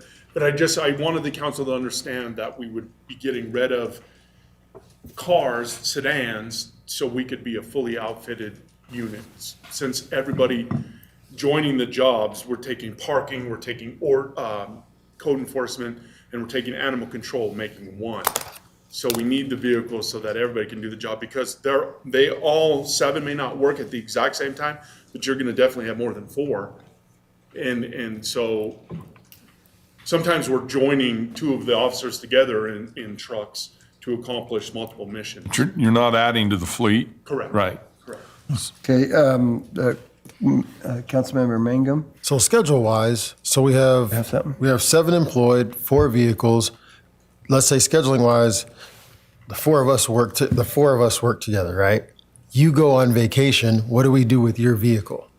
Do I take your vehicle, or is it just sitting in your driveway, or is it sitting with the fleet? Like, what does that look like? If we do get more vehicles. No. Or Like just right currently. now? Currently, yeah. So right now they stay here and we share vehicles. So if you're on vacation, like I would take your vehicle for that time. Okay. That's what delays the response times. You got to come from home to here, Correct. get a car and go out, correct? So this cuts that time because they just be right there at your house. You can get in, go, and handle the issue. Because a lot of our calls that are after hours are animal emergencies, like an animal was hit by a vehicle and needs immediate vet care. So that 20, 30 minutes is somebody's essentially family member. A lot of people see their animals as family members, so it would cut down that time greatly. Okay, so I've got Nichols, Cheatham, and Mansfield. So did I hear correctly that parking enforcement will be using one of these vehicles? Is that? Correct. So is that efficient? And we used to have like a little smart car of going around, the fully equipped F-150. So our parking enforcement person came over and is doing full animal control as well. So when there's, like, our call volume is very high during the day. So when all of them are between calls, they're doing animal calls as well. So they're on their way to an animal call, they pull over, there's a parking problem, they ticket that person, take care of that problem, and continue on their way. Got it. Thank you. Cheatham? How are you assigning these vehicles? What indicates what they are to a citizen on the street? Like visually? Yes. Yeah, they're marked. So it says. How so? It says animal services right now, but we want to be able to rebrand that because we are ordinance enforcement now. And that is one thing that we are running into a problem with, is people are like, you can't ticket me for having tall weeds in my yard when you're just an animal control officer. But we're more than that now, so it's important that we help the citizens see that. Is that ability to put new decals on the trucks and everything, is that in this cost? Yes. Okay. Okay, and Mansfield says he's worried about the answer, so no, he's not going to ask you the question. You're intimidating to him. He must have had a weed in his yard or something. No, I'm just kidding. He doesn't have an answer or question anymore. So rebranding all of those vehicles, is that something that's in the works now or something that needs to be approved by the city council, or how are we going about that? So we have the numbers for it. We have not taken it anywhere at this time. It would cost $1,000 per truck to be able to get them So rebranded. typically, to rebrand and redo those, they would, the police department would find it in their budget to do that. So. Okay. All right, thank you. Thank you. Okay, next up is the new elevator at the library. Is Eric here? Eric's back there. All right.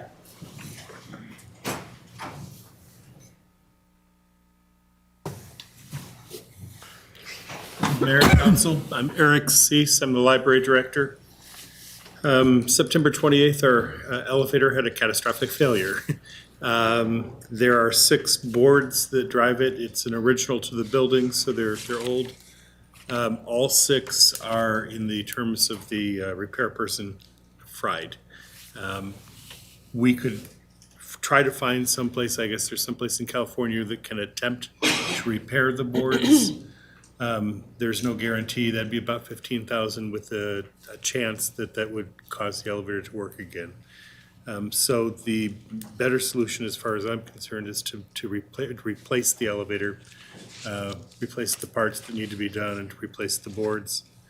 And that would run us somewhere between $95,000 and $100,000. So that's what we're asking for, is $100,000 in ARPA funds.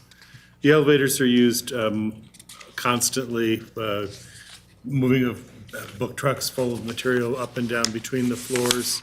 So right now, we're currently carrying them up and down in baskets. It's less efficient, takes more time, and it's more work on the employees.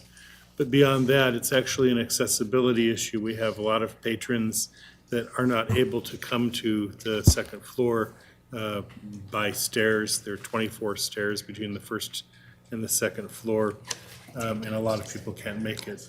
We've been accommodating them as best we can. We've gotten books for people who have specific books that they're looking for. We have moved people from the general internet over to the teen computers as they need to. But the access to reference services, to browsing our nonfiction collection, access to our job-seeking computers, various other things are affected, and we don't have any accommodations for those. We do what we can.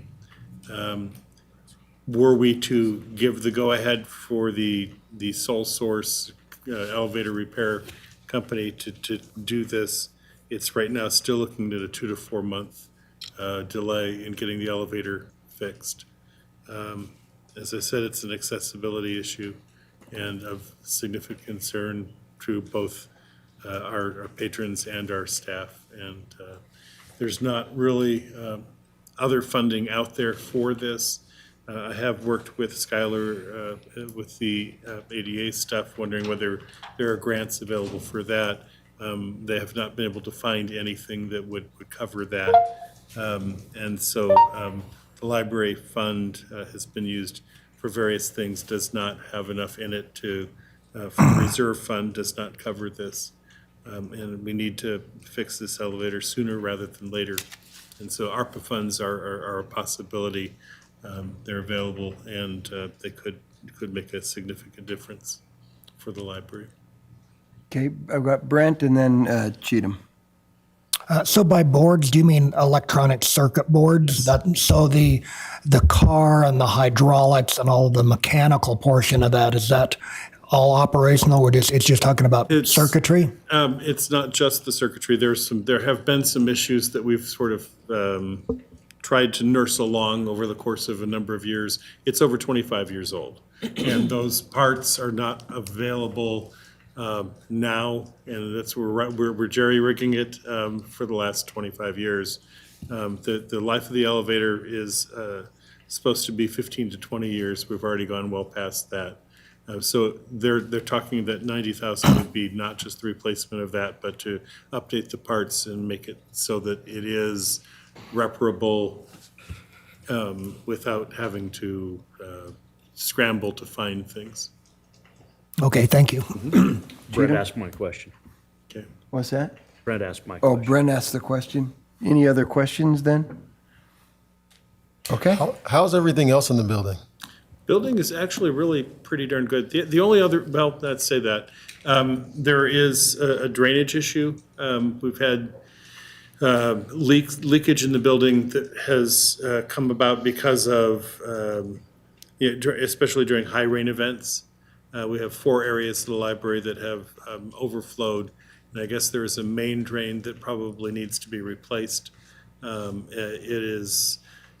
We've done some work and we've had some repairs done to it so that over the last few rain events, we haven't seen the leaks, but they really probably need to be updated and replaced as well. But we're working our way through it. Other than that, the HVAC system has been replaced since I've been here. I've been here 12 years. It's 7 or 8 years ago that they replaced the HVAC system on the roof. It's functioning well. We replaced a major cooling unit in the old part of the building last year. That was $60,000, but we replaced that, and that's been taken care of. So mostly we're infrastructure-wise in pretty good shape. The elevator was a surprise to us, and like I said, we have an inspection that comes every year that we've dutifully taken care of, and all that. It's just that it's very old and it's in need of replacing. Okay. Other questions? Okay. Thank you, Eric. Thanks, sir. Okay, our final one on the list is the Lookout Point city contributions. I think, Stephanie, did you want to participate in this conversation? This was one that we had gotten from the mayor's office. I don't know. You want to talk about it? Or Well, I can just say, just real quickly, and then Stephanie can answer some questions and stuff. Lookout Point is the new park that's going in our downtown area. We got moving on it. They got everything going, and then realized that the money that was provided was a significant amount, and it was sufficient if we didn't do a few things, if we put a few things off. A few things that were important, like bathrooms and things like that. I thought that, why don't we just add this to the conversation? Stephanie has gone through a lot of work. Lookout Credit Union has done an awful lot of things, and we're looking for a park that is going to be centrally located in our community, and I think it's important to do it and do it right, and not have necessarily have porta potties out there if we don't have to, and a number of things. Now, $275,000 is a lot for porta potties or for bathrooms, but what we were looking at when I talked to Stephanie is as I represented that maybe some of the infrastructure could be taken care of. We've charged hookup fees for water and sewer and things like that the city needs to charge, but maybe we can reimburse the city for that. Some sidewalks. We are looking, when I say bathrooms, they are looking at taking that building and making the back half of it bathrooms and accessible for people. And so I asked Stephanie to put some numbers together. This project's about $1.5 million project. $275,000 would help us complete that project, I think. Is that correct, Stephanie? Yes. And so with that, I asked for this to be put on so that we could help Stephanie and our community. Mr. Mayor, specifically, what is the ask? The ask is for assistance in reimbursing some of the infrastructure costs. We've invested money to make sure that we do the project well and do it right, not just good enough. And we're planning ahead as well. So some of the plumbing we've done, some of the planning has been to accommodate the splash pad that is stage 4 of the project without having to dig back up what we've already done. One of the sidewalks has become now traffic rated so that cars and trucks can actually pull in for events, unload, and then pull back out. We've had some additional costs in irrigation, water hookup. Excavation was actually one of the things that we didn't anticipate. We had a 3-week excavation process with boulders. We have a drain that we actually installed in the far end of the park so that we could capture stormwater and not have a flood on the water every time we have a large rainstorm that you've talked about multiple times today. Our goal with this project, and this is going to be about $1.8 million when we finish it, is going to be to deliver to our community the very best downtown park we could possibly deliver, complete with public restrooms. Downtown, we do not have public restrooms. The city of Pocatello does not have public restrooms in our downtown area. That is a very difficult situation to be in when we talk about tourism and bringing tourism dollars downtown. Downtown does not have the playground. We will have a playground. We originally started this project thinking that we could retrofit and renovate the fountain that is in the old Simplot Square part of the park. But looking at antiquated plumbing and antiquated equipment that is fine for a fountain, but a splash pad with modern plumbing is going to be much better. So we've accommodated that need for the plumbing and the retainer tanks and things like that in this project. I've never been a believer in doing things good enough or halfway. I'd rather do it now and do it right so that in 10 and 20 years down the road, we still have a gem in the downtown community. Mr. Mayor? Yeah. Are these estimates or the actual bids on projects? They're bids. Okay. They're full bids. Is there a timeline on those bids they must be awarded by? So the project is already underway. Most of the infrastructure work's already been done. If you want to know why it snowed the last week or two, is because we're building a park downtown. We are now delayed until spring. We have a lot of dirt and a lot of concrete and a lot of electrical done and the stage is poured. But with the weather, we're not able to plant trees and get the sod in. And so we're going to have to kind of button everything up now and wait until we get a really warm spring.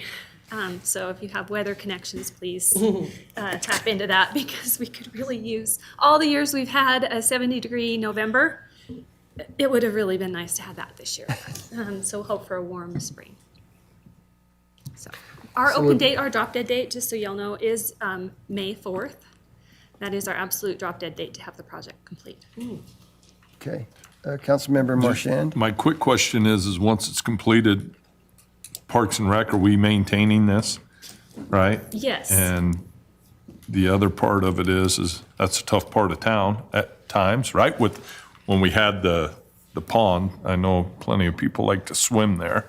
So we got to kind of update security, right? If we're going to have bathrooms open 24 hours a day.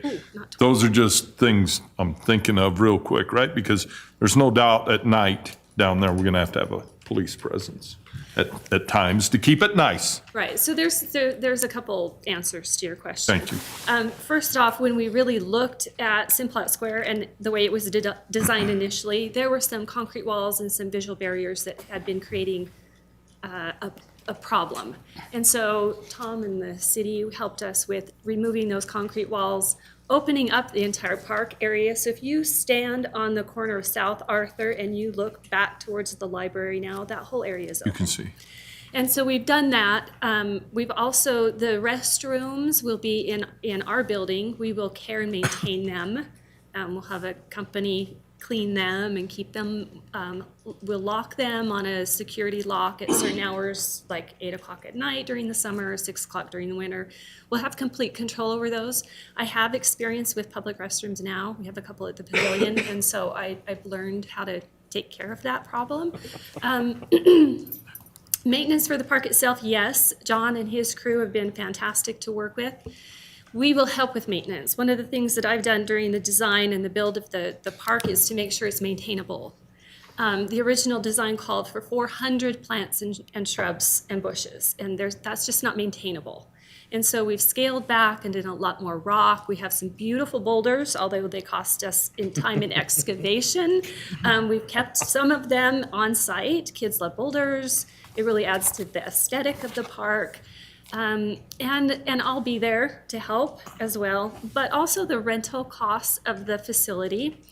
Because we have a shared management agreement with Parks and Rec where we'll manage the facility, those rental costs will be used to help the city maintain the park. So when a slide needs to be replaced, I want to be in the position to be able to replace the slide. When the turf under the tower needs to be replaced, I want to be in the position that we can do that. And so that, again, the gem downtown is this facility, and we want to make sure we can care for it and be a good community partner for Parks and Rec. Thank you. Thank you for looking to the future of it also. Thank you. Any other questions? Okay, thank you, Stephanie, for being here. Okay, so we've come to the end of our list. I know we've all been talking about this for a while. Just one last thing I wanted to address. You should have all gotten a copy of this. This is the FY23 budget needs not included in the budget draft. So as you look down through here, you'll see several items that have been crossed out. These are items that we've gone through as department heads and been able to fund on previous budgets.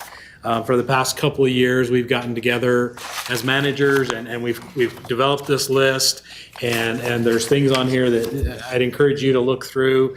And if there's something that catches your eye that you feel like is a priority and should be utilized for ARPA funds, please let us know, and we can incorporate those as well. So. Okay. Any additional questions for me? Within the presentation, at the end of that, we kind of just put the links to the resources that we've used and some additional information about the premium pay criteria. So. Okay. Sounds good. Thank you. Any other questions for Jeff or Jen? Just one quick comment. Thank you for all the work Yes. on this and everybody who participated in these proposals. This is a lot of work, so. And it probably Thank you. feels like redundancy for you guys, but for 4 of the people on the council, they've not heard all Right. this. Sure. So this is important. This is Thank you our very third much. discussion, Thank you. but And they're I- first. I'd recommend going back and watching those previous council Yeah. sessions. So. Okay. Brent has one thing. Yeah, so what's the protocol here? If we had some ideas perhaps for additional projects, what procedurally I would. So why don't we, you have a pen, paper? We're going to do something really quick that we probably would take a lot longer than if we did it any other way, but we can talk about these later, but I would like to have the staff to have a little bit of an idea, and so they can help get some numbers for us if that's the case. So if you have, council, if you have any ideas over and above what we've seen here, Scott, do you? That we can just throw no, out there that they can write down real quick? Right now, not at this point that we can It use doesn't- these funds for. I got plenty of ideas, but I don't know that we can use these It funds. doesn't mean that we will use them for it, but at least it does something, and then we'll get some more ideas as time goes. But right now, I assume some might have, okay? Is there anything that broadband needs for our city? I know Rexburg did a lot. I don't believe so. I No, think okay. primarily that's being handled by the private companies. Great. I know I have been approached by a number of the broadband companies wondering if we would use any of our money for that, so, I mean, you might just write that down as a discussion point, but I think we spent more than $10.7 million if you added any of this stuff up. But last week I was approached by a couple of people who are bringing up the broadband shortages we have in our community. Yeah. Who they are, I'm one of them. 11 o'clock at night, I get throttled down to where I can only run one television. We've got some problems in our community with broadband, and it's becoming more and more essential. So why don't we write broadband down, and then we can do a little bit of investigative stuff on that and see if we can't, if there's a need, and then we can have that discussion. Okay, appreciate it. Okay. That's all I got. Brent? Yeah, is there any type of a need for the procurement, say of, conservation easements, access easements, greenway easements, things that, would have long-lasting generational benefits to the community? We'll look into it. So that's a good idea. Could be for aquifer protection, all type of different things. Okay. Is that it? That's it. I thought you had a lot more than I that. do, but they're not fully formed yet. Okay, we'll have the more discussion coming up. Linda? I don't really have anything to add. Okay, I mean, kind of put everybody on the spot here, but already talked about a lot of what my concerns are, and water protection is one of my top things. So anything that we have on there to deal with that. And then broadband is also something I've been interested in what we're doing, so. okay. I can reach out to some of these other communities that have put ARPA money towards that and find out what kind of projects they've done. Yeah. That's the big one. That's become the national standard for broadband development. Rick, did you have anything else? Broadband, that's my Okay, biggest concern. broadband, so The it sounds like future of our community broadband's an could be interest there. that we ought to Have his TV running take a look at 11 o'clock. He wants to watch, most people go to bed at 11, but he apparently is just getting going, so. They do. Yeah, those two on the end don't, actually. I get text messages from both of them at 2 in the morning. Well, why are you guys awake? Anyway, okay. Thank you. Thank you for your time. Thank you very much. you. Thank you. Good Okay. job, guys. Yeah, great. Council, I Good. need an opinion. Let's take a break. Well, Refuel. we've got lunch here and it's waiting. We also have a gentleman in the back of the room that is here, and I added his agenda item on here. Let's jump to him and then take a break. And I was just wondering, I don't know if he has a hard schedule to get back out of town or not, because he's coming from the foreign country of California, I think, to present this to us. And so I would prefer to just go ahead and do this. That way he doesn't have to continue to do this, if that's okay with us. So Yeah. I'm going to jump to agenda item 9, which I'm going to get in trouble for later. I recognize that, but agenda item 9, bird scooter presentation. Michael, how do you say your last name? Cavato is usually how I pronounce it. Cavato? But I say it wrong. Oh, you've been told you say it wrong? Well, I'm going with your version. Michael Cavato, representing Bird Scooters, will share a presentation regarding Bird Scooters' desire to move operations to Pocatello. Mr. Cavato will give a overview of the plan and answer questions from council. So thank you for your patience today. My pleasure. Thank you very much for having me, Mr. Mayor, members of council, city staff. Really appreciate it. I'm not sure if I'm doing something wrong here to get this up. We have an IT guy somewhere in the building. No, we don't. Certainly help, as apparently I'm not as technologically inclined as I'd like to pretend. Regardless. Here comes Jen. She'll fill in. Jen is leaving us. No, she's running. We got IT, Jen will do it, and we got people scattering behind you. So, Ken might be able to. You have it on a jump drive. He's on that. I have it, I mean, it's showing up on the screen. I'm just not sure how to get it mirrored. Oh, there we go. Oh, it is. Hey, there we go. Perfect. Thanks, Ken. Yeah, great work. Great work, Ken. Right. It walks over. Thank you very much. So as mentioned, I am with Bird Scooters. We are a shared electric mobility company specializing in what they call micromobility. So those are those types of vehicles best suited to trips that are less than 5 miles. Within the city of Pocatello, I think you'll find that that's the overwhelming majority of trips that you'll likely be taking. As you can see here, we did start initially trying to solve what they call the first last mile problem. So that's that last little bit of distance between a public transit stop and your ultimate destination. What we've since found is that people have adopted our systems as their public transportation option, with over 2/3 of our trips now being taken for utility purposes. It does offer a clean, green, and renewable form of transportation. The way that the system works is very similar to some of the bike share systems you might already be familiar with. Individuals will download a mobile application on their phone, create an account, go through a safety tutorial, so they are taught about proper driving etiquette and parking etiquette before being able to either see the units on the map functionality within the mobile application or within the community itself. Scan it to unlock, take it where they need to go, hit a button to end their ride. Somebody else comes along, does the exact same thing. Pricing is usually $1 to unlock plus a certain number of cents per minute. We do have a number of different options available to help drive down the cost for certain special groups, which I'll cover in a moment here. But just to give a rough estimate for the distance that you would expect to be traveling within the city, probably somewhere around $5 to $6.50 for one trip. I do want to be very clear. We are not asking for any investment or any subsidy from the city. This is something where we cover all of the upfront and ongoing costs simply because we feel that the volume of microtransactions that we would anticipate, meaning the ridership, would allow us to inevitably become profitable solely because of the utilization that we've seen in comparable communities. There is an ongoing relationship that we would like to maintain with the city through a dedicated account manager, somebody who can work with city staff to make any adjustments to the program's delivery of services in the event there's any fine tuning that needs to be done.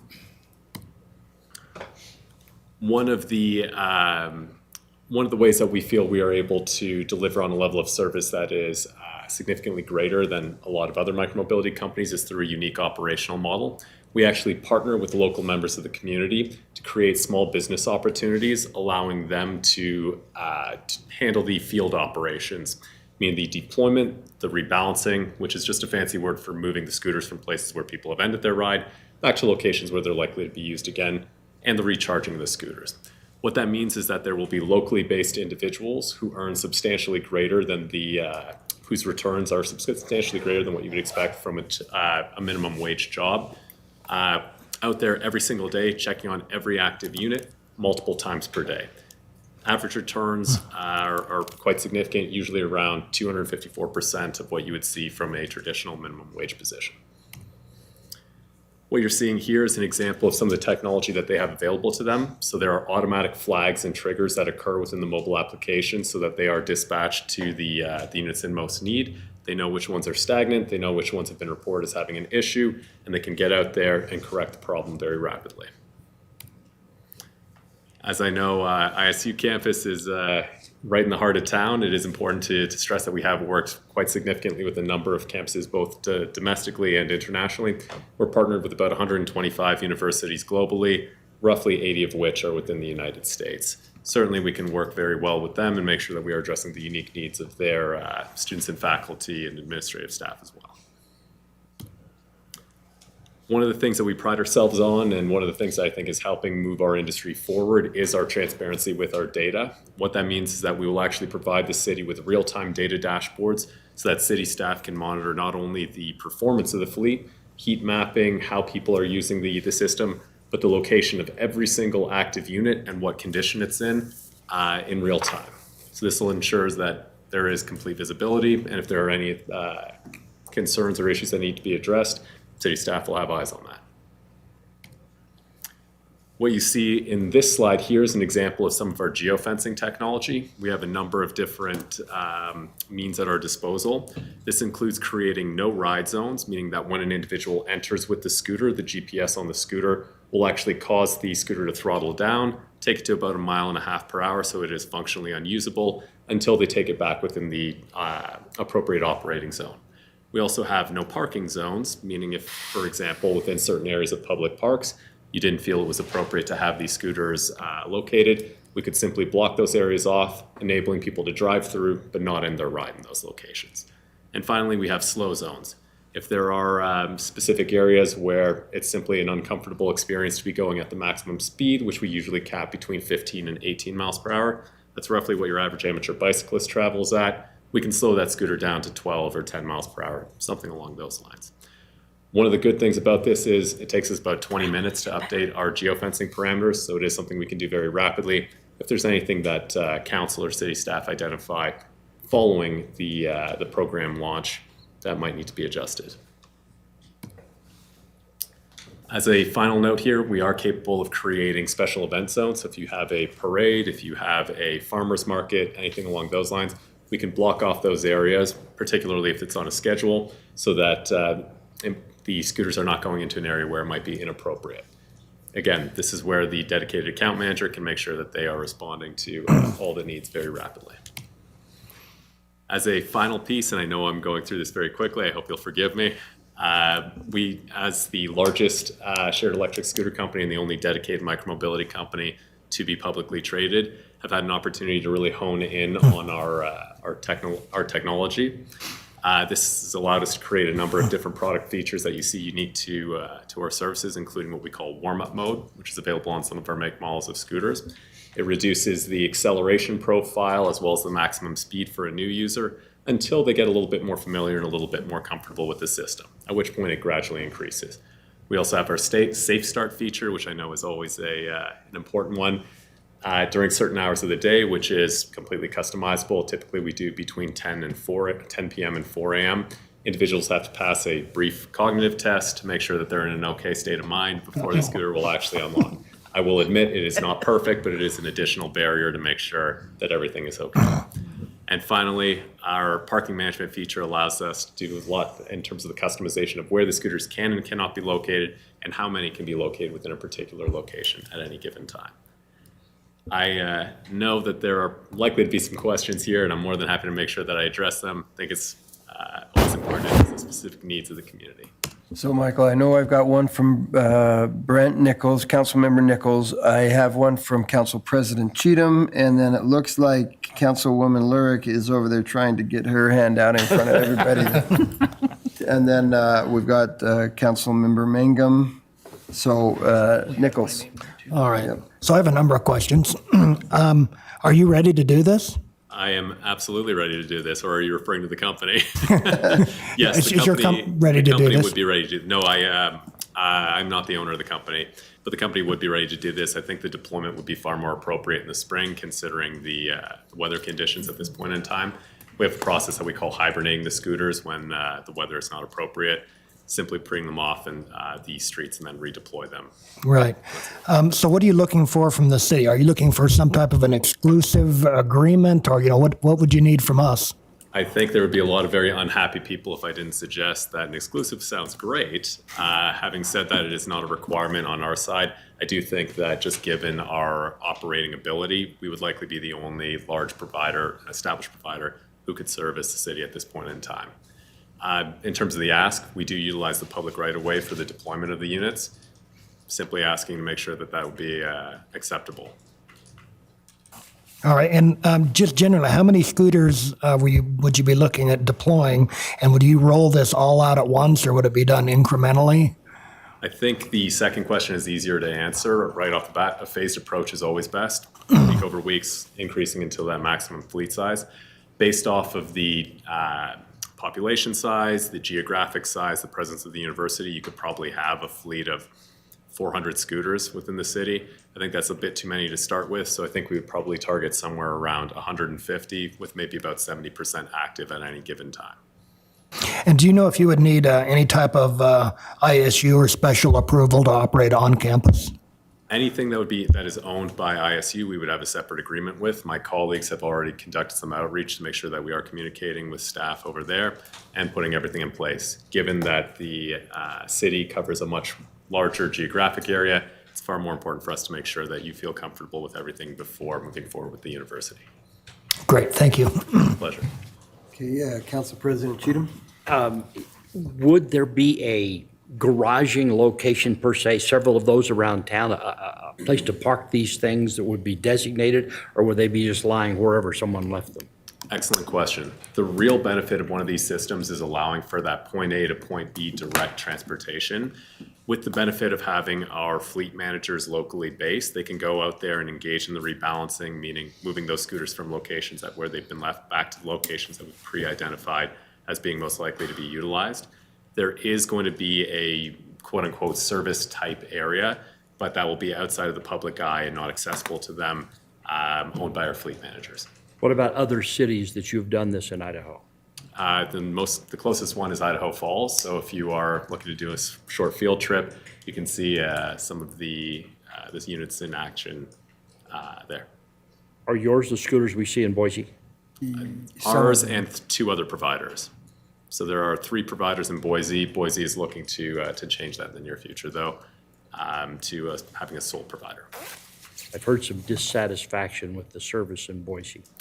There are 3 providers. I can say we work very closely with city staff in Boise, and they've expressed that they feel very positively disposed towards us as a provider. It is not perfect, I admit that, but it is important for us to work with cities to make sure we are addressing their needs. Thank you. Councilwoman Lurick?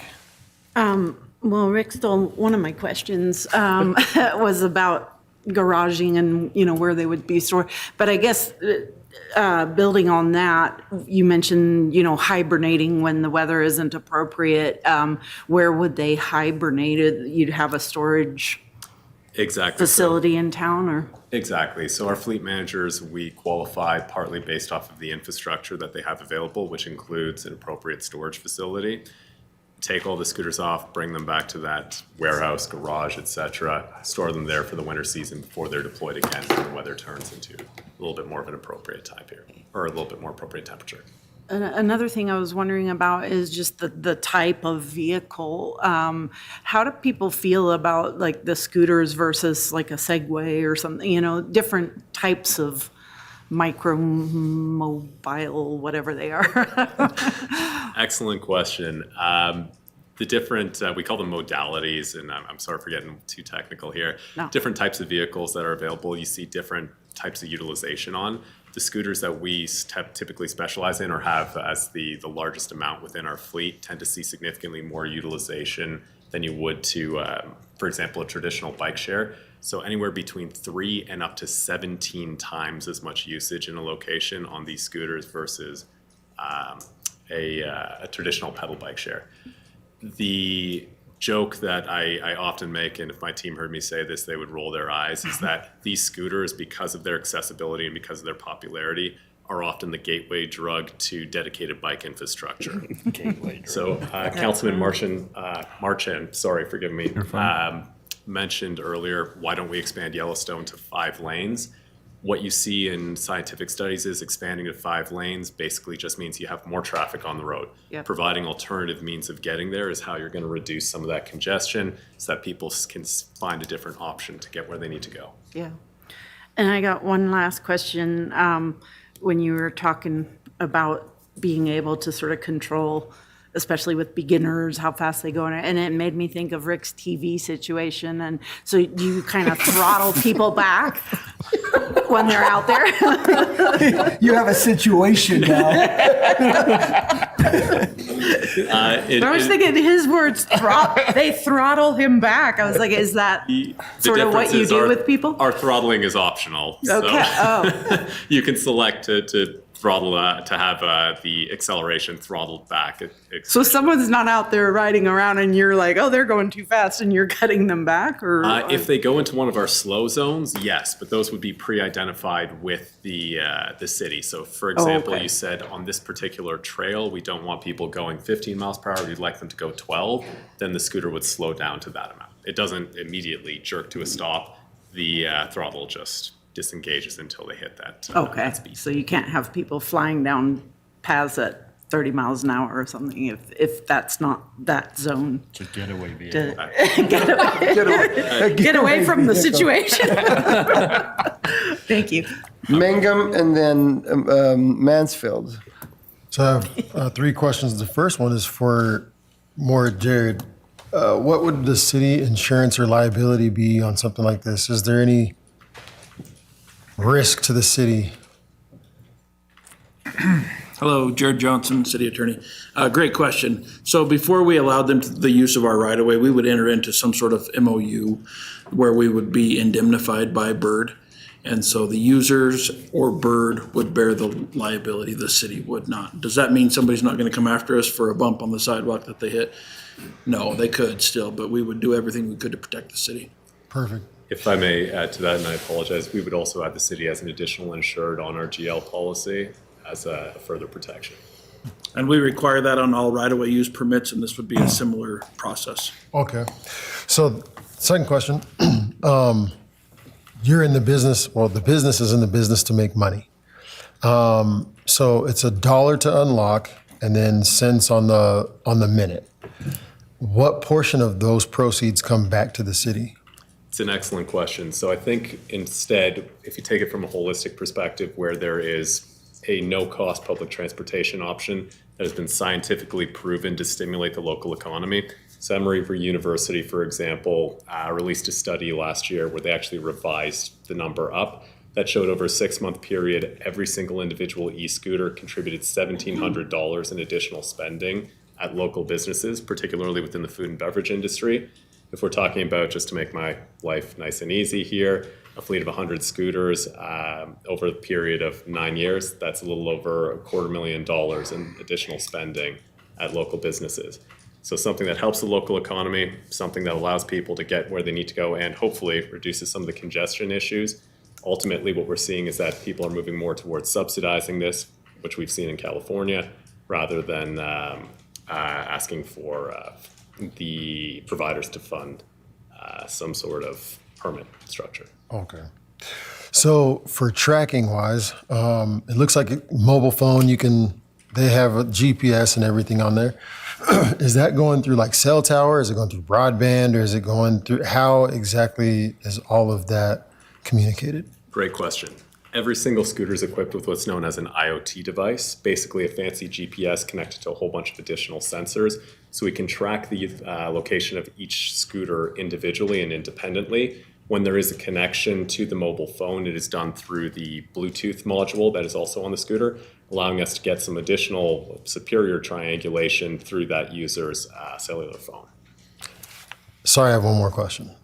So we're saying, you had mentioned about 400 approximately, right? I think it might be too many to start with. Right. No, for the size of the city, we want to look at approximately 400 overall, once we've rolled out the entire fleet, right? So the way that our city kind of breaks down is there's multiple different areas that are high traffic areas or where people walk more so than others. So like for example, the hospital area, it could use those scooters, let's say. So would you take like 100 here, 100 in this area, 100 in this area, or are they all centrally located? People have to get them from this central area and ride them out towards Chubbuck or ride them up to the hospital, or how does that look? Great question. So we would distribute them in a kind of dispersed pattern throughout the city so that when somebody needed to find one to get wherever they need to go from wherever they were, it would not be a significant effort to locate a unit. Perfect. Mansfield. I don't have a question, but I have a couple comments. I have the Bird app on my phone. When I go to Salt Lake and then go to a Jazz game, we park quite a ways away in order to save on parking and then come and grab lunch and go to the game. I've experienced the slowing down, like as we approach the arena, it slows us down and limits your rate of speed, like Rick getting limited to one TV, I guess. But I think when I think of Pocatello, I think of, as Corey mentioned, the kind of the high traffic areas. I also think of the disjointed nature of some things. For example, the accessibility of university students to get across the tracks downtown. I think to have a hub at ISU that says, here's what's to do downtown, food locations, other venues, or activities that could be done with a fleet of scooters for students who maybe don't bring cars with them early in years, I think is an amazing opportunity for mobility that increases walkability and connection of our city. So I use these scooters regularly when I travel. My kids use the ones to Rick's point, my kids use the ones in Idaho Falls. My mom is pushing 70 something and she uses the scooters too, reluctantly. The kids will nag her and make her jump on a scooter. And so, and she'll ride around the river and stuff on the scooters and they enjoy it. And so I think it's good what you guys are doing. So Thank you very much. You list 8 different models on the Bird website of scooters. Do you anticipate the same model, one model in all the locations here, or would there be a variety? We typically try and have consistency just so that there is a certain look to the fleet. That's not to say that we can't have a mix, as that is present in some of our markets. I'd say you're looking probably at either something like the Bird Zero, the Bird, or the Bird 2 within Pocatello, just based off of the range. Not so much the range, but based off how many I know we have currently available. Super. And then we have another question for Jared. I don't know why you walked away from the table, but. Oh, we have, before that sounds like we've got one from Linda. Councilwoman Lurk. And then Nichols. Oh, I know what it was. I was like, I just lost my question. You said what you have in stock, and that just made me think of, like, you know, if we were to say, yes, we love this, how fast would it happen? Like, how? Usually, I would estimate that the kind of launch lead up would take maybe somewhere between 4 to 6 weeks for a deployment. Given that we have the winter season to be able to do all of our preparation, we could be ready for as soon as the weather turns appropriate. No scooters with snowplows? Not yet. Soon. Soon. Tire change. And I just wanted to comment, I mean, people that know me know one of my main interests is in making our city more bike ped friendly, you know, and just more walkable. And all the research that I've read and seen, and you mentioned this, but that it's good for the economy as well, that it slows people down so that they, you know, go into shops and walk around and don't just drive through. So I think this is really a good thing. Thanks. Councilman Nichols? Yes, this would be for our attorney. So are the electric scooters currently allowed by code?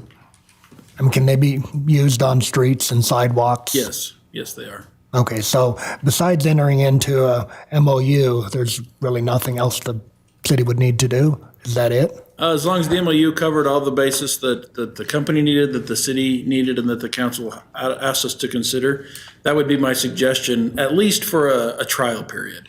A lot of the cities that have done this for years have gone through the heartache of passing ordinances and traffic laws that they've tried to attempt to adapt specifically to this type of transportation, and it's been a pretty, I'm sure he could speak to it more intelligently than I could, but from what I've seen and observed, it's been a pretty difficult road for them.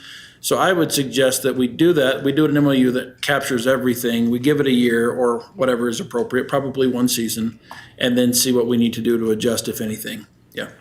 Great, thank you. Okay, super. All right. Okay, Michael, thank you so much for coming up and being here with us and stuff. This is, it sounds to me like we've got a number of people that are excited about the opportunity, so thank you. Thank you, Mr. Mayor. Thank you, members of council. Thank you. Thank you. So with that, we are going to adjourn for lunch. We have some lunch back there for the council, and then we will be back to discuss agenda item 6, the CDBG policies. So thank you very much. We'll be back in I'm actually 45 minutes to an noticing it, hour-ish. and if I did. Thank you.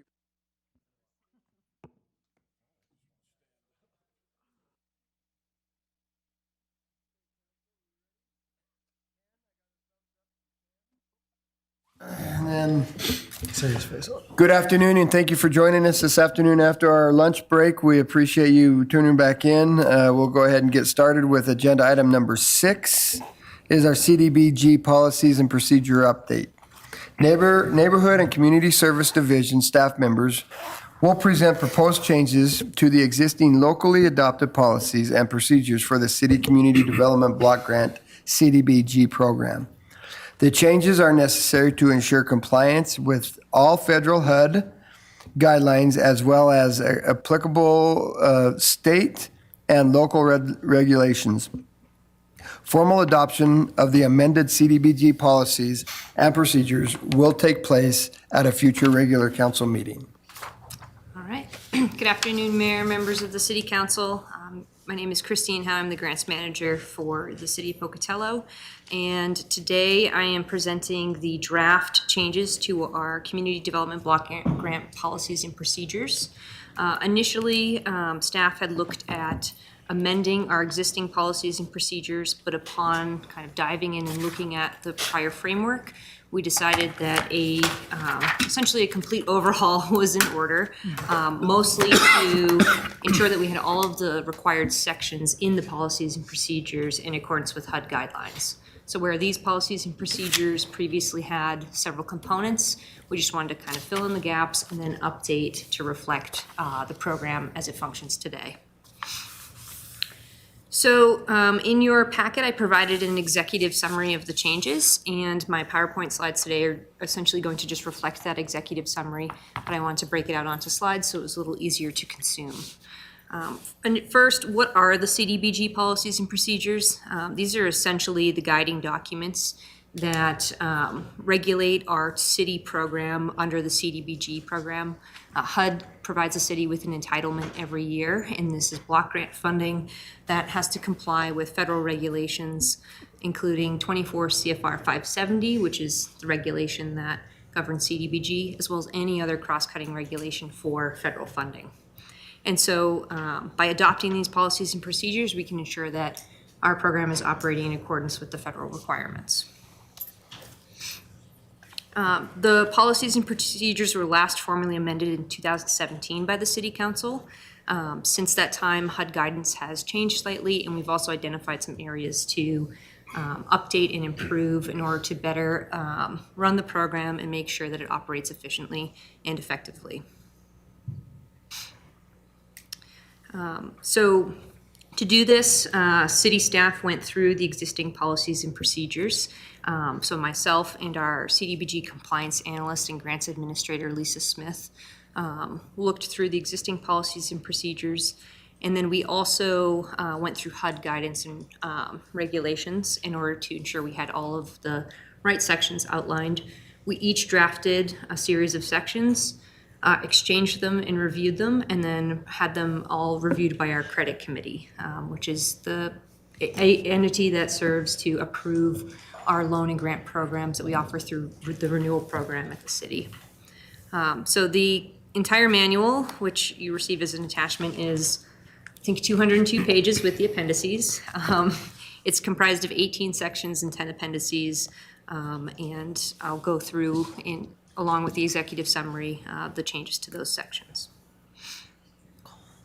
So these sections listed on the slide directly mirror HUD guidance. So these were provided using the language that HUD uses and input directly into our policies and procedures. So these are essentially mirror the federal regulation. So of the 18 sections, all of these essentially are what is required by HUD and just exist in this manual without any changes at the local level.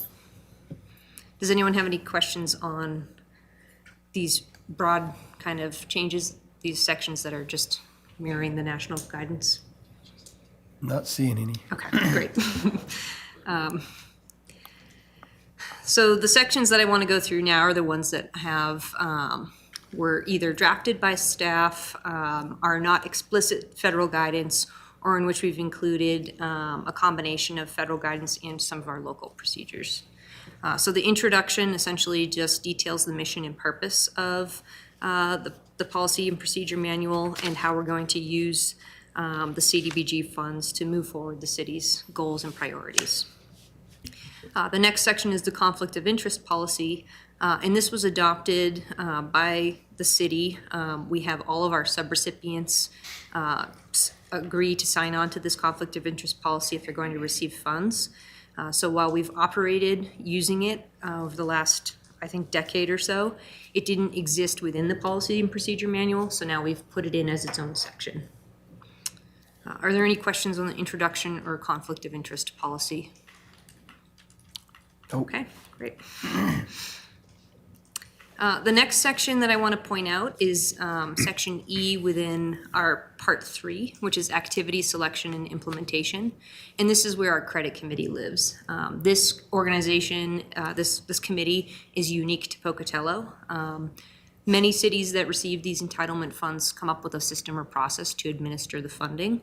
And for our renewal programs, we utilize a credit committee. And so what we've done for the credit committee changes is we've expanded the size. So it previously had 4 staff positions. The city attorney, the CFO, the finance director, the city treasurer, a representative from the planning department, and now we've expanded it to include a representative from the building department. We've also enabled each of those positions to appoint a representative as needed. So if, for example, our city attorney, Jared, typically, will work with Matt on our contract program, so maybe he would want to designate Matt Curbs as the representative for this committee, just as an example. Similarly, if in the building department, there's a particular inspector that we work with more frequently, perhaps Richard would want to designate someone in that position. So we've expanded the committee to an odd number and included a building department representative just because of the nature of the projects they oversee. We often are referring to the code and ensuring that they're meeting the code compliance and requirements. Yes. Who in that committee has expertise in making loans? In making loans, that's where we have our finance staff come in. So we have the finance director and the treasurer who comes in. Any of them ever worked for a financial institution making loans? I'm not sure. Our grant administrator serves as our loan officer, so that's our Neighborhood and Community Services Division staff members. And so Lisa Smith is in that role now, and she's essentially our loan officer. So she presents the loan information to the credit committee, and they review those. It just seems that we're short. If this is a credit committee making loans, we should have someone with some experience making loans, whether commercial or personal. There ought to be some kind of criteria for having that expertise.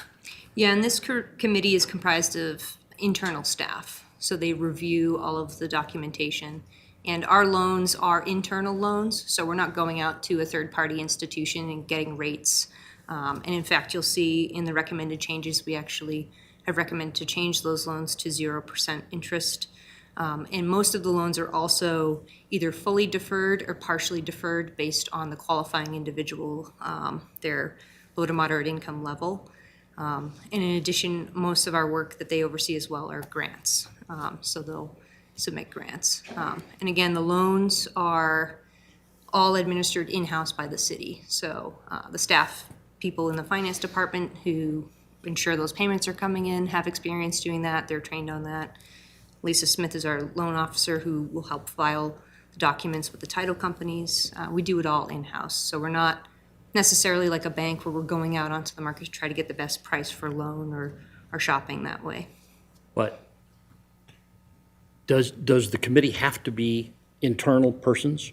Why couldn't the committee be expanded to include someone from the financial world who has some credit lending experience? I think that would greatly delay the ability to approve these projects in a timely manner. They're often emergency repairs that need to be done on homes, and it would kind of deviate from the nature of running the program in-house. It's certainly something we could look into, but these projects are, when someone presents the need for a new water heater or a new roof, they'll fill out our application, and we'll get all of the estimates and quotes. We also run a credit report for the individual, get all of their income verification information, and all that information goes into a standardized document, which calculates out both their debt-to-income ratio and their post-loan debt-to-income ratio, their low to moderate income percent, and all that information is gathered to inform the credit committee as to what is recommended for the loan. And these have all been kind of processes that have been followed for the last several decades as the renewal programs has been in effect. Is a credit score in there? Yes, credit score. So I completely appreciate and understand the point of view that Councilman Cheatham is making. I can see the value in having someone who does loans out in the community, but I also see exactly what you're saying, why it would delay the process. Having someone as in an advisory position, they don't have a say or a vote. I think that might be like middle ground there. But I don't necessarily think that is needed as someone to be a decision maker if you have specific guidelines in place. Certain credit score you're looking for, certain criteria that they have to meet. As long as you have that, I think you should be okay. And if the city attorney is involved, he can speak to whether or not there's any liability on behalf of the city as we're lending money and then taking back those payments. Mm-hmm.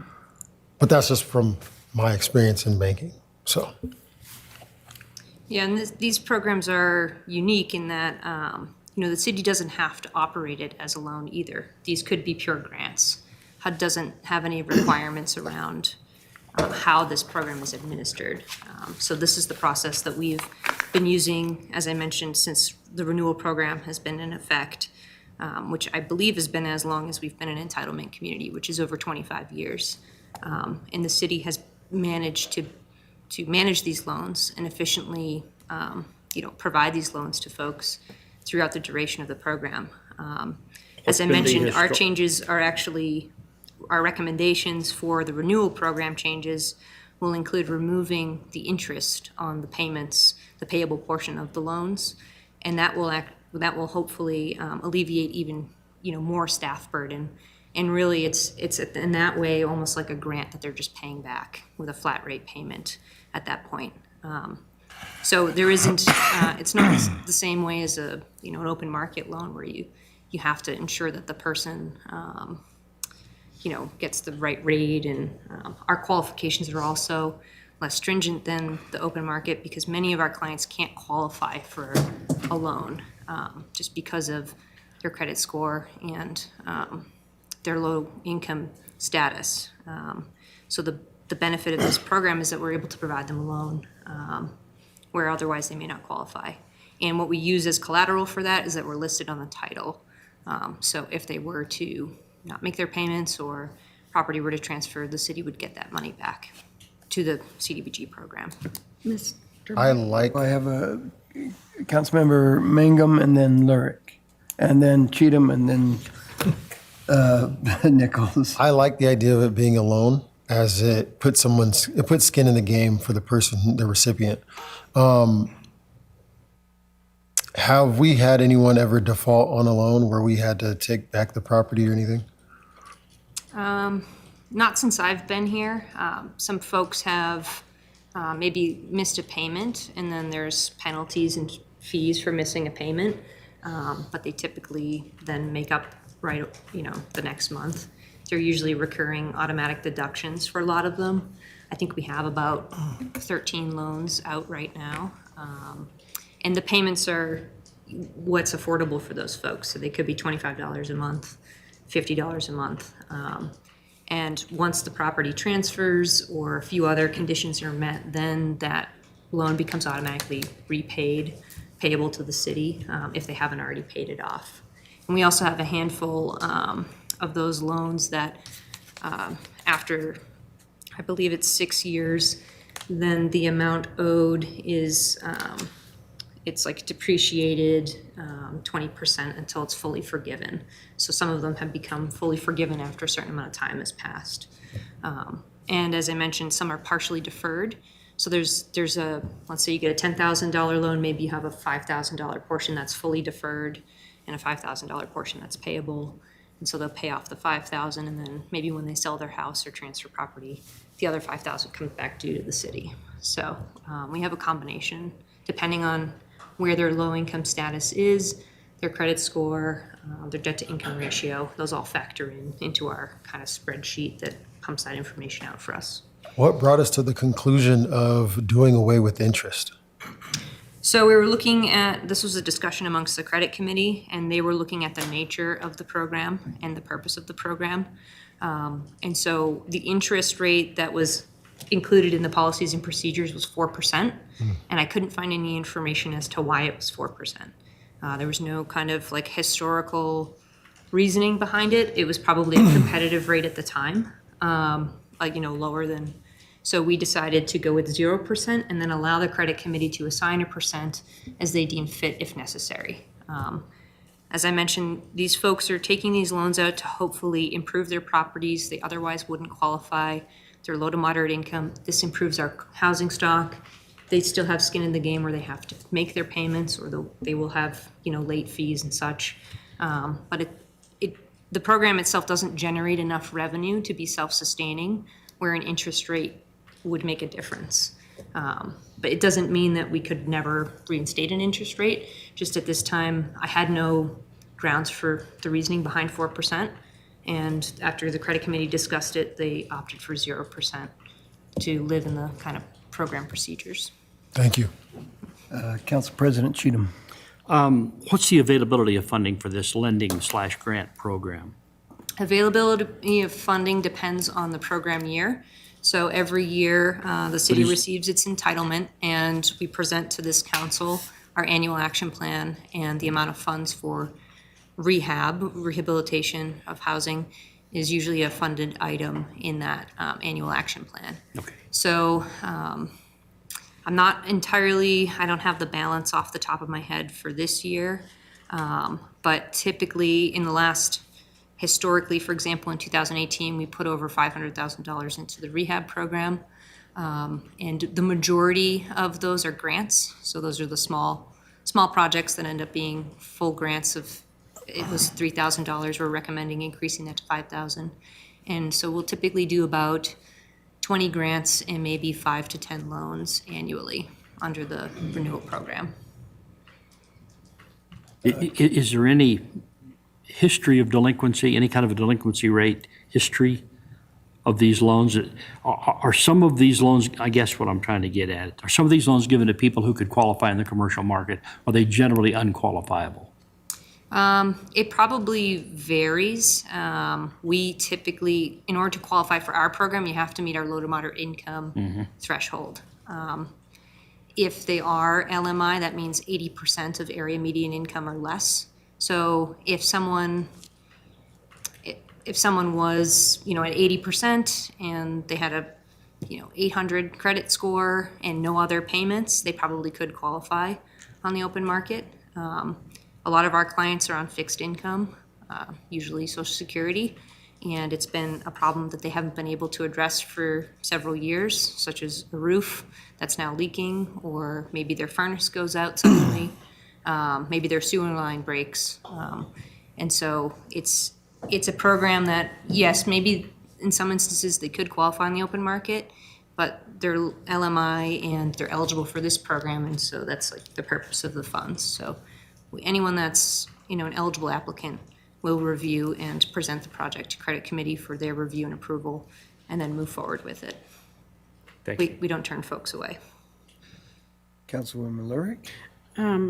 And now I feel like I'm sort of backtracking because we've moved on to discussing other things. But I was just thinking with the credit committee, you said that the process we've been using, and not just the credit committee, but the process and the loan, you know, the loan process, that we've been using that for 25 years. And it seems to me if that's working and we're not having a whole lot of trouble, then I don't have any issue with, you know, changing it. I think it can, if it's working, I say let's just let it work.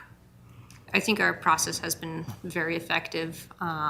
When the credit committee does have questions on projects, they're very thorough. They ask a lot of detailed questions. We've been able to do things such as build in a requirement that someone go to a homebuyer financial assistance course at NeighborWorks, for example. So hopefully help people in a more rounded way as well. So they don't just read the spreadsheet and check it off. They often ask a lot of questions, and we provide a lot of backup documentation. So our recommendation here today is just to expand it to include the building department, a representative from the building department, such that we can bring that expertise in, because we typically have to bring them in anyways. So it just formalizes it in this document. Councilmember Nichols. So I have a couple questions here. So every year we get a certain amount of an entitlement from HUD, right? So the most recent year, what was that amount? It was about $425,000. Okay, so we take that $425,000, we'll put it into, I'll say, a loan fund, and then we'll loan or grant funds out of that every year? What we do is we identify different project areas, and so they fall into housing, public services, public infrastructure, public facilities, and administration and planning. And so using our 5-year consolidated plan, we determine how much of that 1-year allotment to allocate to those 5 categories. And housing is where our renewal program comes out of. So it gets around $170,000 a year to the housing bucket. And that also funds our Lead Safe and Healthy Homes match, our NeighborWorks Pocatello mobile home rehab program. We worked with the Housing Authority in recent years for a rental rehab program, infill or acquisition of lots. So it gets divvied up based on the needs for that particular program year. Right. So for the loan program then, about $170,000? No, that's for housing. Yeah, for the housing portion of Generally. it. For the What I'm trying- loan what I'm program, trying- it varies based on the program What year. I'm trying to understand is if we have some type of a balance in our loan account, is that going up or down every year? I mean, I'm trying, Well, the loan account is actually the renewal program, which Okay. includes grants and loans. Right. So depending how much we allocate each year would determine how much is in it. The loans themselves, when they're paid back, they bring in about $1,400 a month. An individual loan is typically around, between 10,000. It's higher, much higher than that. So this isn't a money-making, as it's not a revolving account by any means. It can't be self-sustaining. That's not the intent of the loan yeah, program. that was my next question is, could it be self-sustaining? If you wanted to arrange it to be self-sustaining, we would likely have to put most of our entitlement into it and charge quite a high interest rate.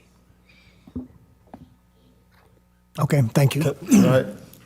To her point, though, we're trying to help people who who can't help themselves. And so making it self-sustaining, it defeats the whole purpose of everything that we're trying to do through this program. So, Traditionally, people in this credit score income level would pay 18 to 25% in the state of Idaho.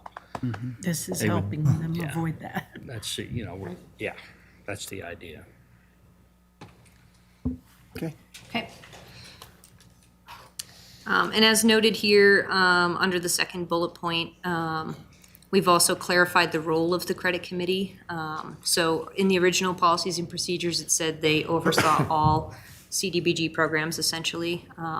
But we go through a robust application process for our subrecipients and present that to council for approval. So we wanted to clarify that they're not overseeing our subrecipients, as we have another process for that we've been doing right along. So it's just a clarification of language there. And then we also clarified the distinction between a major variation of the policies and procedures and a minor variation. This language existed in the old policies, but there was no definition, so it was hard to distinguish what counted as a minor versus a major change. Any major changes will still require approval by this body. And then any HUD regulatory changes, so sometimes they change the number on the CFR. Staff can make those changes on the policies and procedures as needed. In addition, we've added an organizational structure section, and this is essentially an org chart that shows the roles of both the city staff, the city council, and the CDBG advisory committee. And we've also added detail in the financial management section to explain how the city operates on a reimbursement-based process with the CDBG entitlement funds. There's some CDBG communities that ask for the funds up front and then spend them down. We spend the funds first and then get reimbursement from HUD, which in my opinion is a much cleaner financial process and lends itself to fewer issues, because we already know that the activities have been what the funds are, and they're eligible, and then we get reimbursed for it. And don't have to pay back any money to HUD. So, are there any questions on these two changes? Another section that was included in our policy procedure manual is the procurement policy. So HUD leaves this open to communities for the most part. We do have to comply what's called Federal Regulation 2 CFR 200. That's kind of the OMB rule that applies to all federal programs. But their thresholds for certain procurement processes are quite high, to be frank. So we have slightly updated what was existing in this policy and procedure manual. So you'll note that our micro purchase threshold is $10,000. This does mirror 2 CFR 200, but what that means is that we can take one quote or one price for an item as long as it's less than 10,000 and go with that without having to do any formal solicitation of quotes. Typically, staff reviews these and checks them on the general market anyways, because those can be quite high. But we also have trouble getting more than one quote often if it's going to be a project that's less than $10,000. Christine? Yes. What would be an example of a micro purchase? Sure. So if we had, like we have some mobile home grantees who are looking for a new water heater to be installed. So that could be around, $1,000 or so. And so that would be a micro purchase. So we would call up a contractor. Does the city make that purchase, or would the homeowner make the purchase? The city makes that purchase through the grant program. And we actually have a series of contract documents that the homeowner and the contractor and the city sign. And so it's a whole process. The grant agreement and terms and conditions are just about 25 pages. So they have all of our HUD guidance in there. The next threshold is our simple acquisition threshold, and so that's for purchases between $10,000 and $50,000. The feds define simple acquisition as $250,000. It's even higher for Department of Defense. That's kind of high. So we're looking for 10 to 50, and that's when we do a request for quotations. So we'll solicit at least 3 vendors and get a quote back to ensure that it's a competitive price. And then the next threshold is our 50 to 100,000, and that's when we do a formal sealed bid process. It should be noted here that we've previously had to receive more than one bid. Otherwise, the project would have to just keep going out to bid. Now we've allowed for, in the instance that we receive only one bid back, we can have the credit committee review and vote to approve that or not. So if the bid looked good and it was just a matter of there not being enough availability of contractors for the project, they could approve it. If they're not comfortable with it, then we could go back out to bid and try to get multiple bids submitted. And then the rules for non-competitive sole source and emergency procurement mirror 2 CFR 200. There are almost no circumstances under which those policy procedures would come into play, knowing how CDBG funds are used, but we did want to include the policies in there. Are there any questions on the procurement processes? Nope. This section is our language assistance plan. When I mentioned previously that the policies and procedures had been updated in 2017, it was to adopt a language assistance plan.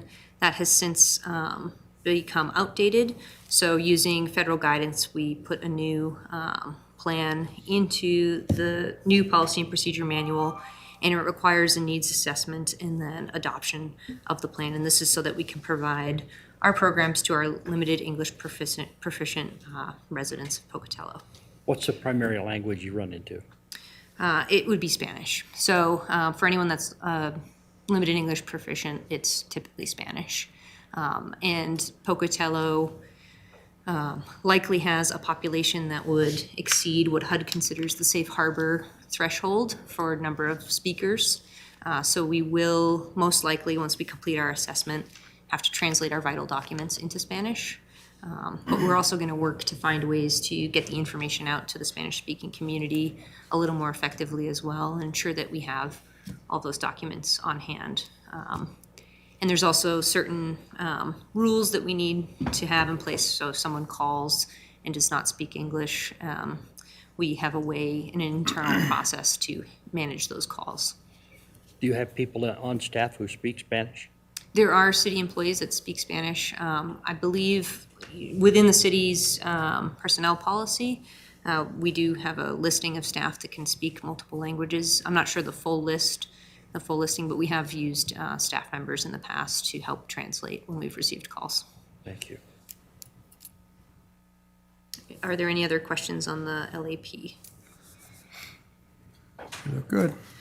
All right, and for the appendices, these ones, A, B, C, F, H, and J, these essentially either had no changes, they're either incorporated by reference and will be updated as maybe the council adopts an updated version. So for example, our citizen participation plan, we present that every 5 years with the consolidated plan.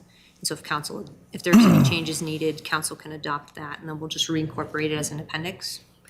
And these others, there were either no changes or they mirrored the HUD template exactly. So the changes that we did make to the appendices include the renewal procedures. And so as I mentioned, we've removed the mandatory 4% interest on the loans. And primarily, we have also increased the grant limit from $3,000 to $5,000.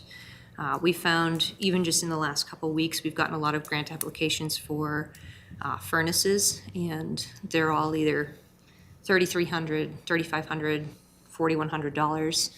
We've just seen this trend over the last 2 years where the price of the projects has increased just over that $3,000 threshold and often hits close to $5,000. So we feel that this new limit would allow us to keep up with the increases in the pricing on the market, inflation, and obviously some of the supply chain shortage issues that have driven prices up. In addition, we removed our last resort housing provision from this section. This exists in HUD guidance, and our renewal programs should not rise to the occasion where they would then have to relocate a family and provide new housing. That would be a separate project, so we wanted to take that out of the renewal program as it didn't fit with the purpose of the program. And we were not aware of any instance historically where that provision had been used. So those are some additional changes to the renewal procedures beyond what we've already discussed. Are there any other questions on this section? Yes. Well, generally.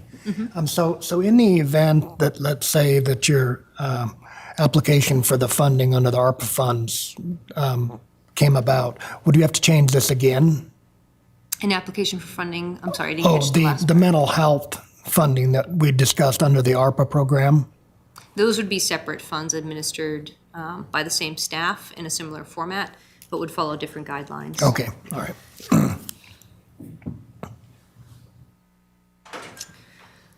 The other two programs that had slight change, or appendices that had slight changes were infill lot acquisition and disposition. There's just very specific references to NeighborWorks Pocatello, so we made those more general and generic.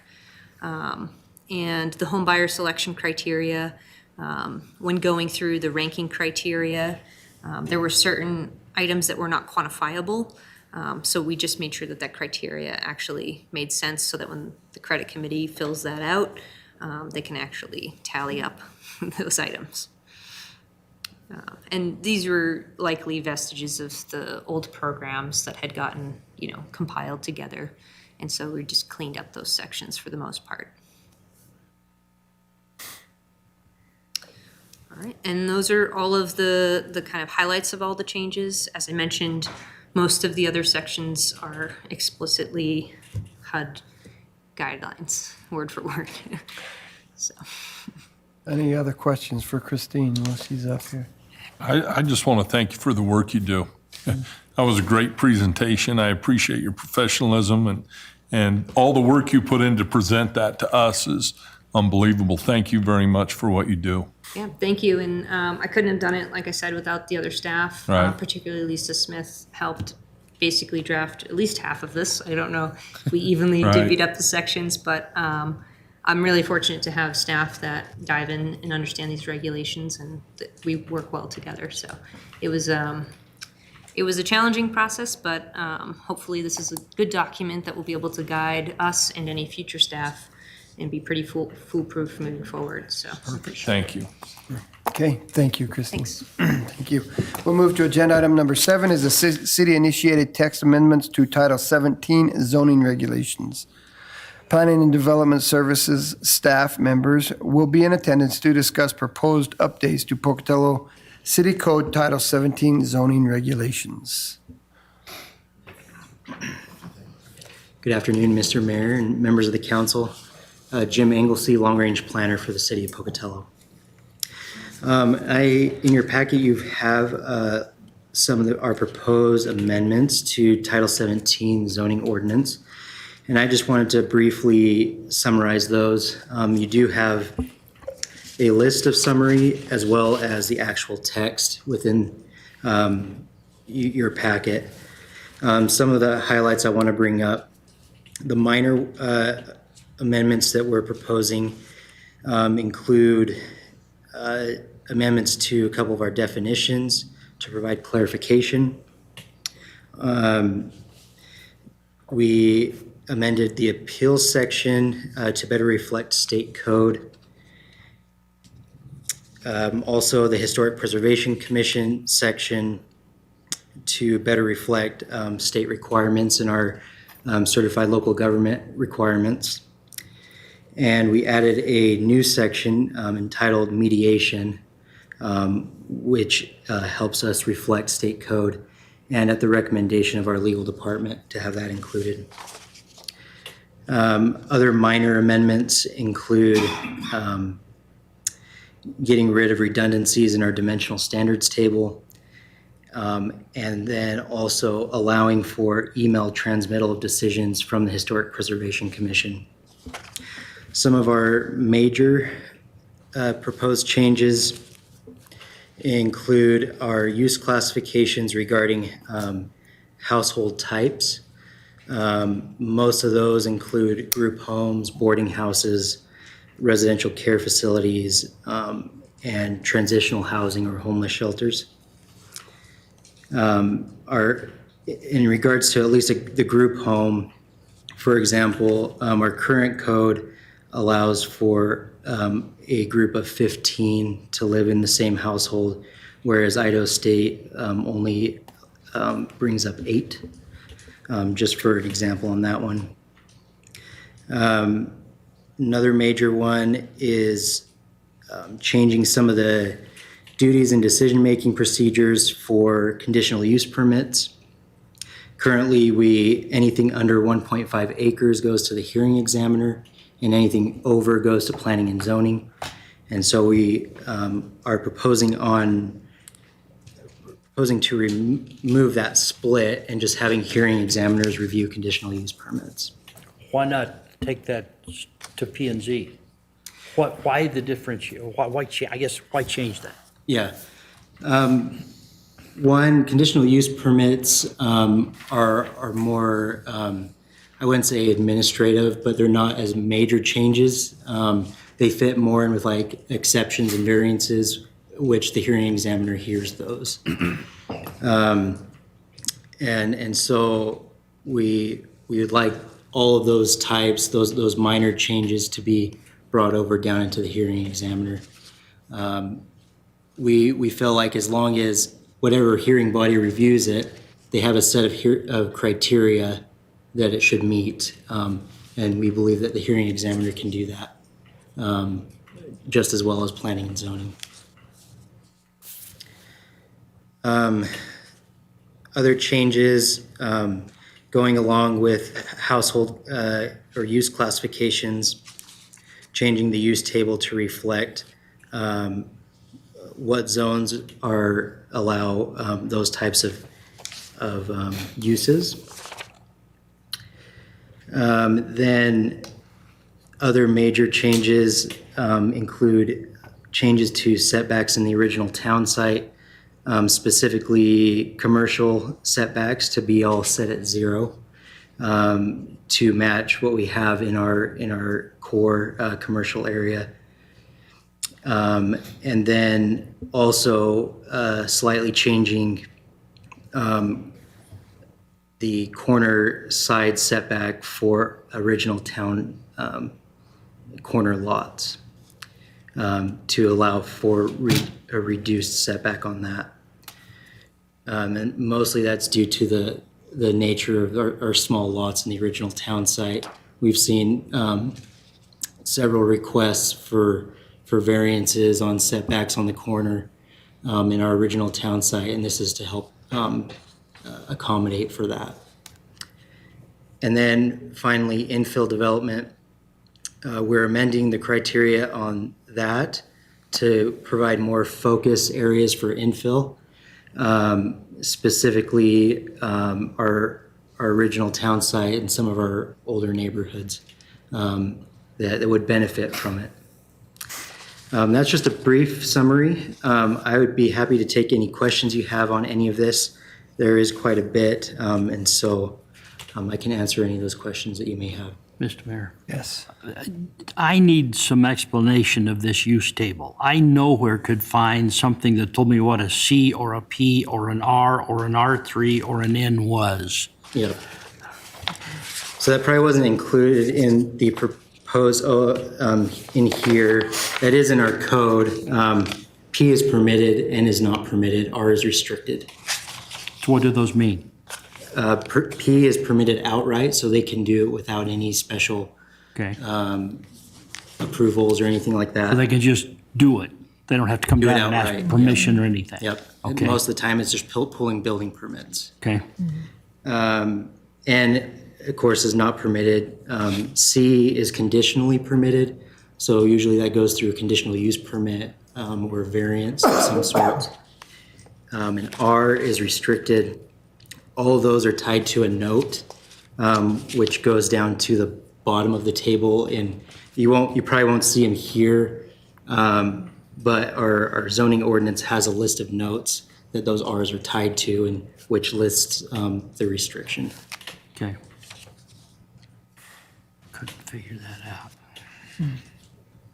I was also concerned about the 0 setback in a bunch of these, and I'm concerned primarily about traffic visibility at corners. I mean, we've got some of those in the historic downtown area now that if there were a stop sign, sometimes there's just no way to see traffic on intersecting streets. And I was concerned about continuing to permit that. Sure. They all still need to meet site triangle standards, which is a 40-foot triangle on the corners of controlled intersections or uncontrolled intersections. Controlled intersections have more flexibility, but those that are uncontrolled that need that sight line, they still need to meet those site triangle standards. Okay. And so if that's applicable at an uncontrolled intersection, regardless of us allowing 0 feet, they still need to meet that secondary requirement. Now, when you say, what if a tree grows up in that intersection? There's one on South Bannock Highway that has traffic badly compromised. If you're on the street getting onto Bannock Highway and trying to turn right, you cannot see traffic more than 30 or 40 feet away. Is that somehow in violation of city code for the sight line? It may be. I'm not 100% sure on that. I know that our Public Works Department, I believe, controls those triangles, and they may be able to give you better explanation on how they administer that rule. And so I can't quite answer your question on that one. Okay, but it isn't restricted in some way by what you're doing here? No, we just say This that is they just need to meet building site codes. triangle Okay. standards. Yep. I have a similar question, and I personally run into this all the time. Driving on our numbered streets over on the east side, when you cross Clark and Center. I'm trying to think, I think the real problem is Clark. I think it's both of them. But anyway, so there's people that park on those streets, and one person on the corner of 10th and Center or Clark has a huge big truck and parks there. And you have to pull all the way out into the street in order to see whether anyone's coming. So if there's somebody coming and you're in front of them, it's like you either get hit or you just, floor it and hope for the best. So I'm wondering, like, are those... She drives a Corvette. She likes... I drive a Jetta. But are those actual code violations that we're just sort of not doing anything about it? Because this is a common problem. On that, that seems like a street. I don't know if they require certain. It's parking. So there's, it's kind of a parking issue because that, I think I know where you're talking about. It is on 7th Street. Yeah.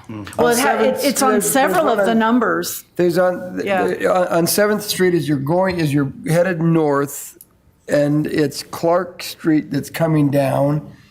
There's an apartment building there, but there's also a yellow striped line, and they don't park on the yellow striped line, so they're far enough back from the corner, but it is a big truck. It's a horrible corner to try to drive through. You literally have to get out into the middle of the road before you can see anything. You cannot see around these vehicles. But my thinking when I look at the vehicle and the way that they're parked is it looks like it's legal. It just happens to be a big vehicle that I can't see around. But so what do we do in situations like that? Because they seem pretty dangerous, but this is a common thing on many of those corners. That's true, and they are legally parked. Yeah, it doesn't look like they're doing anything wrong, but it certainly is there is no sight triangle that's being preserved. You can't Drive through see there anything. with a motorcycle. And Try that. Yeah. Yes. It's a parking issue, right? And we have code on vehicle sizes and how long they can be parked in certain areas. So depends on if it fits in that, right? You can only, you can't park your trailer on the street unless you're loading or unloading it. Right. So it's all parking. And then there's setbacks. From the corner, you can only park within, I don't know what it is. It's been a long time. Right, and they don't 15 look feet like of the they're corner. violating that, but maybe there's a size thing? But there is a size in the parking Requirement. of vehicles. in the I'm not neighborhoods. looking though, I don't drive through there and see any jacked up, great big No. mega cab vehicles. No, but if it was like a Just a large moving truck or the big trucks like Yeah, that, if it's it's just just a- a pickup, then they're just a legally pickup. parked. These are That's just big the way- pickups that are legally Yeah. parked, but you can't see around them. Yeah, that's, It's a tough deal. Code enforcement's getting some new trucks, so maybe they'll go check it out. So my only question is, with all of these amendments and these changes, has all that been approved with legal counsel, or is it just Legal has reviewed it and they don't have any legal issues. perfect? I'm good. Rick? I was also concerned, as Ben Ledford was, about the elevation requirement on infill projects and why we have that elevation restriction. Sure. Like I had said, we wanted to focus our efforts on infill. Currently, right now, as long as they meet the criteria that are in place, it could be anywhere. A lot of what we've been seeing in infill have been out near Home Depot. There have been some people interested in doing it up in the Satterfield area. There's an age restriction that we currently have in place. It has to be platted before 1981, and it has to have services available to it. But we wanted to focus our efforts on infill in our core.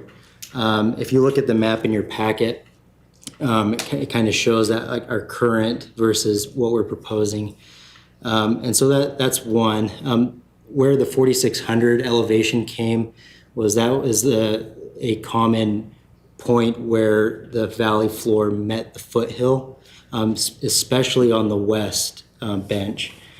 And so we took that average elevation and took that all around. And essentially what that's doing is focusing our infill on the valley floor. Well, why do we care? If somebody wants to infill a spot, why do we care in the city where it is? That I guess is my issue. If we approve these document changes, they may exist for another 30 or 40 years, and I am sure the age of those will creep up the hillside. So I don't see the necessity of including that elevation restriction. Well, you'll be surprised, maybe you wouldn't be surprised how many calls we get about people complaining about the size of homes that are being built in their neighborhoods. A lot of people buy into a neighborhood expecting that a certain size of home, certain size of lot will be built in that neighborhood. Most of our older neighborhoods don't have that issue because they are small lots. But some of the newer ones, or the ones in maybe Satterfield or the Home Depot area, we get a lot of complaints when infill is applied in those areas. And so one of the efforts is trying to keep those neighborhoods consistent throughout in their development and form. A good example was in the college neighborhood when the Extreme Makeover house was built. So you have older houses on those streets that are all, fairly small, and all of a sudden this massive thing that was built right next, well, the people living next to it cared a lot. Suddenly it's just towering over them. And so there are complaints. People do care. But we have height restrictions. I'm sure they met those height restrictions, and everyone in the neighborhood can Yeah. build the same height house. I don't understand. But now it feels like it's on top of This is an you. elevation thing, though. This isn't the height of a home. Yeah. This is how high up the mountain you can do an infill project. And I don't understand the reason for that. Can I ask you a quick question? Go ahead. Are there certain advantages that come for an infill project? Like if I was going to do an infill, if for the qualification of something being an infill, what are the advantages if I do an infill? The advantages for infill is reduced density, or increased density, sorry. So say the current requirement for a single-family home in a zone, medium density zone, is 5,000 square foot parcel or lot. If there's an empty lot, you could go at a 40% reduction, or a 60% reduction, depending on what type of criteria you want. So you could reduce, if you have a big enough lot, you could split it into two and reduce your size of lot. So this here, did you say that this for infill now does it have to comply with all 5 of these criteria? Yeah, and so we amended it to that it need to meet all of those criteria. And if that's the case, I think I would agree with Rick then, given the restrictions on something like, if it had been the case that on the, any other of these criteria were kind of more flexible, but if it's an infill and meets the conditions of an infill above the 4,600 feet, but still, is a smaller lot that would otherwise be more difficult based on that zoning, I think I would agree with Rick then in the permitting above 4,600 feet. If my home burns down and in 15 years somebody wants to build another home there, why should they be restricted because I'm above 4,600 feet? Restricted from doing an infill project there, yeah. I just don't. Or I guess the way I imagine it, there are plenty of those neighborhoods that were up on the benches that have been developed without, with multiple developments kind of pieced together. Yeah. And so I think there are probably opportunities, and you may be able to correct me, but opportunities where, first developments or earlier developments were then added onto, and there may be connecting areas that have opportunities for infill to create continuity between developing areas. But just a speculation on my part, so. Is it? Right. Brent's on his way up here, but Brett McLean, Planning Director. Part of the reasoning for that elevation line and that number, and we did a lot of research and trying to figure out if it was appropriate or not. And when you get above that elevation, your development patterns change. And there's a lot of different types. That type of development up in the foothills is different than what you find in the valley floor. Part of it is preservation of neighborhood as well.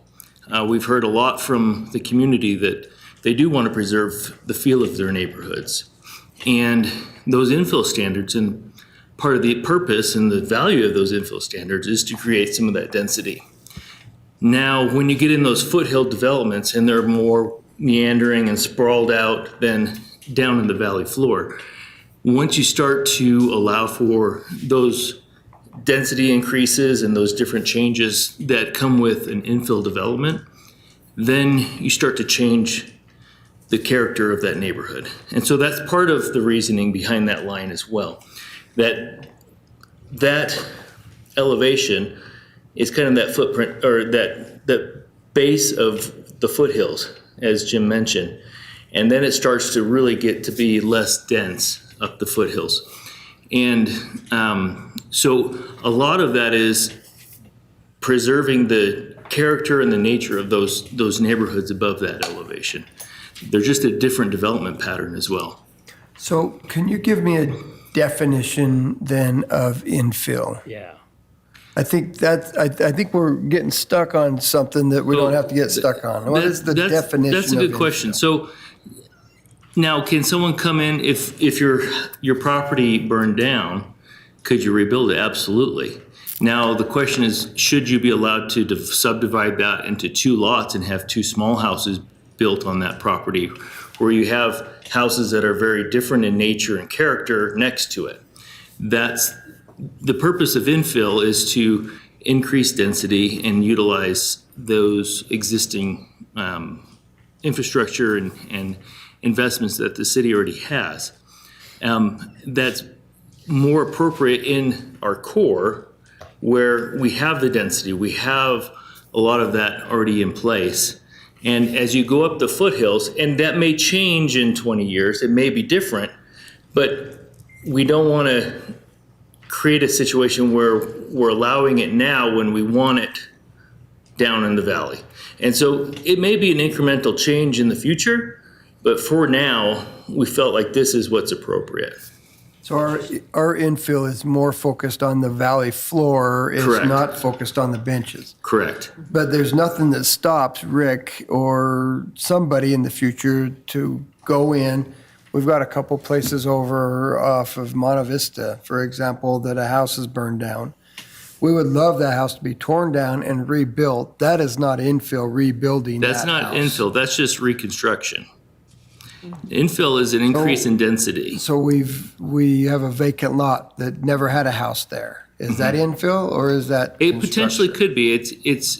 But it is infill in that you can build a property on it. I just can't split it up into two or three But the different spots. infill incentives we have is to increase density and to increase the intensity of use on that property. And so we felt like that elevation line, it's not appropriate at this point in the city's built environment to increase the intensity of use up above that elevation Is line. there a definition of infill somewhere, Brand, in the code? Do we have a definition in there? I mean, if we're going to be, to me, kind of arbitrary about what we're doing, I think we need to define it. Well, I don't think because it's arbitrary. 4,600 feels arbitrary.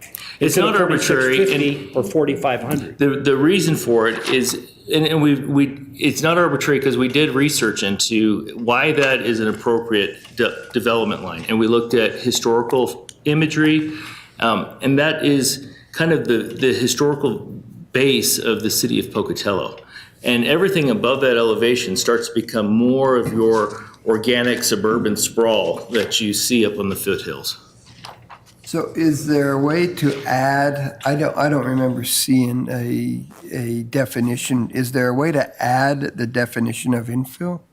That would probably solve the question and the concern. So we have a section regarding infill development, and it it talks about what an infill parcel is and consists of. And so you've got currently an infill development parcel is anything bounded by 2 or more sides of development or natural constraints, and where utilities are available or abutting streets or alleyways for utility lines. And then it goes into the 3 criteria we currently have, which is what we're proposing to change currently. So, but with this definition, as I read it, infill would be Rick's house burned down. My house would fit, except for the But- 4,600 feet. I've And got the- that's where we want to make sure we have criteria in place that, because I don't think your house is something that we want to densify, that location, right? If you're up above that elevation, you're in kind of a sprawling neighborhood that it wouldn't fit to subdivide that and put 2 small houses on. That's the intent of our infill standards, is to densify our neighborhoods. And so, and in our public outreach process, and people don't want, above that elevation, you start getting into those neighborhoods, that's not where the density is wanted. We need to push it into the center. We need to push it in and up so we can utilize our infrastructure more efficiently. Going up on the benches, that's kind of, at this point in Pocatello's development, we feel like that's not appropriate. But it's not saying that there won't be any building on the benches. No, there'll be, It's you'll a be able to question of rebuild density. it. It is a question of density. If the lot's big enough that it could be subdivided within the existing code, you could subdivide it. But we want to the encourage infill density standards down here. are is in place to create density, which we want to drive to our center, our core, where all of our businesses are, where all of our services are, and help grow the heart of Pocatello. Josh? My impression of Pocatello's, and just from discussions, have always been that the space that we have to build on is limited. Due to our benches, due to restrictions north and south, as well as the east and west benches. If you drove along the Wasatch Front, even 10 years ago, there were areas on the outskirts that I think are that are similar to what you're describing, between 4,600 feet and the limit of feasible housing building in that area. I guess my question is, though, is if you drive that same stretch now, it is neighborhoods that are indistinguishable from neighborhoods that we'd find in center of Pocatello now. So why are we implementing, like, do you feel like this is a restriction that should be implemented now, but will probably be revised when infill inside of the center core is kind of filled and we need to start expanding out? I guess that my question, is it a sense of process of start in the middle, slowly densify as you go out, rather than starting on the edges and then trying to force back in? Is that I Partially, guess? partially, Okay. yes. And you know, you drive through the Wasatch Front, you know, that's probably a good 30 years ahead of what we are. And that's the great thing about code, is it can be flexible and it can change. It's a breathing document, and a good planner will assess and revise their ordinance periodically, and that's because the needs of the city will change. So do I anticipate it changing maybe at some point? Yes, absolutely. But I do strongly feel that we need to focus on the core, because that's where the services are. Sure. That's, you know, you want to reduce trips, you get people to where they can walk, where they can ride their bikes. If you want to help make it easier to maintain your streets for the per person in the city, we want to drive people to the same area and help them revitalize some of that city core. Thank you. That helps me a lot. Brent? So are there many remaining infill opportunities below 4,600? I notice a lot of them have been filling up. Yeah, there's quite a bit. And if you look at that map that was provided to you, it highlights where those are. And based on the criteria, there's a lot of infill in the city in that area. And we want to utilize that. This map, all of these little marks are opportunities for infill. Which map? The gray one or the green one? The first one is our current infill standards. Okay, Second one is proposed changes. got it. There are quite a few. Rick? Well, I look at those standards that you developed in this on page 14, and I don't see that what you are proposing is substantially changed if we eliminate C, the 4,600 feet. The restrictions are still there, meeting all the other criteria, and I just don't see that we've really, I'm on the wrong page, I lost it. But I just don't see that we've substantially changed what we're trying to accomplish by taking that elevation limitation off, Brent. I can appreciate that, Rick. We had another map, but I don't think we have it available to you here. There are some developments outside or above that elevation that would meet the criteria, but at this point, based on how those neighborhoods are developed, the size of lots, the size of the properties, it would substantially change the character of those neighborhoods to allow them to infill based off of the reduction of density and so forth. But it seems as if buyers are changing. They're wanting smaller homes, they want less exterior maintenance, yards and so forth. And it would not surprise me to see a move toward smaller lot size and smaller houses. I mean, we seem to see that. I totally As a agree with trend. you. Totally agree with you. I just don't think they're ready for it up there yet. But isn't that up to the developer and the builder? If a guy wants to build a development, shouldn't he have that freedom? That's up to the council to You decide. do we kind of have that though, what Council President's talking about on the top of Center Street and those streets up there? Isley's development. Bill Isley's come in and said, this is the lot size, this is this, and then that's a new development, and that's not an infill development. Right. so And as a new development, you you could could do it. absolutely do that. And if a new developer, it's about taking something in the middle of a development and changing the whole nature of that neighborhood. If a developer wanted to develop something more dense, like what Bill Isley is proposing, that is totally available. They can get the appropriate zoning for that, and they can come and build that type of development, which, to your point, Rick, is a desire. But what we're trying to avoid is really changing the nature of a neighborhood to something different than what it was developed to be. I get it now. I get it now. So on this map, though, I'm just trying to understand this map, like the green spaces. Totally fine. Is that a bunch of like vacant lots? Is that a bunch of houses? Is that They're not developments? vacant. These are the parcels that meet our criteria for infill. So say, for example, somebody bought a lot that has an existing home on it, and they want to subdivide it and do two smaller homes. They can. They could tear down that one and build two smaller homes. So everywhere where these green squares are, I can buy that, tear it down, put up a duplex, and I'm good. Yeah. Or Potentially two homes. something along those lines, potentially. Okay. So, but we don't want that in upper elevation. That's what we're saying. Yeah, and the real reason for that is those neighborhoods up there are just developed very differently than what you find down below. I get it. And it's not gonna, most of those properties is not economically feasible to do that. It just doesn't make sense. It won't pencil out. Most of what properties? The ones in the map, the ones that are below the elevation, the one that are identified in that map.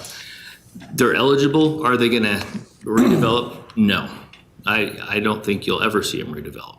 Because the lot sizes are too small? No, because it's just cost prohibitive to buy, because especially if they have a house on it already, you're paying for the house and the land. And then for you to tear it down and then build two houses, you just lost your shirt on that deal, so. Makes sense. Okay.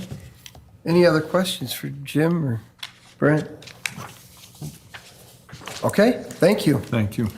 Interesting discussion. All right, then, AJ, thank you for being with us today. Laura, are you going to come up here as well? Yeah. All right, agenda item 8, Blue Cross of Idaho Medical Plan, cost relief for specialty drug program.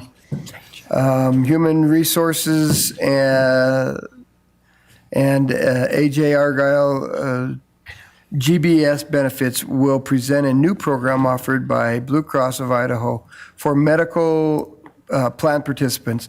The proposed changes will be a mid-year plan change with no cost increase to the existing plan.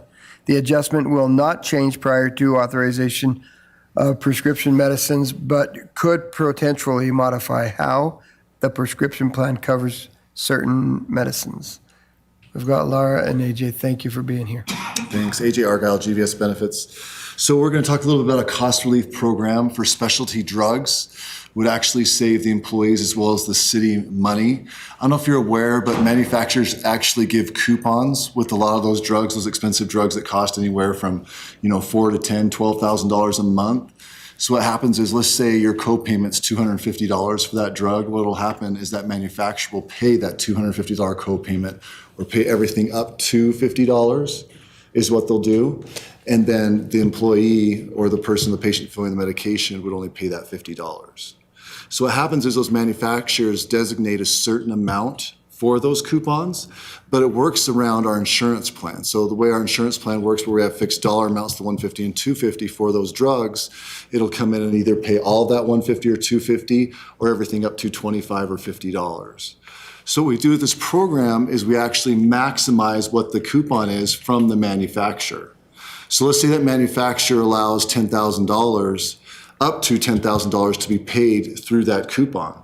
So what we would do through Blue Cross's new program is we would actually access that to where, let's say for $2,000 a month, they access up to that $10,000, that full coupon amount. So what happens is when they go to fill their prescription, it shows a $2,000 copayment for the individual, and then it comes in, the manufacturer coupon comes in and pays all of that for the employee. And as long as the employee participates in this program, it's a $0 copayment for them. So where they may have been paying $20 or $50 before, maybe they were paying the full $250, they would get their prescription covered at 100%. The city benefits on this because the overall experience of the group would drop, because now instead of paying, let's say $70,000 a year for that drug, we pay $60,000 a year for that drug. So we've, tapped in that manufacturer coupon for an additional $10,000. It's really kind of a no-brainer. It's a nice little program.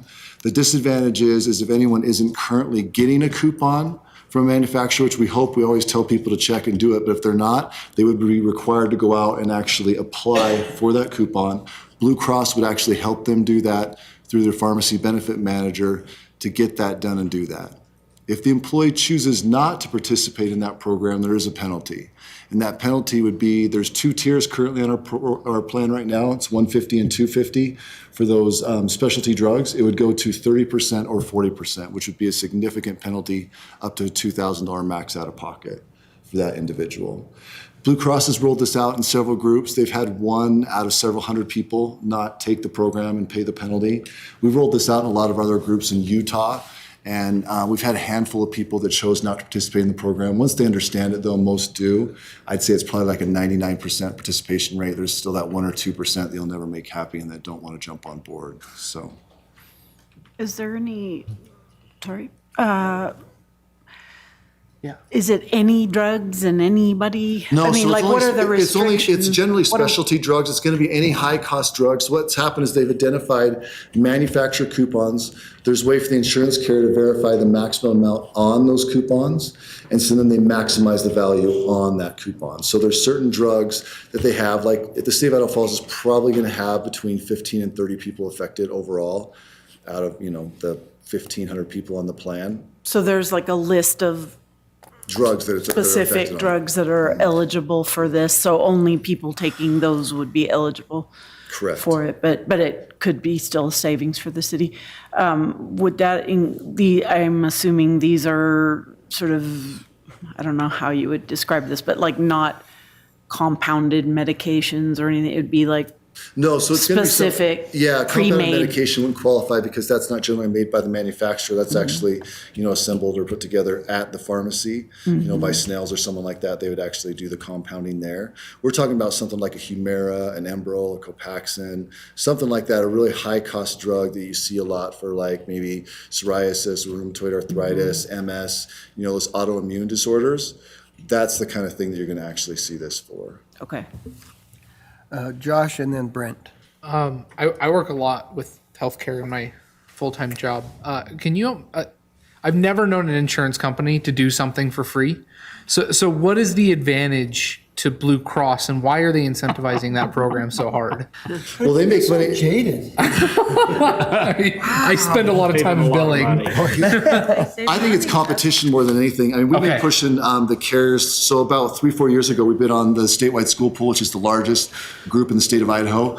And we challenged their pharmacy benefit manager. We actually shopped out the pharmacy benefit manager that Blue Cross used. I don't know if you were here at that time. We used to have Caremark on the back of our cards, our insurance cards, and that switched to Ingenio. And the reason that switch happened is we actually shopped out that pharmacy benefit manager and found 20% savings.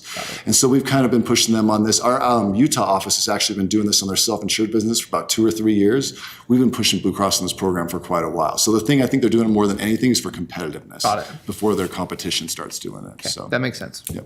Okay. Brent? Yeah, I have personal experience with this type of matter, and the copay cards are really great. They are. I'm on a specialty cholesterol drug. Normally I would pay $250, I think, and I pay $5 for the copay card. Yeah. So, It's very beneficial. yeah, it can be very beneficial.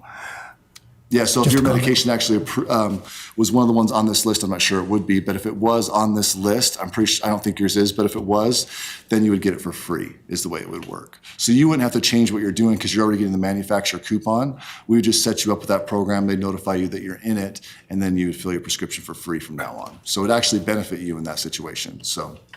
Cool. So I've got Mangum and then Cheatham. Miss Laura, how are you doing? Good, thank you. Good. What are your thoughts? Yeah, I'm all for anything that can help us reduce costs for the city and for the employee too, because that's the thing that's hitting us the hardest, really, in our experience, are these specialty type of drugs. And so anything that we can try to reduce those, I'm all for it. What approximately are we paying now? What do you mean, like in overall costs or drugs, or what are we talking? So, because we're talking about alleviating costs for specialty drugs, because this whole thing revolves around that, correct? Yep, correct. Okay, so what exactly are we paying now? And so what is the cost difference and how does that save us? Like, what's the exact dollar? So we don't know the exact dollars because we don't know the mix of drugs yet. We haven't run that. But you're looking, our prescription claims for the fiscal year last year were 1.7 million. Blue Cross says we'll save 30%. I think that's high. We've been seeing it in our other groups. We've been doing this in Utah, about a 10 to 15% savings. But even a 10% savings on that's $170,000 on our plan, which is huge. I mean, it's a no-brainer. I mean, the employee now pays less money. It may be more work for that employee that isn't using the coupon, but that employee, I'm willing to bet at least 90% of the employees that are on these medications are using that coupons. We try to educate them, like, look, you don't even have to pay your co-payment. Look for a manufacturer coupon out there. So is this, are our full-time employees and part-time employees both eligible for this, or is it just anyone on the insurance program? If you're on the current benefits right now, the medical program, and you qualify and you take one of those drugs that's on that list, you would qualify for this program. Rick? 2 questions. Without naming names, Laura, have you got any kind of an idea how many employees might benefit from this?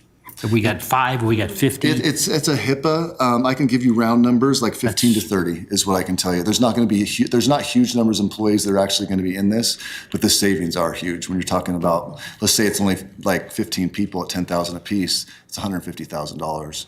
Do you think there might be other employees who might benefit who aren't taking these drugs because they can't afford them right now? There's a possibility of that. I have a hard time believing that. Your physicians here, in my opinion, probably overprescribe those medications compared to my other groups. If we look at the comparison where you sit, even nationally per capita, you're a little high on that. So I would think maybe there's 1 or 2. I doubt it. I think in most cases, they go to that drug first rather than second or third. So, But it wouldn't be a drug that Blue Cross doesn't pay on now. It's just the amount of how much they'll pay. No. So the formulary is what the drugs are covered on the plan. That will not be changing at all. The only thing that's changing is there's certain drugs that will be on that list that will be eligible for the $0 copayment because of that manufacturer coupon. Okay, so, thank you. Okay, Councilmember Marchand? So we're helping 15 to 30 employees, right, currently, right? What's the savings to everybody else? You said it's going to be more work for them. I don't know what that work is. I mean, might be tough, might not be tough. What's the savings to the other 750? So it shouldn't be more work to most of them because most of them are already using the coupon. It's really easy. You go out online and you fill out just like an application and stuff like that. It's probably going to be about 15 minutes out of their time, and that would be it. It's once a year, 15 minutes. Shouldn't be any more than that. And they'll also have someone that can walk them through that process. As far as the rest of the city employees, the way it's going to work, it'll lower our overall experience and lower our overall increase is what we're looking to do. Currently, right now, we're running 113% loss ratio. Basically, what that means for every dollar we pay out in claims, we're paying out $1.13. I mean, for every dollar we pay out in premium, we're paying out $1.13 in claims. So if I was going to say, like, being conservative next year, we're looking at probably 25 to 28% increase. So we're looking ways to mitigate those costs going into next year before we even get there. And our specialty drugs has been one of those that's really been driving our claims costs, and it's up probably 20, 30% year over year. And so we're trying to kind of get a handle on that. And this is one way we felt that we could do that. So by doing that, looking into the future and doing that, are you telling me it's going to save the employees money on their benefits next year? Is that what you're telling me? And with telling me that, does that mean 2 years from now it doesn't go up again? Because historically, that's kind of been it. We do something to save money, and then the next year, we're right back in it again looking for something. So I'm sure employees are going to ask, how does it save me? I get it saves the city, should save the city. What's it going to do? How does it help the employee? Let's say we're going to get just from round numbers a 30% increase next year. Let's say it's 15 people. It would probably save us 1.5 points on the increase. So we'd be at a 28.5% increase, which that's going to depend on you guys to where you guys, how you guys are going to disperse and like make them responsible for that. So what portion the city's going to pay versus what portion the employee is going to pay, I can't comment on how much that's going to save the employee. I can just comment on how much it'll save the overall increase. How much it saves the employer, how that's mitigated, that's up to you. I don't have any control of that. So the employee that pays 90% is going to pay 90%, but that 90% is going to be less than what it would be if we didn't implement this. Correct. If you left it at the 90%, correct. Yep. Maybe. Well, they would pay, if the increase was going to be 30%, I but it realize- comes out I at realize 28, that, then they're going to pay a little bit Right. less, and so. We're not talking big dollars here, and we're not talking about eliminating increases in any way, shape, or form. We're talking about just lowering it a little bit. I mean, we're really just trying to chisel away and take a little piece off here and there is what we're trying to do. I mean, if we had it figured out, you know, I'd be doing something different than this. I think we always. I get that, but I also get that in the long run and it's tough for you, right? It's tough for you year to year, but when you do something one year, benefits are a big thing. Maybe they're not as big to the younger employees, but when you start losing benefits or benefits change, the older you get, that's like losing money. Well, absolutely it is. Right? Absolutely And it is, and we're not in a position for our employees to lose money, right? At all. Yeah. Not to benefit Blue Cross, not to benefit the city. We got to take care of our employees. So when I look at those things, I'm just going, where are we going to be in 2 years? So we do it 1 year, and 2 years from now, somebody's sitting here going, well, now it's cost us double. You know, we saved a little bit here, but now we have a problem. So I just try to get the big picture. I think that comes down to the increases that we end up with, and our increase is always going to be more. If we're at 120% of what we're paying, then our increase is going to be more. But if we're at 100%, then it's going to be an awful lot less. And so I think it depends on, you know, our experience. And right now, what I'm hearing AJ say is our experience is bad. We're running hot right now, really hot. So what's the commitment level from us? Is there a commitment to this? And then You would have to agree to this, yes. You'd have to agree to it. We'll roll it out February 1st, and then we'll just roll with it as long as we can. I mean, to your point, I mean, let's be honest, the manufacturers are going to figure this out. Give them 2-3 years, more and more groups are going to come on and start doing it. And the manufacturers will do one of two things. They'll either eliminate the coupons or raise the price by the 10 grand, and then we're back to zero at that point. But we might as well take advantage of it while we can take advantage of it, is what the way I see it. Blue Cross has rolled this out on just a couple of groups just before the 1/1, and then they've allowed some other ones to come on 1/1. We'll be probably the first 10 or 20 actually rolling this out. And I'd rather get in on the front side of this than the back side of this, just for that reason, because I think the manufacturers. But it doesn't hurt the people that are currently paying $5, that are getting medication that is not on the list, are still at $5. They will be at zero. They'll actually be at zero. Oh? So they'll actually end up better. But in most cases, I mean, his case is a little different, $5. Usually you'll see 25 or 50, but that 25 or 50 will go away. The one person paying 50 will definitely appreciate. You're talking about $600 a year as opposed to 25, which is 300, or 5, which is 60, but it's still $5 you're not giving away. Right. So, but they'll benefit from it. And that's why I like the program. I think it's a no-brainer. You're taking that copay completely away. They're already more than likely participating in that manufacturer's coupon. It's a win-win for everybody. And there's not very many of those in the benefit world. So this is not just a general prescription, it's got to be specialty specific. Oh yeah, you got to. It's bare minimum. It's going to be something $3,000-$4,000 a month, probably higher than that. You're not going to see, your regular like a Synthroid or an Armour thyroid or something for just blood pressure or something. Just a regular pill. You're talking something that runs $5,000, $6,000, $7,000, $8,000, $12,000, $14,000 a month Before insurance hits it, right, or after?